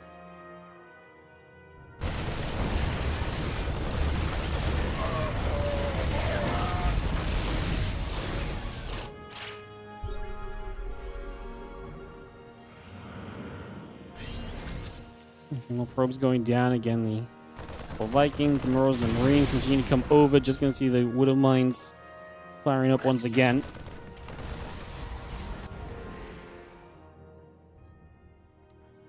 The rest of this army coming straight back over.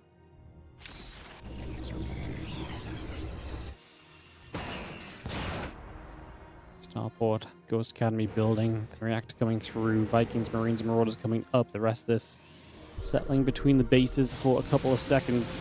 Just gonna see the bio steps in, pylon goes down, and again the Prism and the Phoenix continue to come about. The 1-1 upgrades from Clem are done. That's a major advantage he will have in a lot of these upcoming trades. herO now supply block down on workers.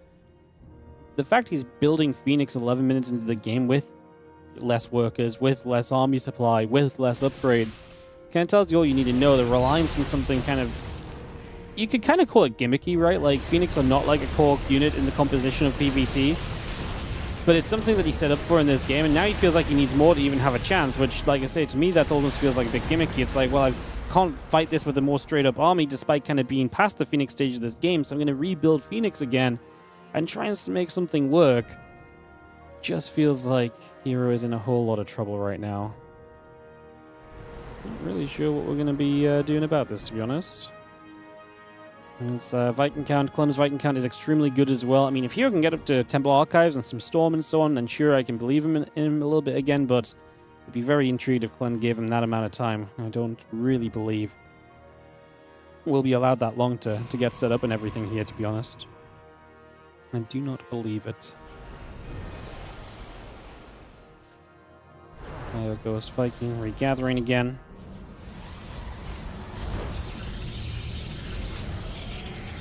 Gazelles is going to get warped in. The +1 attack, chrono boosting off that forge.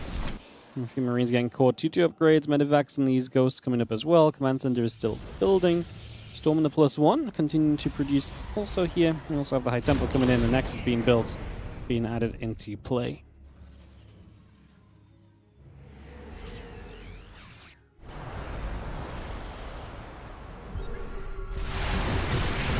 Phoenix coming through, liberating the bio army, gathering up. Medivacs and the Vikings going to be there. Delta will come straight by, just going to be having this bunker getting hit a little bit. And SCV is playing the repairs. You're going to see the Bioforce coming through. A couple of these Zealots are going to get caught. The Zealots going down, EMP coming into place. Bioforce still getting after these Zealots as well here currently.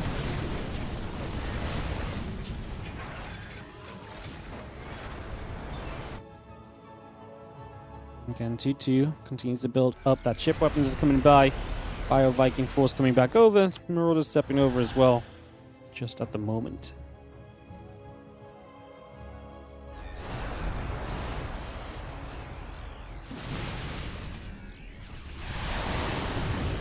One storm comes down, the Vikings get hit. I mean, Clem is about to be maxed, so he really should be looking for some fights soon.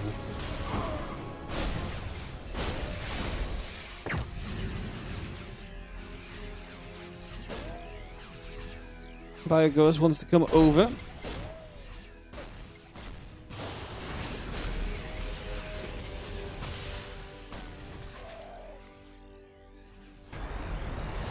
Bio Viking just going to gather around.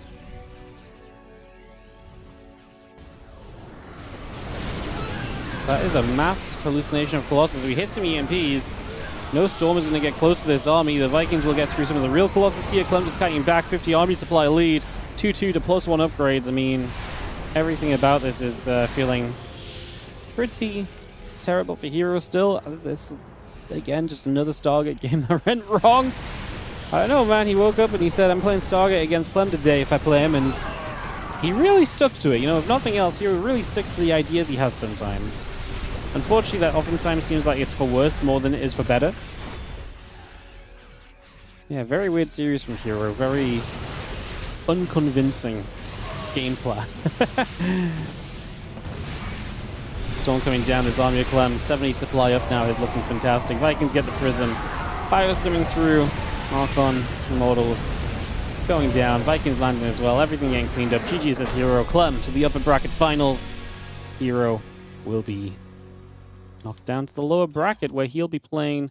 I believe herO falls down to the same section of the bracket as Maxpax and Skillus. So that could be a pretty spicy lower bracket quarterfinal matchup that we could end up seeing tomorrow. Alrighty, guys. I think from here, so then,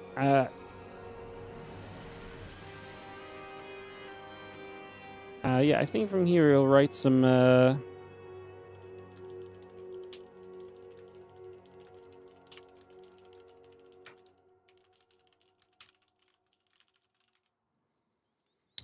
yeah, I'm looking at the schedule. I'm not sure how we're gonna do it, but I think I've got a bit of an idea of how we can maybe do it.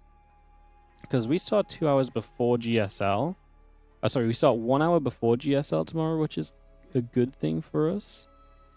Classic plays the second match, so maybe we do Classic. I think I actually have a way to play as much of this as possible live.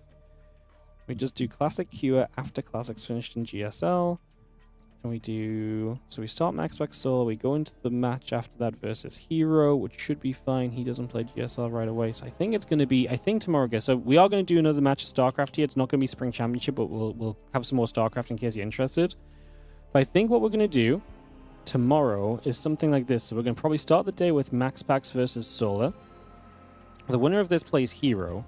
So because herO, Zound dropped down to this side of the bracket, so Zound's here. Yeah, so I think tomorrow we're going to start with Maxpax Solar, the winner versus herO, and play these two already. And then...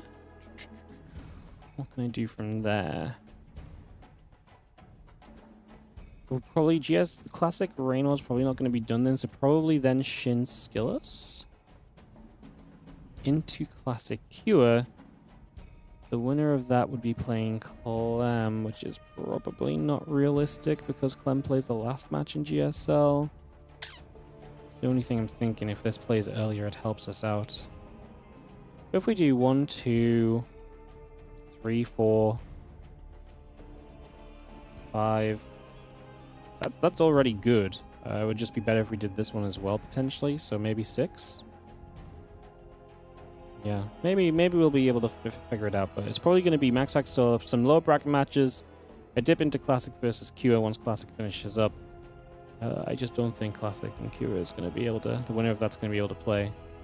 But the loser of this drops down. Depends who comes out of this section as well with Shin, to be honest, so... But at the very least, we're going to be able to get 5 done, because these two are going to get... Shin and Skillus are going to pre-play, and this one potentially pre-plays or is not affected by GSL, so... Yeah. Not 4 series today. We've already done 4 series today, mate. We did Cure versus Skillus, Maxpax versus Cure, herO versus Zound, and Clem versus herO. So we've already done all 4 for today. Yep. Like I say, guys, first of all, John Marlin, thank you so much for becoming a WardiTV Gold member on the YouTube. We don't see a lot of YouTube members, so always great to see one of those. Thank you so much for supporting. So yes, guys, in about an hour and 10 minutes, I have Diablo Immortal sponsorship. I can only start that in an hour and 10 minutes, so we can start a bit early, but the sponsorship time doesn't begin until specifically 6 p.m. CEST. So I will be live for another 3 hours, basically. But what we're going to do is we're going to do a little bit more StarCraft. There's a bunch of Maestros of the Game matches that were obviously very good that I would love to cast some of. I'm just thinking which one I want to cast. I have group stage games. I'm trying to think of maybe one that's not... I'm going to have to get a little bit of a timer hack going for myself. Hang on, let me Let me figure this out. Because I'm going to have to try and roughly check the time, how long one of the matches takes, so that we don't run over. So let me just make a replay folder and we'll set this up. So yeah, we'll do at least one more match. We might do two, honestly. Depends how long it takes. Yeah, I have to be ready to go in a little bit, so that's kind of the plan. So yeah, a Maestro's replay should do us nicely to kind of fill some time in. Cool.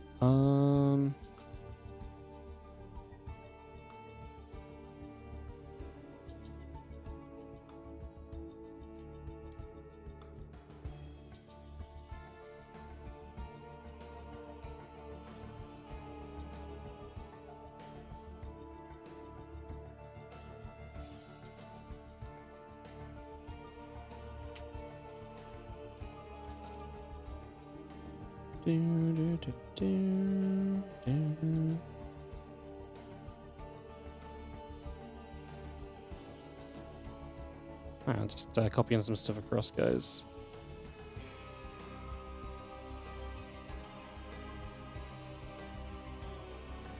Alright, let's have a look at this. I think, I mean, I don't really know what was good for Maestros, but Maru Classic sounds good, to be honest, so maybe we try and find that. Did I do this on the right server? I did this on the right server. Oh my god, is my mic messing up again? I have to reset my audio again. Yo, thank you, TakeTV, for the raid. Welcome, everybody. Hope you're doing well. Hope I told you guys to be nice. Hello, hello. Yeah, I'm going to be doing a little bit of replay casting just while I,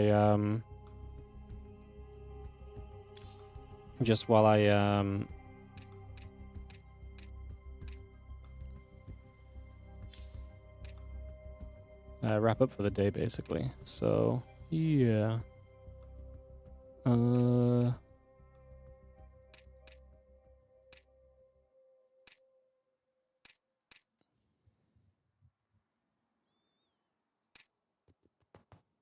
Oh, is Maru Classic going to be too long?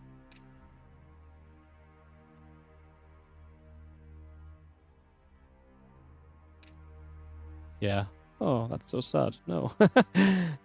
Crap. That's unlucky. Okay. Maybe I could do... It's kind of awkward because the rest of them are, a lot of them are best of threes. Oh my god, my mic's going again. This fixed yesterday when I did a reset. Guys, I'm just going to reset my audio device. I don't know what's up with it, but it's starting to freak out a little. I don't know if it's just the heat, but I'm just going to give it a reset because this fixed the problem yesterday. So you'll not hear me for a minute here.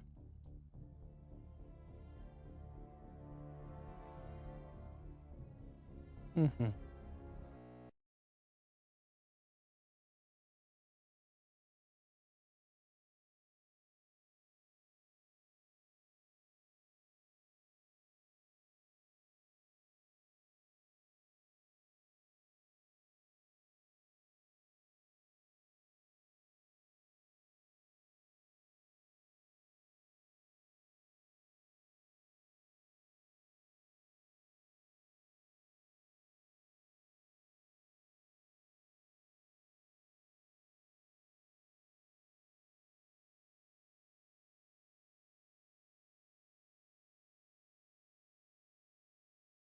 Hello, hello. There we go. My audio's back.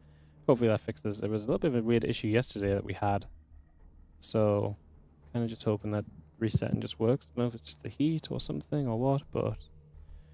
I can't deal with audio issues again. So, I think what I'm going to do, I was looking through, I think this match is going to roughly be what we need. It's a match that's going to take about an hour, which is what I need. I think Classic Maru is just too long looking at the size of the replays. I think it's going to be... It might have been in time, but like just in case I end up yapping between games, it doesn't help. So...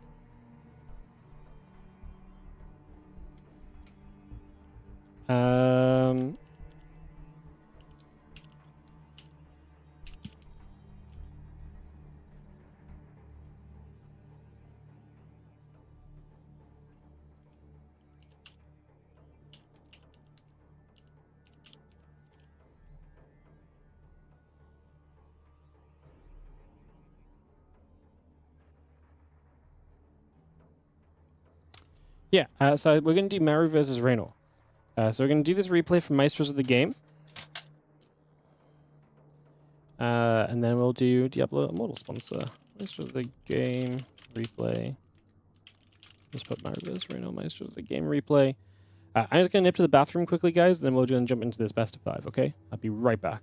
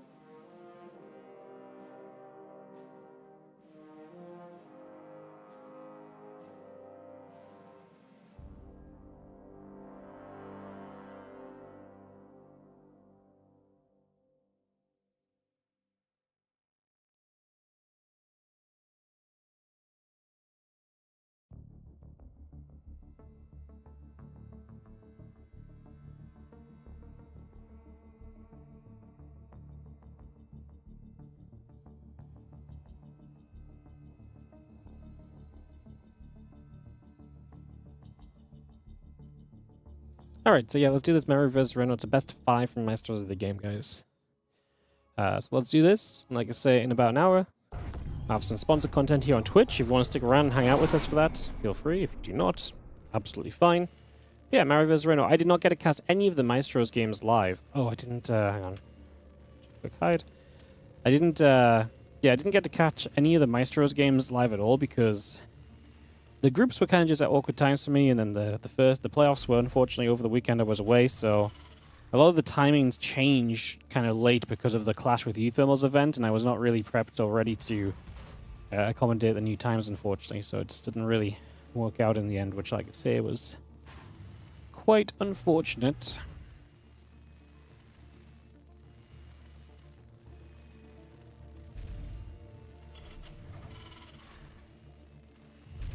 As we get into game 1 of this best of 5 series. So we set up Maru versus Reynor, and we get ready to go and see what is going to happen. So best of 5 here, Maru Reynor. Yeah, I kind of wanted to cast some of the previous matches of this group, but like I say, it's just not going to work out, and we've got to cast something right here and now. So let's start with this. There's a couple barracks coming through, the refinery is coming up, hatchery drone on the way in as well, bringing this about, and just going to be seeing the hatch gas, and soon to be a spawning pool from Reynor coming through in these next few moments. So we get that ready to rumble, get that started off.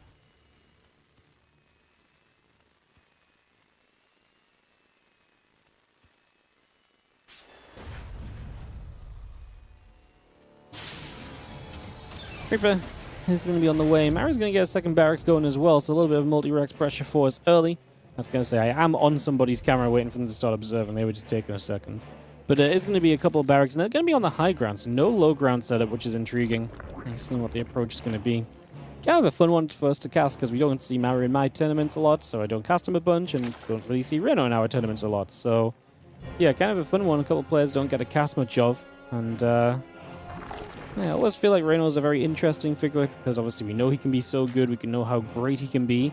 But then also at the same time, we also know he's, you know, he's not always practicing full strength unless there's a big event coming up, so you never really know what kind of level of Reynor I feel like you're going to get in events like this, where he's always going to be good, he's always going to be a challenger for the very top, but is he going to be, like, dominant, or is he going to be a bit shaky along the way? This Reaper coming over is going to head into the natural, a couple of lings pulling in, and just going to have a little bit of back and forth there initially, so a little bit of movement, a little bit of action for a little while. So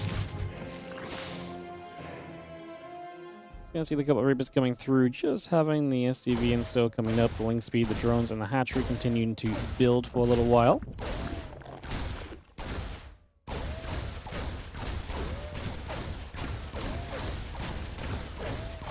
Reaper's just going to poke this hatch and apparently just going to be happy to try and somewhat get a catch here. Apparently is going to be the plan for a few moments. So just working on this, working on that for now. And yeah, we see this going through. A couple Queens are going to be there. A couple Reapers are going to take some damage. It's going to be pulling it back around for a little while.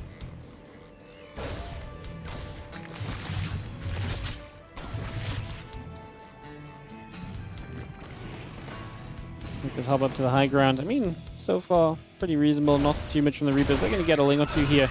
Ling speed's a little ways off. We are maybe going to lose a Reaper. It's very low, but good control from Maru. Pulls back, gets one extra Ling. Actually, that's not bad at all. As we lose one Reaper overall, kill 6 Zerglings. It's alright. I'd say it's not super crazy.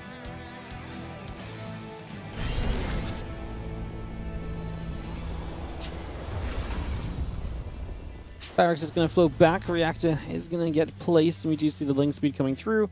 Again, a few Lings and the Queen coming up. The drones are still building by as well, so bringing a lot of that up into place just for the moment. And getting that up into position. So again, we get that started right now. Just seeing the Reactor coming about as well. So again, trying to see a bit of what's going on. These Lings are going to run through. I don't think there's any hope here. Reapers and Marines holding with a Hellion to provide a bit of splash behind it. In fact, there's 2 Hellions there. That was an easy defense for Maru. So he's going to hold on to that pod very comfortably. No problem at all to start us off on that. That really does just go very well to begin with. Not bad at all early on there.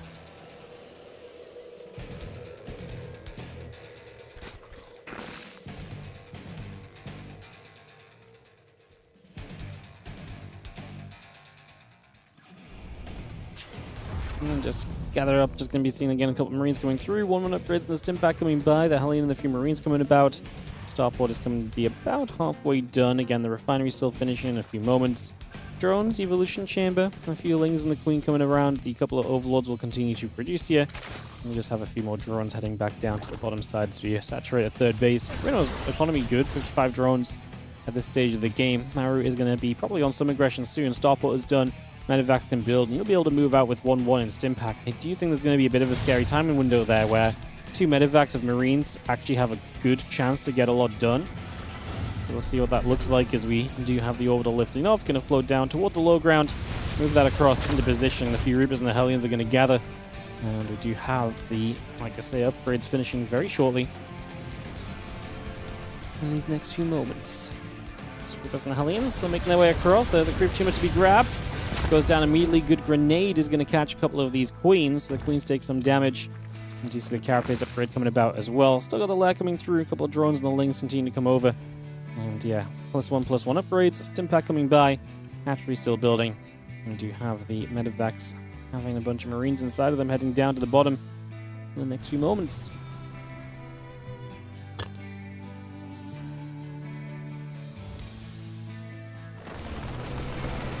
I feel like this little push is going to be a little scary for Reynor. The way the early game went, gave up a lot of units and hence did not have a lot of progress on his tech, and now we even have Hellbats available to help this out because Maru is starting 2-2. Overlords, I was going to say Overlord's going down, but actually the Carapace upgrade is going to be denied. The run by is good. I mean, there's not going to be a lot here to defend this from Maru, but at the same time, there is nothing defending at home apart from Queens. I just don't think Queens are good enough against this amount of upgraded Marines. The SCVs have to be pulled. This was the only real mistake from Maru. Otherwise, this was comfortable as Maru punches through for 1-0 lead in this best of 5. Pretty cozy. Start from him. Just a good early game. Especially, I think those Lings committing on the other side was a big factor. Let me get that. GGG. All right, we're going to head into game number 2 then. In a few moments, going to be on Exarch. We have some of the TLMC maps in use here from the Maestros of the game as well, of course. So that will be happening. Get that on the way through. Did I miss another donation a day? Did I just never reset from yesterday? Oh no, Rolling Thunder donated 50. Yes, of course. I thought I was going crazy for a second. I was going crazy for a second. Alright, we're going to keep the games rolling, guys, because I want to make sure we are done in time for our sponsored content in 57 minutes.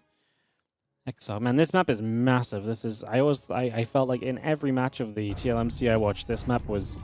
to me, a little too big. It's not going to be cross spawns, which I think helps, but this was not one of my favorites. I think it was fair, is a pretty fair statement. I don't think that's unfair to say either. Overall, to be honest. So, yeah, let's have a look to see what happens as we go into game number 2.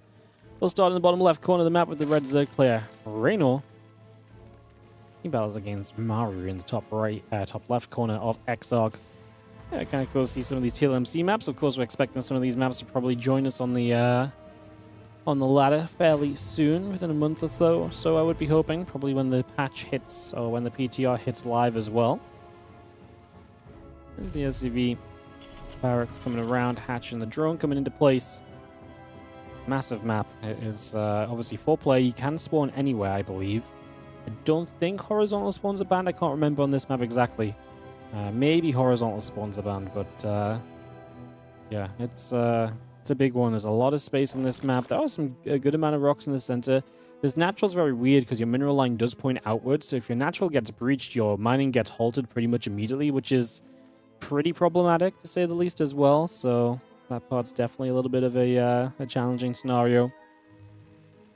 Let's just have again Rax SCV producing through. Hatch gas and pool coming up. A couple of drones are going to be coming around.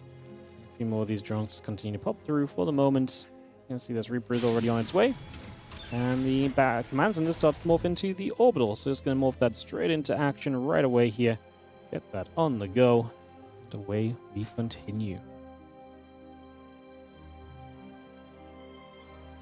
The drones will pull across, ready to drop some minerals back into our hatchery here. And I'm going to turn around, so mining the minerals out to expand downwards. And that is going to be the location of the third base from Reynor fairly shortly.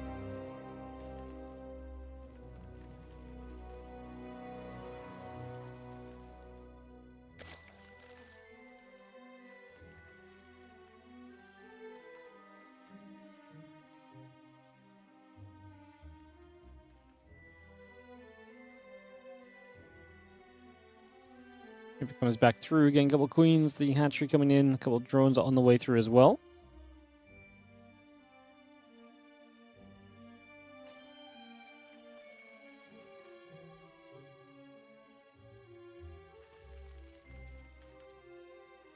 I see this queen stepping down, and we take a few moments then. Barracks, command center, SCV all coming through, reactor and the refinery coming up as well. We get settled in here.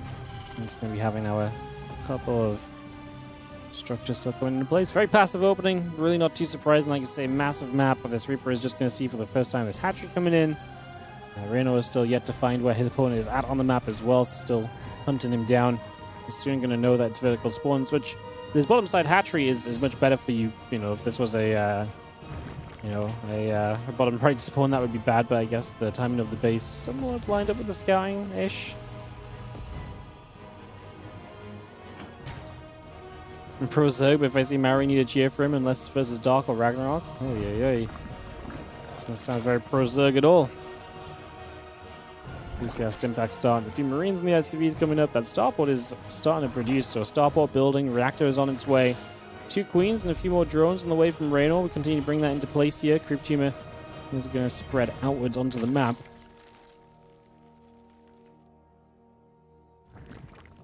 There's a few additional drones still coming through. Road drone is starting.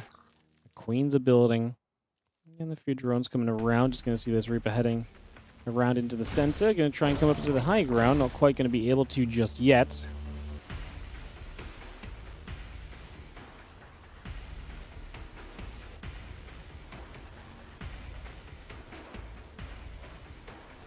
Evo chamber, Roachron again producing through. Link speed on the way, Queen on the way out, Overlords and the drones are producing. I mean, the sim's halfway done, so Maru will get onto the map shortly here. What's very interesting is he doesn't 3CC in this game, right? He goes 2-1-1 straight up, so not really the big eco game you might expect on a map the size of Exarch, but I wonder if that's just because he actually doesn't want this to get into a big eco game. He would much rather maybe catch Reynor a bit off guard with a bit more feisty aggression and hope to take a lead there and play from that. I think the Marine's going to work on this wall. Medivacs are going to pop. Stim's not done yet. I mean, to be fair, Reynor has very few units. No link speed. Actually might be in quite some trouble as the Evo Chamber goes down. He can build roaches if he wants to. He just does not seem to believe he needs them. Against this low amount of Marines, I mean, with Medivacs about to show up and with Stim available, we will see if that is true or not. The Lings will not have link speed for this incoming fight. That is still trickling along, so Yeah, without Ling speed, I think this is actually going to be extremely difficult as the few Marines stim up. It's going to be seeing the Evo Chamber going down the lair and the few Lings continuing through. Just going to push into this. A couple of drones in some trouble. Queens fighting slow Lings. I mean, the slow Lings do buy you time for the Queens to play a bit of cleanup, and this is going to be a defense. Wow.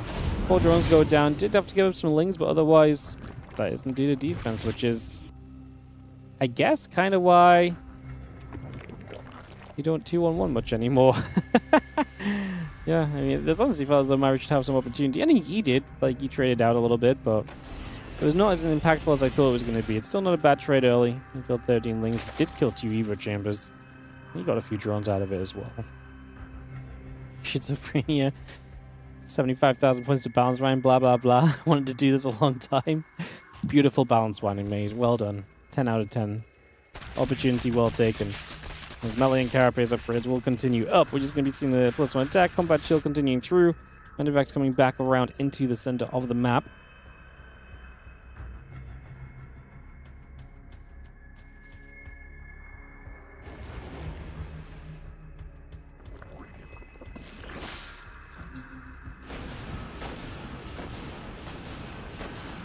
Marines drop. We are going to be seeing the Medivacs coming through. Just going to be able to jump over this hatchery. It's going to go straight down. We scan for a creep team, and the Lings are going to run over. Marines going to load back into those Medivacs. +1 on combat shield coming up. Again, melee and carapace upgrades coming on through.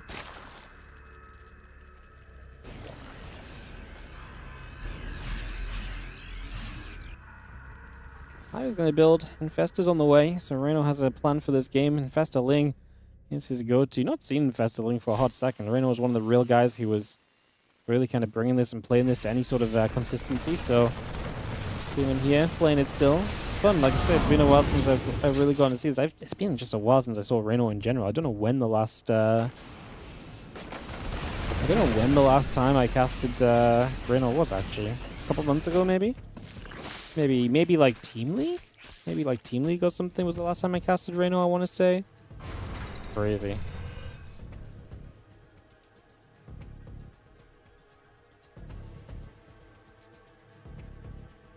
The Infest is gathering up. Reynor continue to expand through the bottom side of the map. Like I say, big map going to be very difficult for Reynor for Maru, sorry, to get to a lot of these bases at some point soon. This one's an interesting one, but that's a mega fungal. Hits everything. We refungal it to give the Lings max amount of time to clean up, and that's a lot of damage dealt. Maru just lost, well, the entire army pretty much. The tank does get saved. Obviously, the Medivacs get out alive, but that is the primary portion of his fighting force just absolutely obliterated and gone. So that is not going to be seeing as much success in the slightest. 2-2 upgrades, adrenal glands still coming through. I'm just going to be having those few Marines. And tank's going to be right there to try and help us out. I mean, defensively, Maru might not fall down and die right here, but it's definitely not a great position for him, plain and simple. Losing everything like that going to give Reynor a lot of breathing room, and now Reynor gets everything online. Now he's going to get the adrenal glands online. 2-2 upgrades are likely going to finish before we see another fight, because I don't think Maru is going to be rushing into anything anytime soon. And I don't think Reynor's going to fight before he gets his own upgrades leveled up, at least.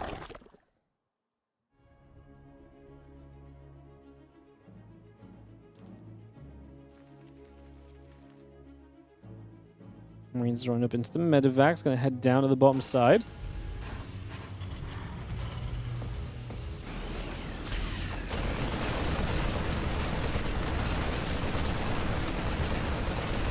Marines are going to run in looking for this hatchery. I mean, a hatch kill would be nice, and he is going to just about get it, but at the cost of every Marine that was there. It's not like Reynor was dying for 5th base when Maru is kind of held back on 3, so yeah. I just don't love it, right? Like, at the end of the day, I think it's a reasonable take. You know, you kill a hatchery, but again, is that hatchery really important right now? Was that really all that useful? No, honestly, probably not. Honestly, probably not. I don't think that was good enough for Maru. I don't think that's going to help you too much at all.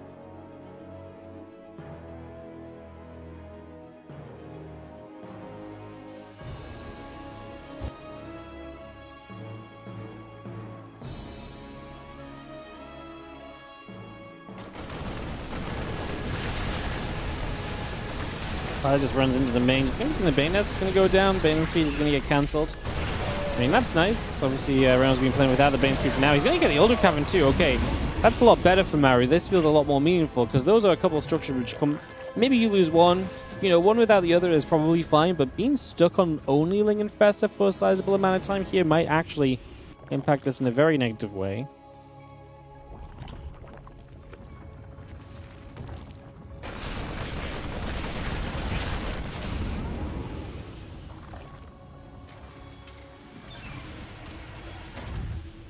Plus one fire attack coming through. 3 upgrades. Ultra Cavern coming over as well.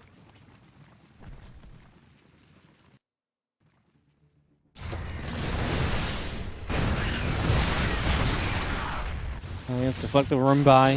Maru is still trying to hold out in the center of the map. Reynor now loses 10 drones to a couple of Widow Mines. He has a lot of minerals to spare. He's got not a lot of gas. He's going to hit run by onto this morphing planetary, so no planetary yet. Will not be able to defend itself. Planetary Fortress is going to be denied, I want to say, but the Planetary fighting back is going to help. It's not enough. So 4th base goes down for Maru. Supply lead for him. Like I say, just a little bit of an awkward one because we've been, you know, these Ultras, for example, are not as upgraded as they should have been. Not going to matter if the army's not fighting back against them. Another good Fungal. The Fungals have been great from Reynor. They've opened the window to a lot of these engagements going his way, and that's been a big part of this thus far.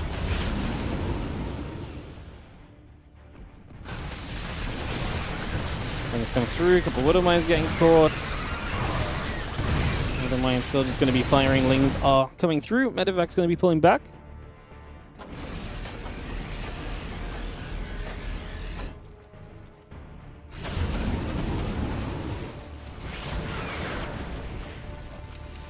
Couple Ultras, Corruptors, Lings coming through. Widow Mines are burrowed again. 3-3 coming about. 3-3 in the kindness plate coming over.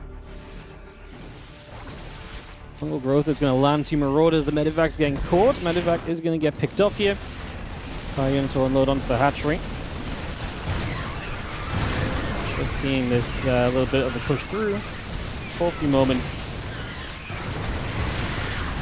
Just seeing those Widow Mines. Just going to go off and connect.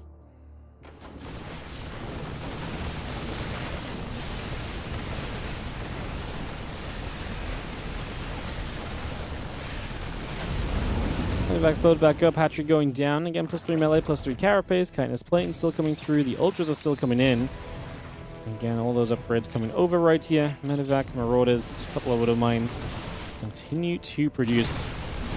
Biofor is going to take a chance to knock down a set of rocks over on the left-hand side. The Widow Mine's going to be with this. Maru's supply is falling. Reynor still kind of scrambling up. I mean, he's not being on a super comfortable base count, but the fact that Maru is stuck on 3 bases is obviously a big deal. If Reynor is still on 5, then he's fine. Maybe not quite as an explosive kind of burst into all the bases that I thought. Just going to see those few Ultras are still trying to step up. The Widow Mine shots will fire. Bio Mines continue to come over.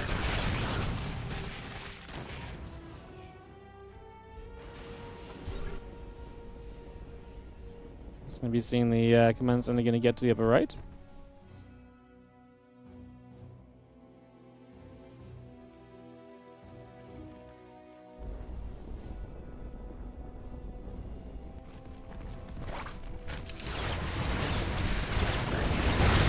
The Ultras and the Crypts coming through. Widow Mine shot going off. Lings going down.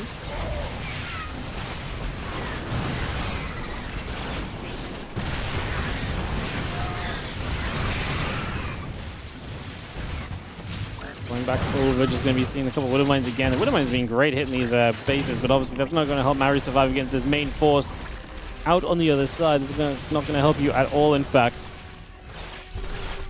Ultras are going to dive in. And jump onto those depots. The reactor going to get caught as well.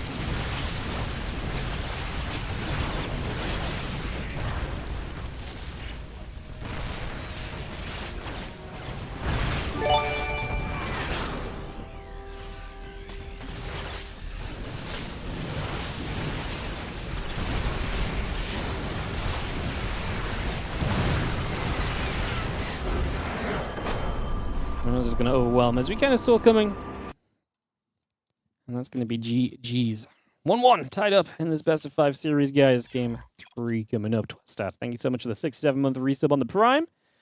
So you're going to keep the games moving pretty quick, guys. Get into a game 3, because I do want to just, like I say, make sure we are done And plenty of time before our sponsored content, which is in 40 minutes. So let's start this up on Tourmaline and get this ready to go in just a few moments.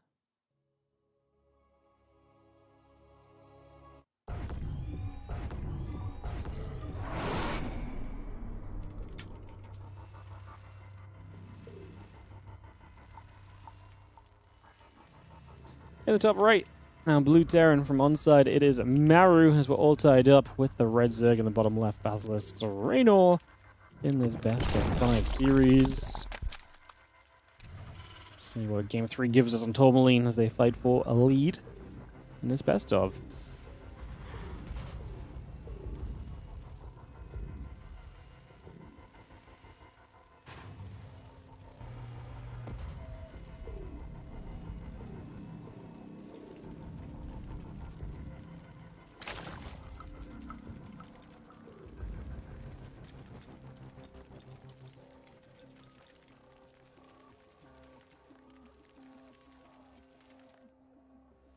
Rax Refinery SCV going through, hatching a couple drones.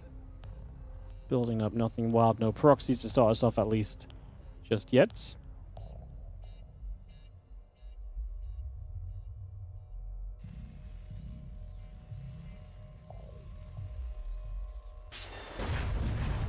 And Chasm Pool coming into play. And this setup. And the Overlord heading to the upper right hand side.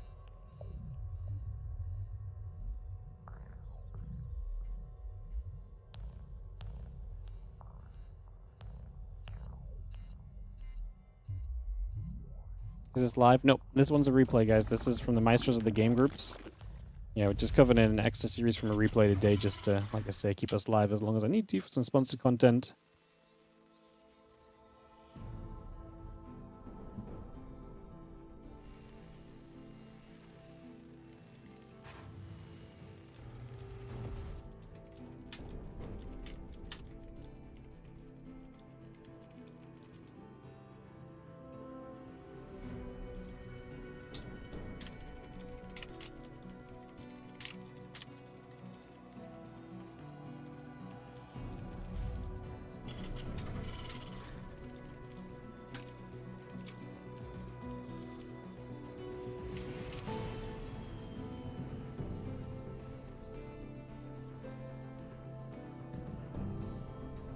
If it comes through, it's going to take a couple of seconds. A couple of Reapers extra on the way. Maru is building the Hollancy multi-racks again, so we're going to have these Reapers to start off with. Gets a drone early, which is really nice.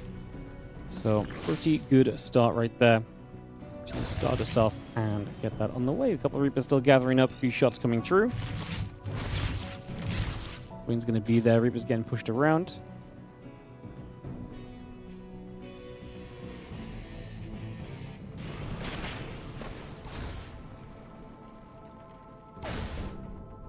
Reapers gather. Just joining up once more. Getting a couple CCs coming through. Factor coming into place.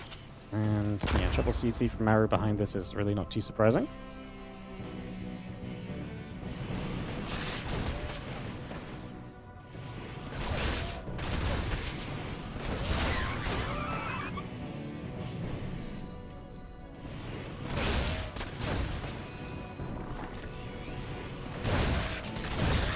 We're just going to fight a couple Lings going down. Again, the few Reapers coming back through. Again, the Lings beat building. Lings Queen, drones on the way. A couple of engineering base coming up. Just going to see those Reapers rejoining back in the center. So the Queens are going to throw some Creep Jimmers down. Again, that Ling speed coming through. And yeah, CC, engineering base, orbital, all coming about. SCV and the Hellions will continue to produce for a few more moments.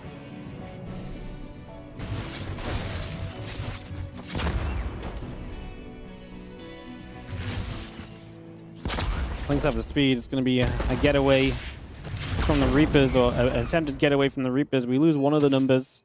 Not a lot of ledges on Tourmaline. So none of those positions where the Reapers can kind of like jump up and maybe get a little bit of distance.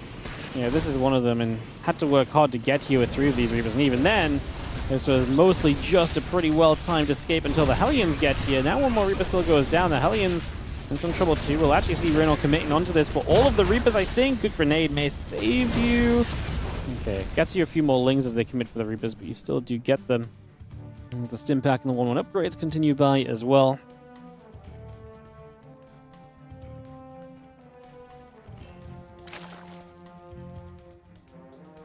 And 1-1 upgrade, stim pack coming through. And a few Hellions gather up. A couple SCVs going to repair those Hellions as well. So far, looking reasonable still.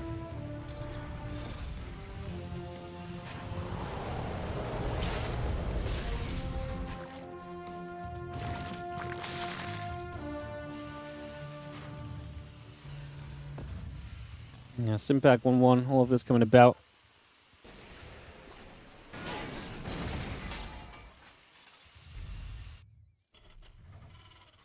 Just going to see the Hellions heading down the right side. Again, Lair coming through, Roach Roam coming up. Now 1-1 upgrades in the stem. Continue to build through for a few moments. Medivacs and Marines are once more on their way. The armory still building by. Barracks coming into place. And you get the rest of this online at the moment.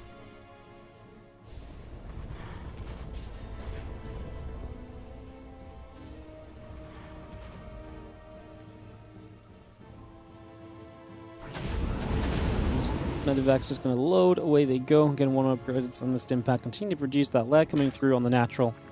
Continue to get that going as the 4 bases are established here.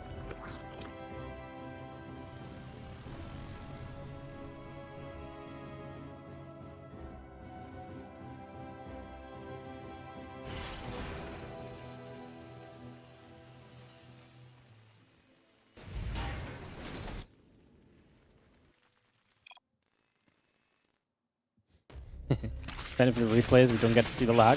Love it. Roach coming through. Marines are going to stim at the front. Couple Hellbats as well.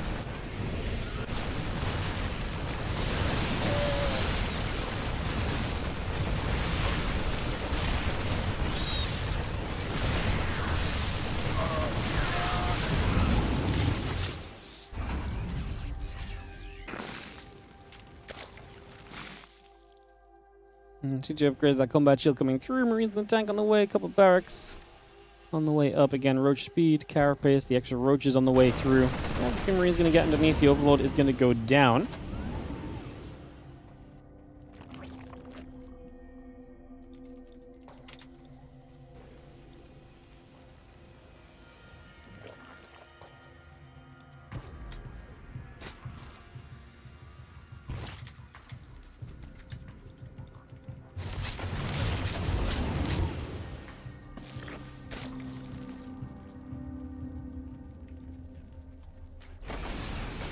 Just going to unload from the Medivacs. Again, Roach's carapace and that Roach speed still building up. 2-2, combat shield and the vehicle weapons are building. The Medivacs are going to be finished in a moment from Maru.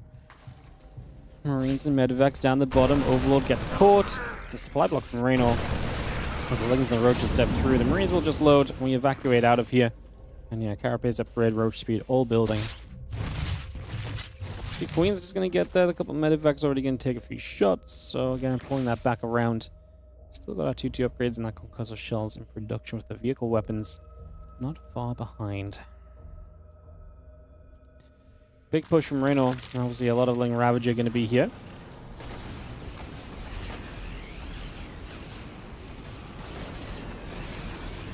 Marines unloading. Just going to be seeing the couple depots cancel. I mean, already evacuating from this third position. Maru knows that this is pretty committed from Reynor, so if we can just hold on 2 bases, we're fine. He's got 2-2 about to finish, which is going to be a major advantage in this as well. More corrosive files dropping into place. Just going to knock these depots down.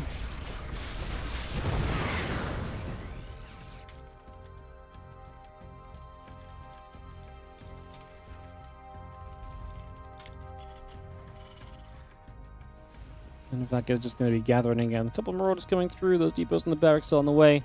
Infestation Pit will be finishing. Evolution Chamber coming about in the next few moments. Just going to see the Ling Roach force still gathering, and again the drones will come through. Infestation Pit that's completed. Yeah, Hive, +2 carapace, +1 melee, still coming up.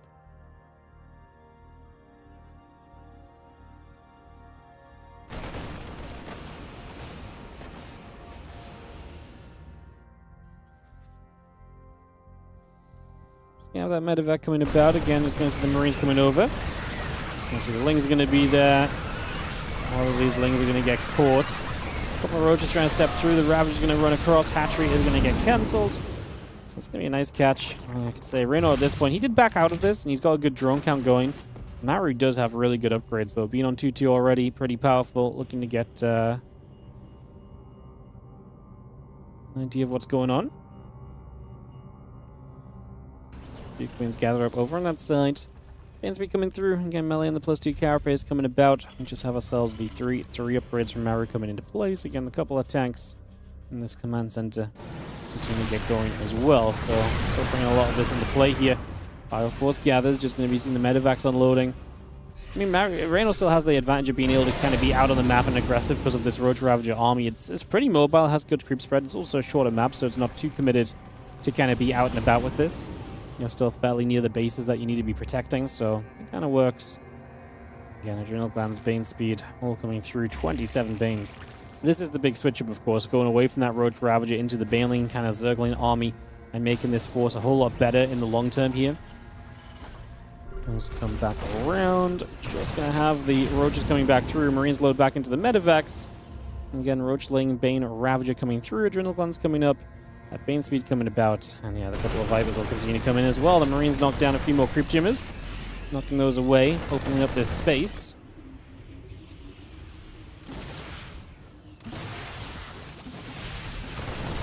Bio is going to step straight into this. This hatchery already taking a good bit of damage. Just going to be seeing the Roaches and the Queens continue to fight. Just going to see the medevacs are loading back up. Ravagers and the Banes are going to back away once again. Just having the 3-3 upgrade still building through. Again, a little bit more Marine Marauder coming about. These Marines will unload from the medevacs and come back through. All those tanks going to try and siege out the front. Just going to be seeing this Bioforce stepping forward. Army positioning itself and deciding just what we want to try and do here. A little bit of healing on these Bioforces as we step on along. A couple of those tanks will siege. Roach is coming back around the top side. Tanks are going to siege up once again. So again, making our way across at the moment.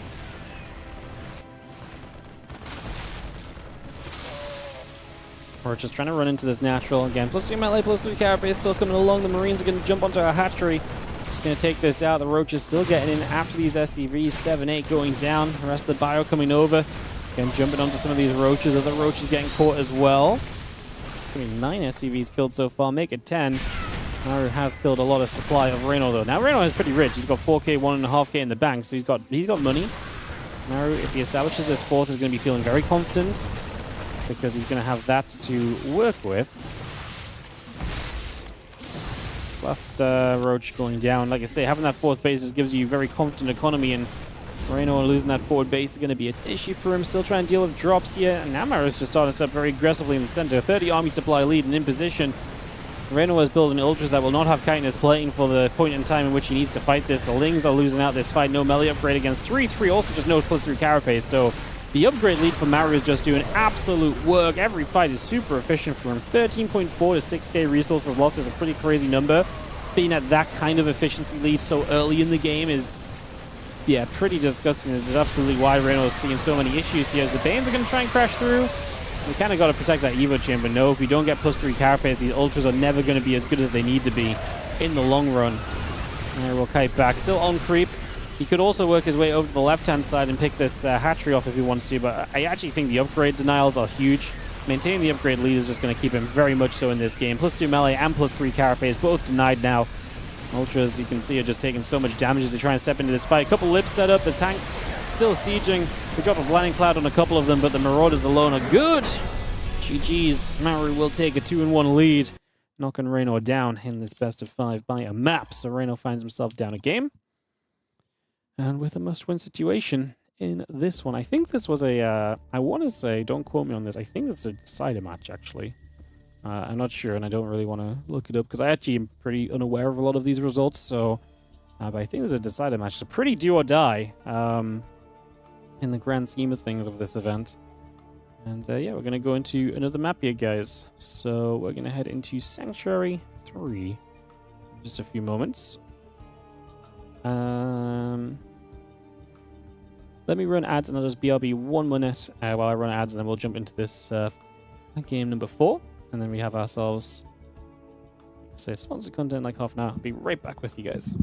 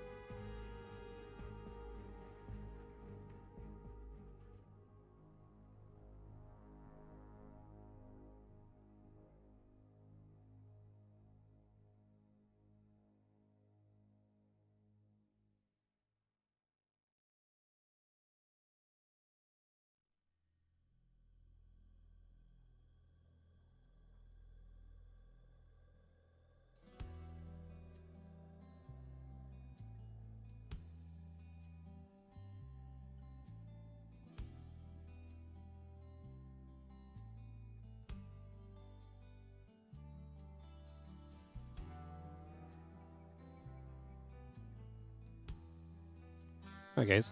Thank you for the patience. Let's jump into Sanctuary 3. Get this ready to go.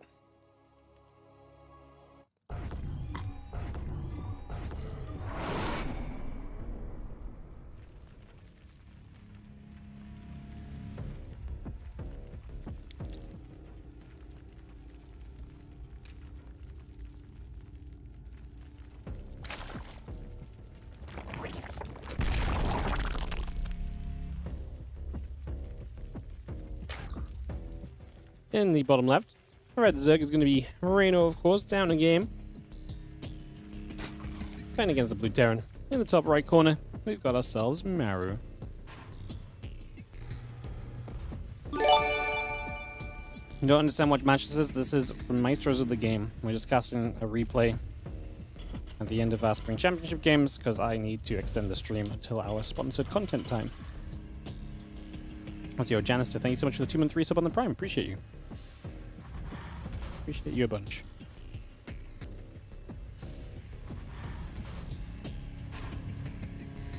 Yeah, it's a bit awkward for changing the YouTube title and stuff, unfortunately, because if I change the YouTube title, it saves the VOD as that. Just not really what I want to save the VOD as. So yeah, sorry that it's not easy to follow on YouTube. But yeah, this is just a replay from the Maestros of the Game. Like I say, just catching back up on this, because I need to stream for another Needed to stream for another hour or so before sponsored content was ready to go. So that is all.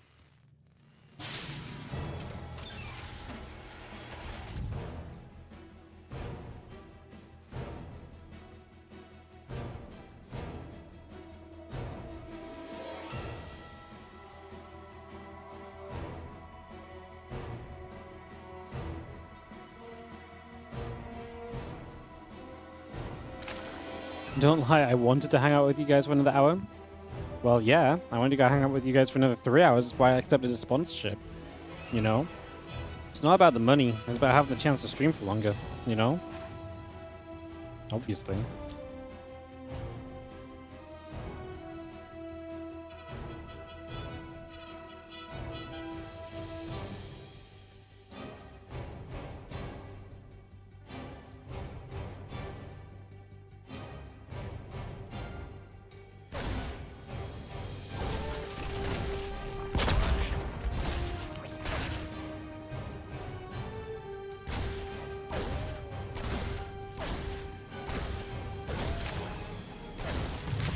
Alrighty, maybe coming through. A couple of lings and drones coming about.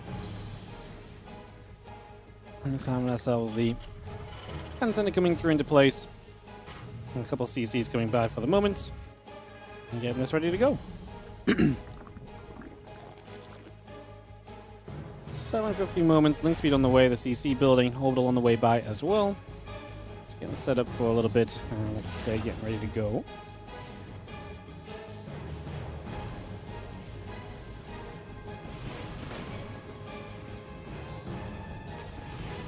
Hops up in toward the main. Ling's are just going to be there, and Rupert gets turned back around pretty much immediately.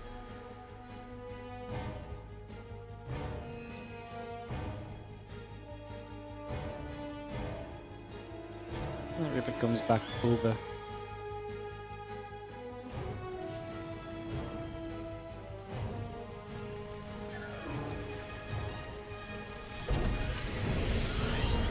This Reynor is going to lift the factory ready to move over. You've seen the factory here, Tech Lab, so this double factory, a little bit of mech play. Gonna make this quite fun, I think.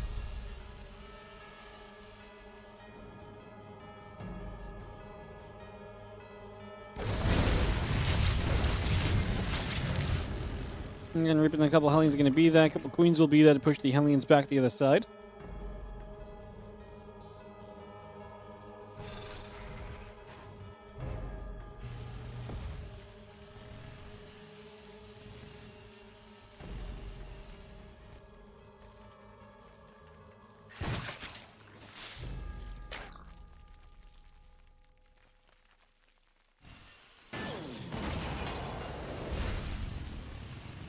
Be seeing the obviously blue flame on the way then. So Maru going to play this mech something a little bit different for us in this game before we've been seeing a bunch of bio. Mech in general in this matchup has been kind of something which we've not seen too much of lately. A lot of people have moved away from this, even the players who would kind of mix it in here and there. We really have not seen a lot of mech in a while now. So definitely a little intriguing as we do have, again, Evo Chambers, Hatchery, all of that coming about. And Philip Ignite and the Stim coming through as well. Bring that line at the moment.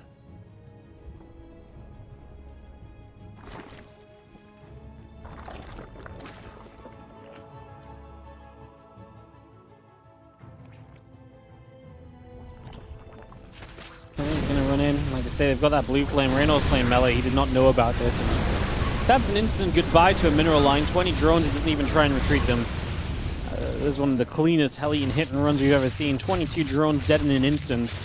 And these Hellions like, well, I don't think Maru knows what to do. He's like, I'm not used to running in with all of the Hellions and running out with all of the Hellions. He's like, do I go to another base? Is that greedy? Like, I kind of expected a lot of these Hellions to die, so maybe I should put them in a position where they can maybe just die anyway. Like, I feel like he's in some trouble.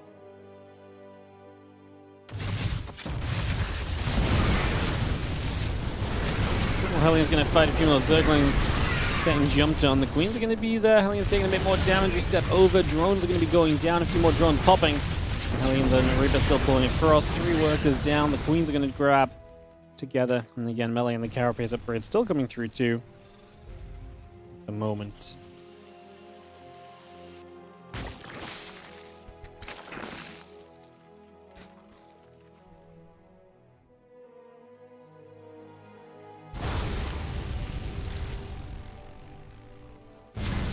Hellions gather a couple of these quick humans going down. The Queens jumping onto a couple of them. The Lings are going to pull over.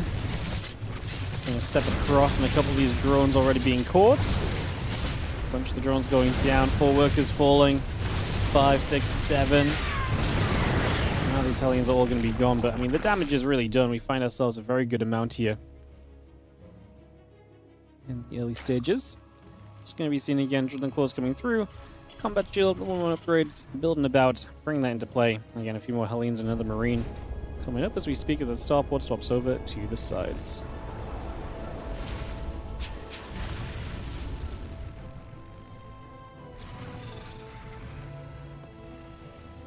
Well, 2-2 upgrades are building. Again, a few Lings and the drones coming around. The Hellions are going to try and make their way into a couple of those workers. The Queens are still going to be here, pushing the Hellions back the other way at the moment.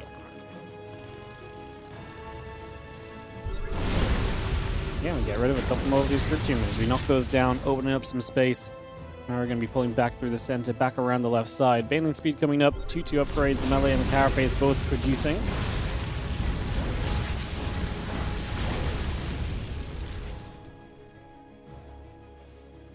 Well, Drill Claws is very nearly done, +1 vehicle plating coming up as well.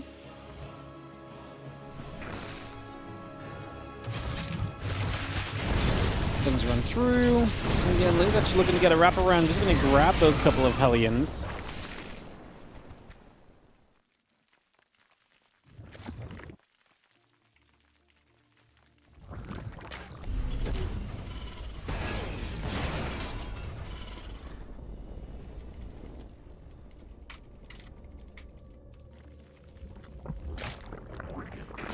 Again, 2-2 upgrades coming about, roach speed coming in. Just going to get the 2-2 on the way on the side of Maru.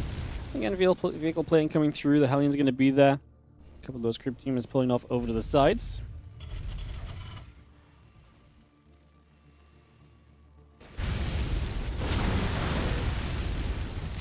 Clean up a little bit more creep. Again, 2-2 upgrades, vehicle plating still coming through. Marine Marauder coming over, and again, extra things coming over as well. +2 melee, +2 carapace, all producing 13 workers dead. Talk about the game of dead workers. That's exactly what we're playing right now. 20 dead Hellions, but 48 dead drones in this game. You know, obviously, he's building more drones than he is anything else. He's still committing through on melee upgrades, which at this point, I guess we're just going to try and get to some ultras and just try and ultra this up. I mean, it is a switch into the bio from Maru. He did not commit to the mech through and through, right, as his 2-2 finishes. I just can't imagine us kind of continue this game without, I mean, Hive on the way, like, we need something impactful now. Now he's building the Hydra Den, but I actually don't know if we're going to have time to realistically get to, like, Hydras and stuff here either. That's a pretty brutal scenario. Marine's coming over. Just going to be seeing the jump onto this Queen. 2 Banes are coming across, the rest of the Marines pulling back. Fueling's taking some damage again. Another couple of Banes getting caught. And again, +3 melee, and +1 vehicle weapons, and the concussive shells coming through too. Still pushing in with this bio force. Hatchery in some trouble. Ling Bane trying to run through again. We're going to turn back. Marines running away. The couple of Banes starting to connect. Wouldn't mind connecting as well.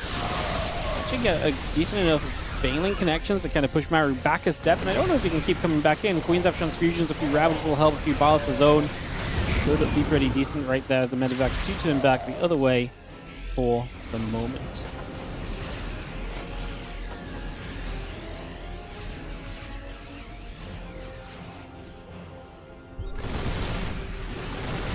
Fire runs down into the low ground here, so coming straight through.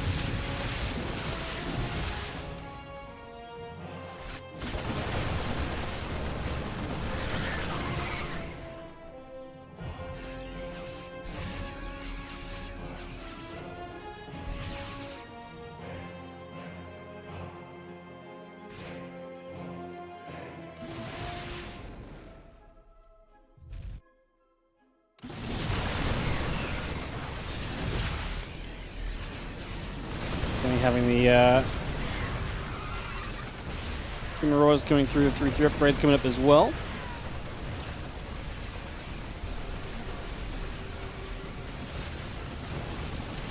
Stepping through a couple of moments, just continue to come across. Just going to be seeing a couple of shots going in.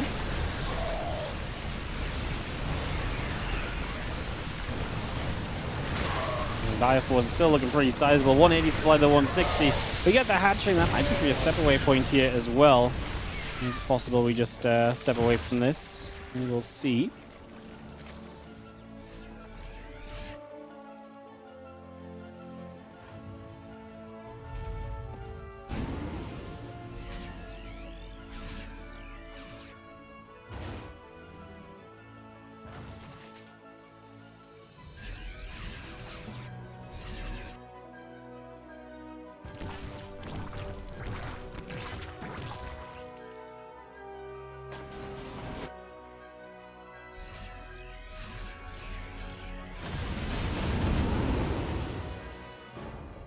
The medevacs coming back across, just going to be pulling straight back into this.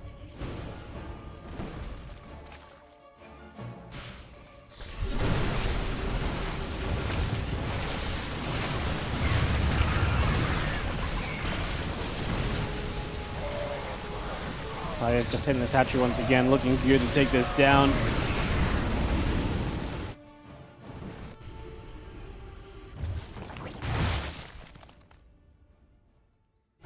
Some load back up, Bio coming back through the other way, Hatcher coming back in, a couple of shots going to go, but you have transfusions. I don't think these Marauders are going to get this. I think Maru is playing a little bit, I don't know if it's desperate necessarily, but he has good pressure for some transfusions out.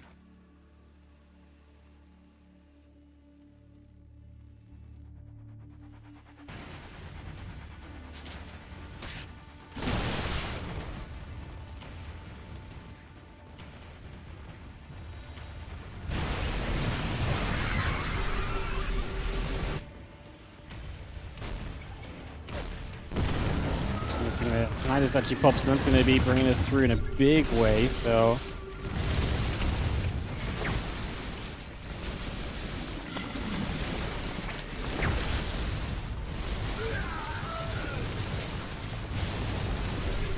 We've seen the Ghost still coming through, the Cloak coming up, plus 2 vehicle weapons is coming in as well. I mean, Nidus in the main base is annoying to deal with, and it could pull you back into this a little bit.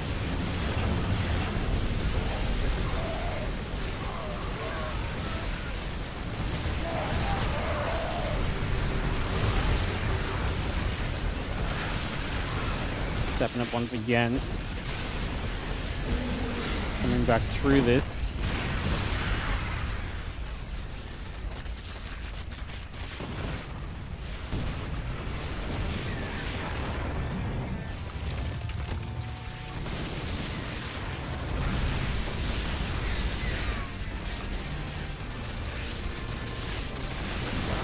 It's going to be seeing the Ling Ravagers trying to hold on. We are going to be seeing Maru's supply drop down quite a lot here. I mean, this punch in the main base really took a lot of attention. It opens the door and the pathway to everything else that can kind of come through as well.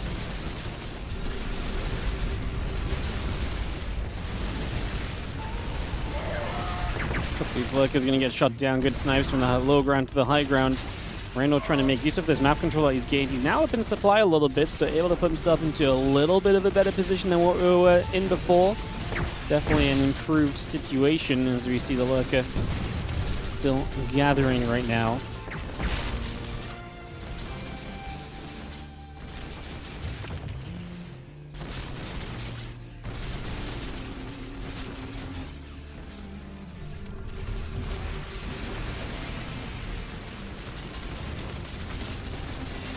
Just gonna have ourselves the again, Hydras, Lurkers, the Adaptive Talons, so a lot of tech coming online is going to help a lot. This constant pressure on this base is annoying. Maru will get rid of this Lurker at least, but there's still one on the high ground. Snipe that as well. Nice to hear the Lurker shots just stopping for a little while more than anything else, I think, at the moment.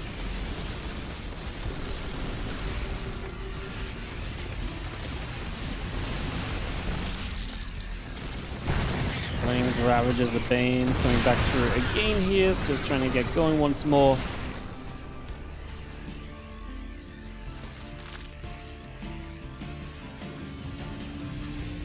Be a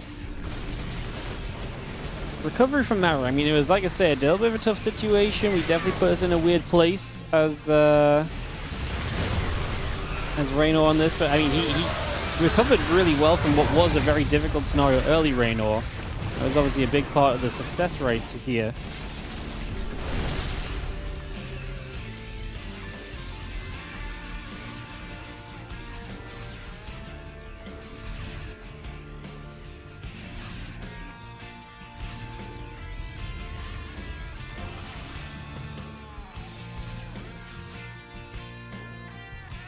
Just settling then. I mean, Maru is maxed out once again. Reynor's lack of base has kind of caught up to him in the end. It's definitely been one of the bigger issues that we were kind of facing initially, and have kind of come back to facing once more.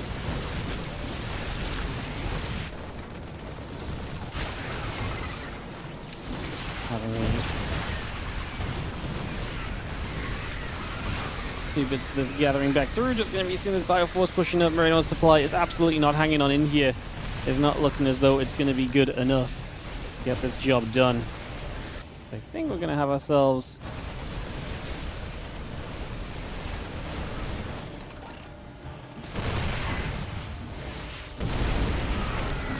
GG's soon. I mean, another attempt at these lurkers. I mean, it's the right side out sort of idea. It's the best thing you can probably do to put yourself in a good position right now. Just going to be seeing those lurkers getting caught. A couple of these lurkers going down.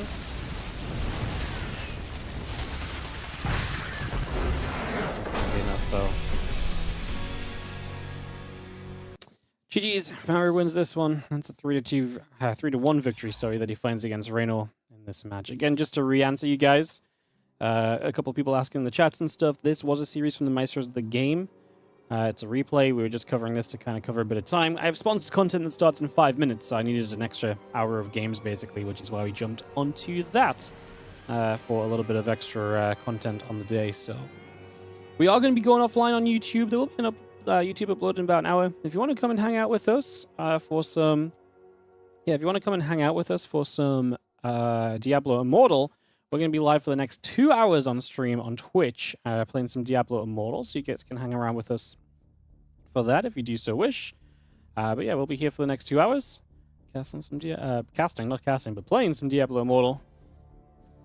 That is going to be the plan. So I'm going to get that set up, guys. If you want to check it out, the link is already in the Twitch chat if you're being spammed pretty frequently by the bot, or you can !mark Diablo. And yeah, let me just double check what my stream title needs to be. Oh, super easy. Cool.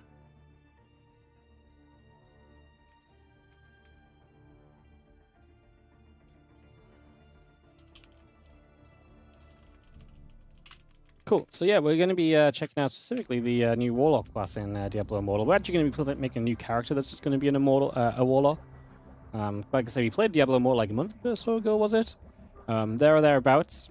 It was actually quite a bit of fun. I actually enjoyed it. But the main thing that I realized today, setting this up for today, is that I wasn't playing on my account, so I don't have the character anymore that I was on before. So we're going to make a new character, and we're going to make a Warlock, because that's the new class that just came out.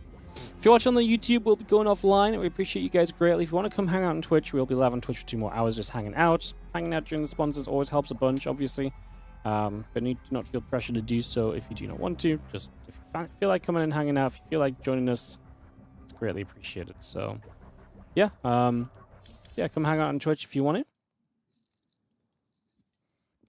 But I am about to turn us off on the YouTube front. So farewell, YouTube, if you don't come join us. And I'll see you guys tomorrow for more WardiTV Spring Championship action.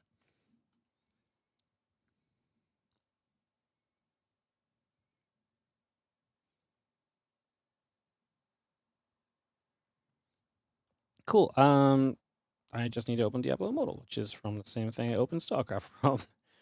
Beautiful. All right, let's get this hosted up, guys. And yeah, let's get this ready to go. So we're going to be playing this for the next 2 hours. Like I say, checking out the new Warlock class and seeing what it's all about. I'm just getting it all open, guys, and we should be able to get into it nice and quickly. Cool, cool, cool. Everything is good there. We're good here. This is all being added. Just double checking we've got everything. But it does look as though we're going to be good. Awesome. Yeah, we're just going to play through and see what we can get to. And yeah, we're just going to check out the new abilities, the new class. We're just going to experience the Warlock. The Master in Hell, experiment with the new builds, and try and dominate some Diablo Immortal gameplay. So yeah, that's the game plan, guys. That's the plan. We're going to be here for 2 hours hanging out. I actually, like I say, last time we did this, I actually really enjoyed this. It was actually pretty fun. Had a pretty good time with it, honestly. So kind of excited to jump in and play some more. I'm just going to pick this server because, yeah, I said I have friends here. I don't think I actually do, but Yeah, so yeah, I have to make a new character. And we are going to go with the new class of Warlock.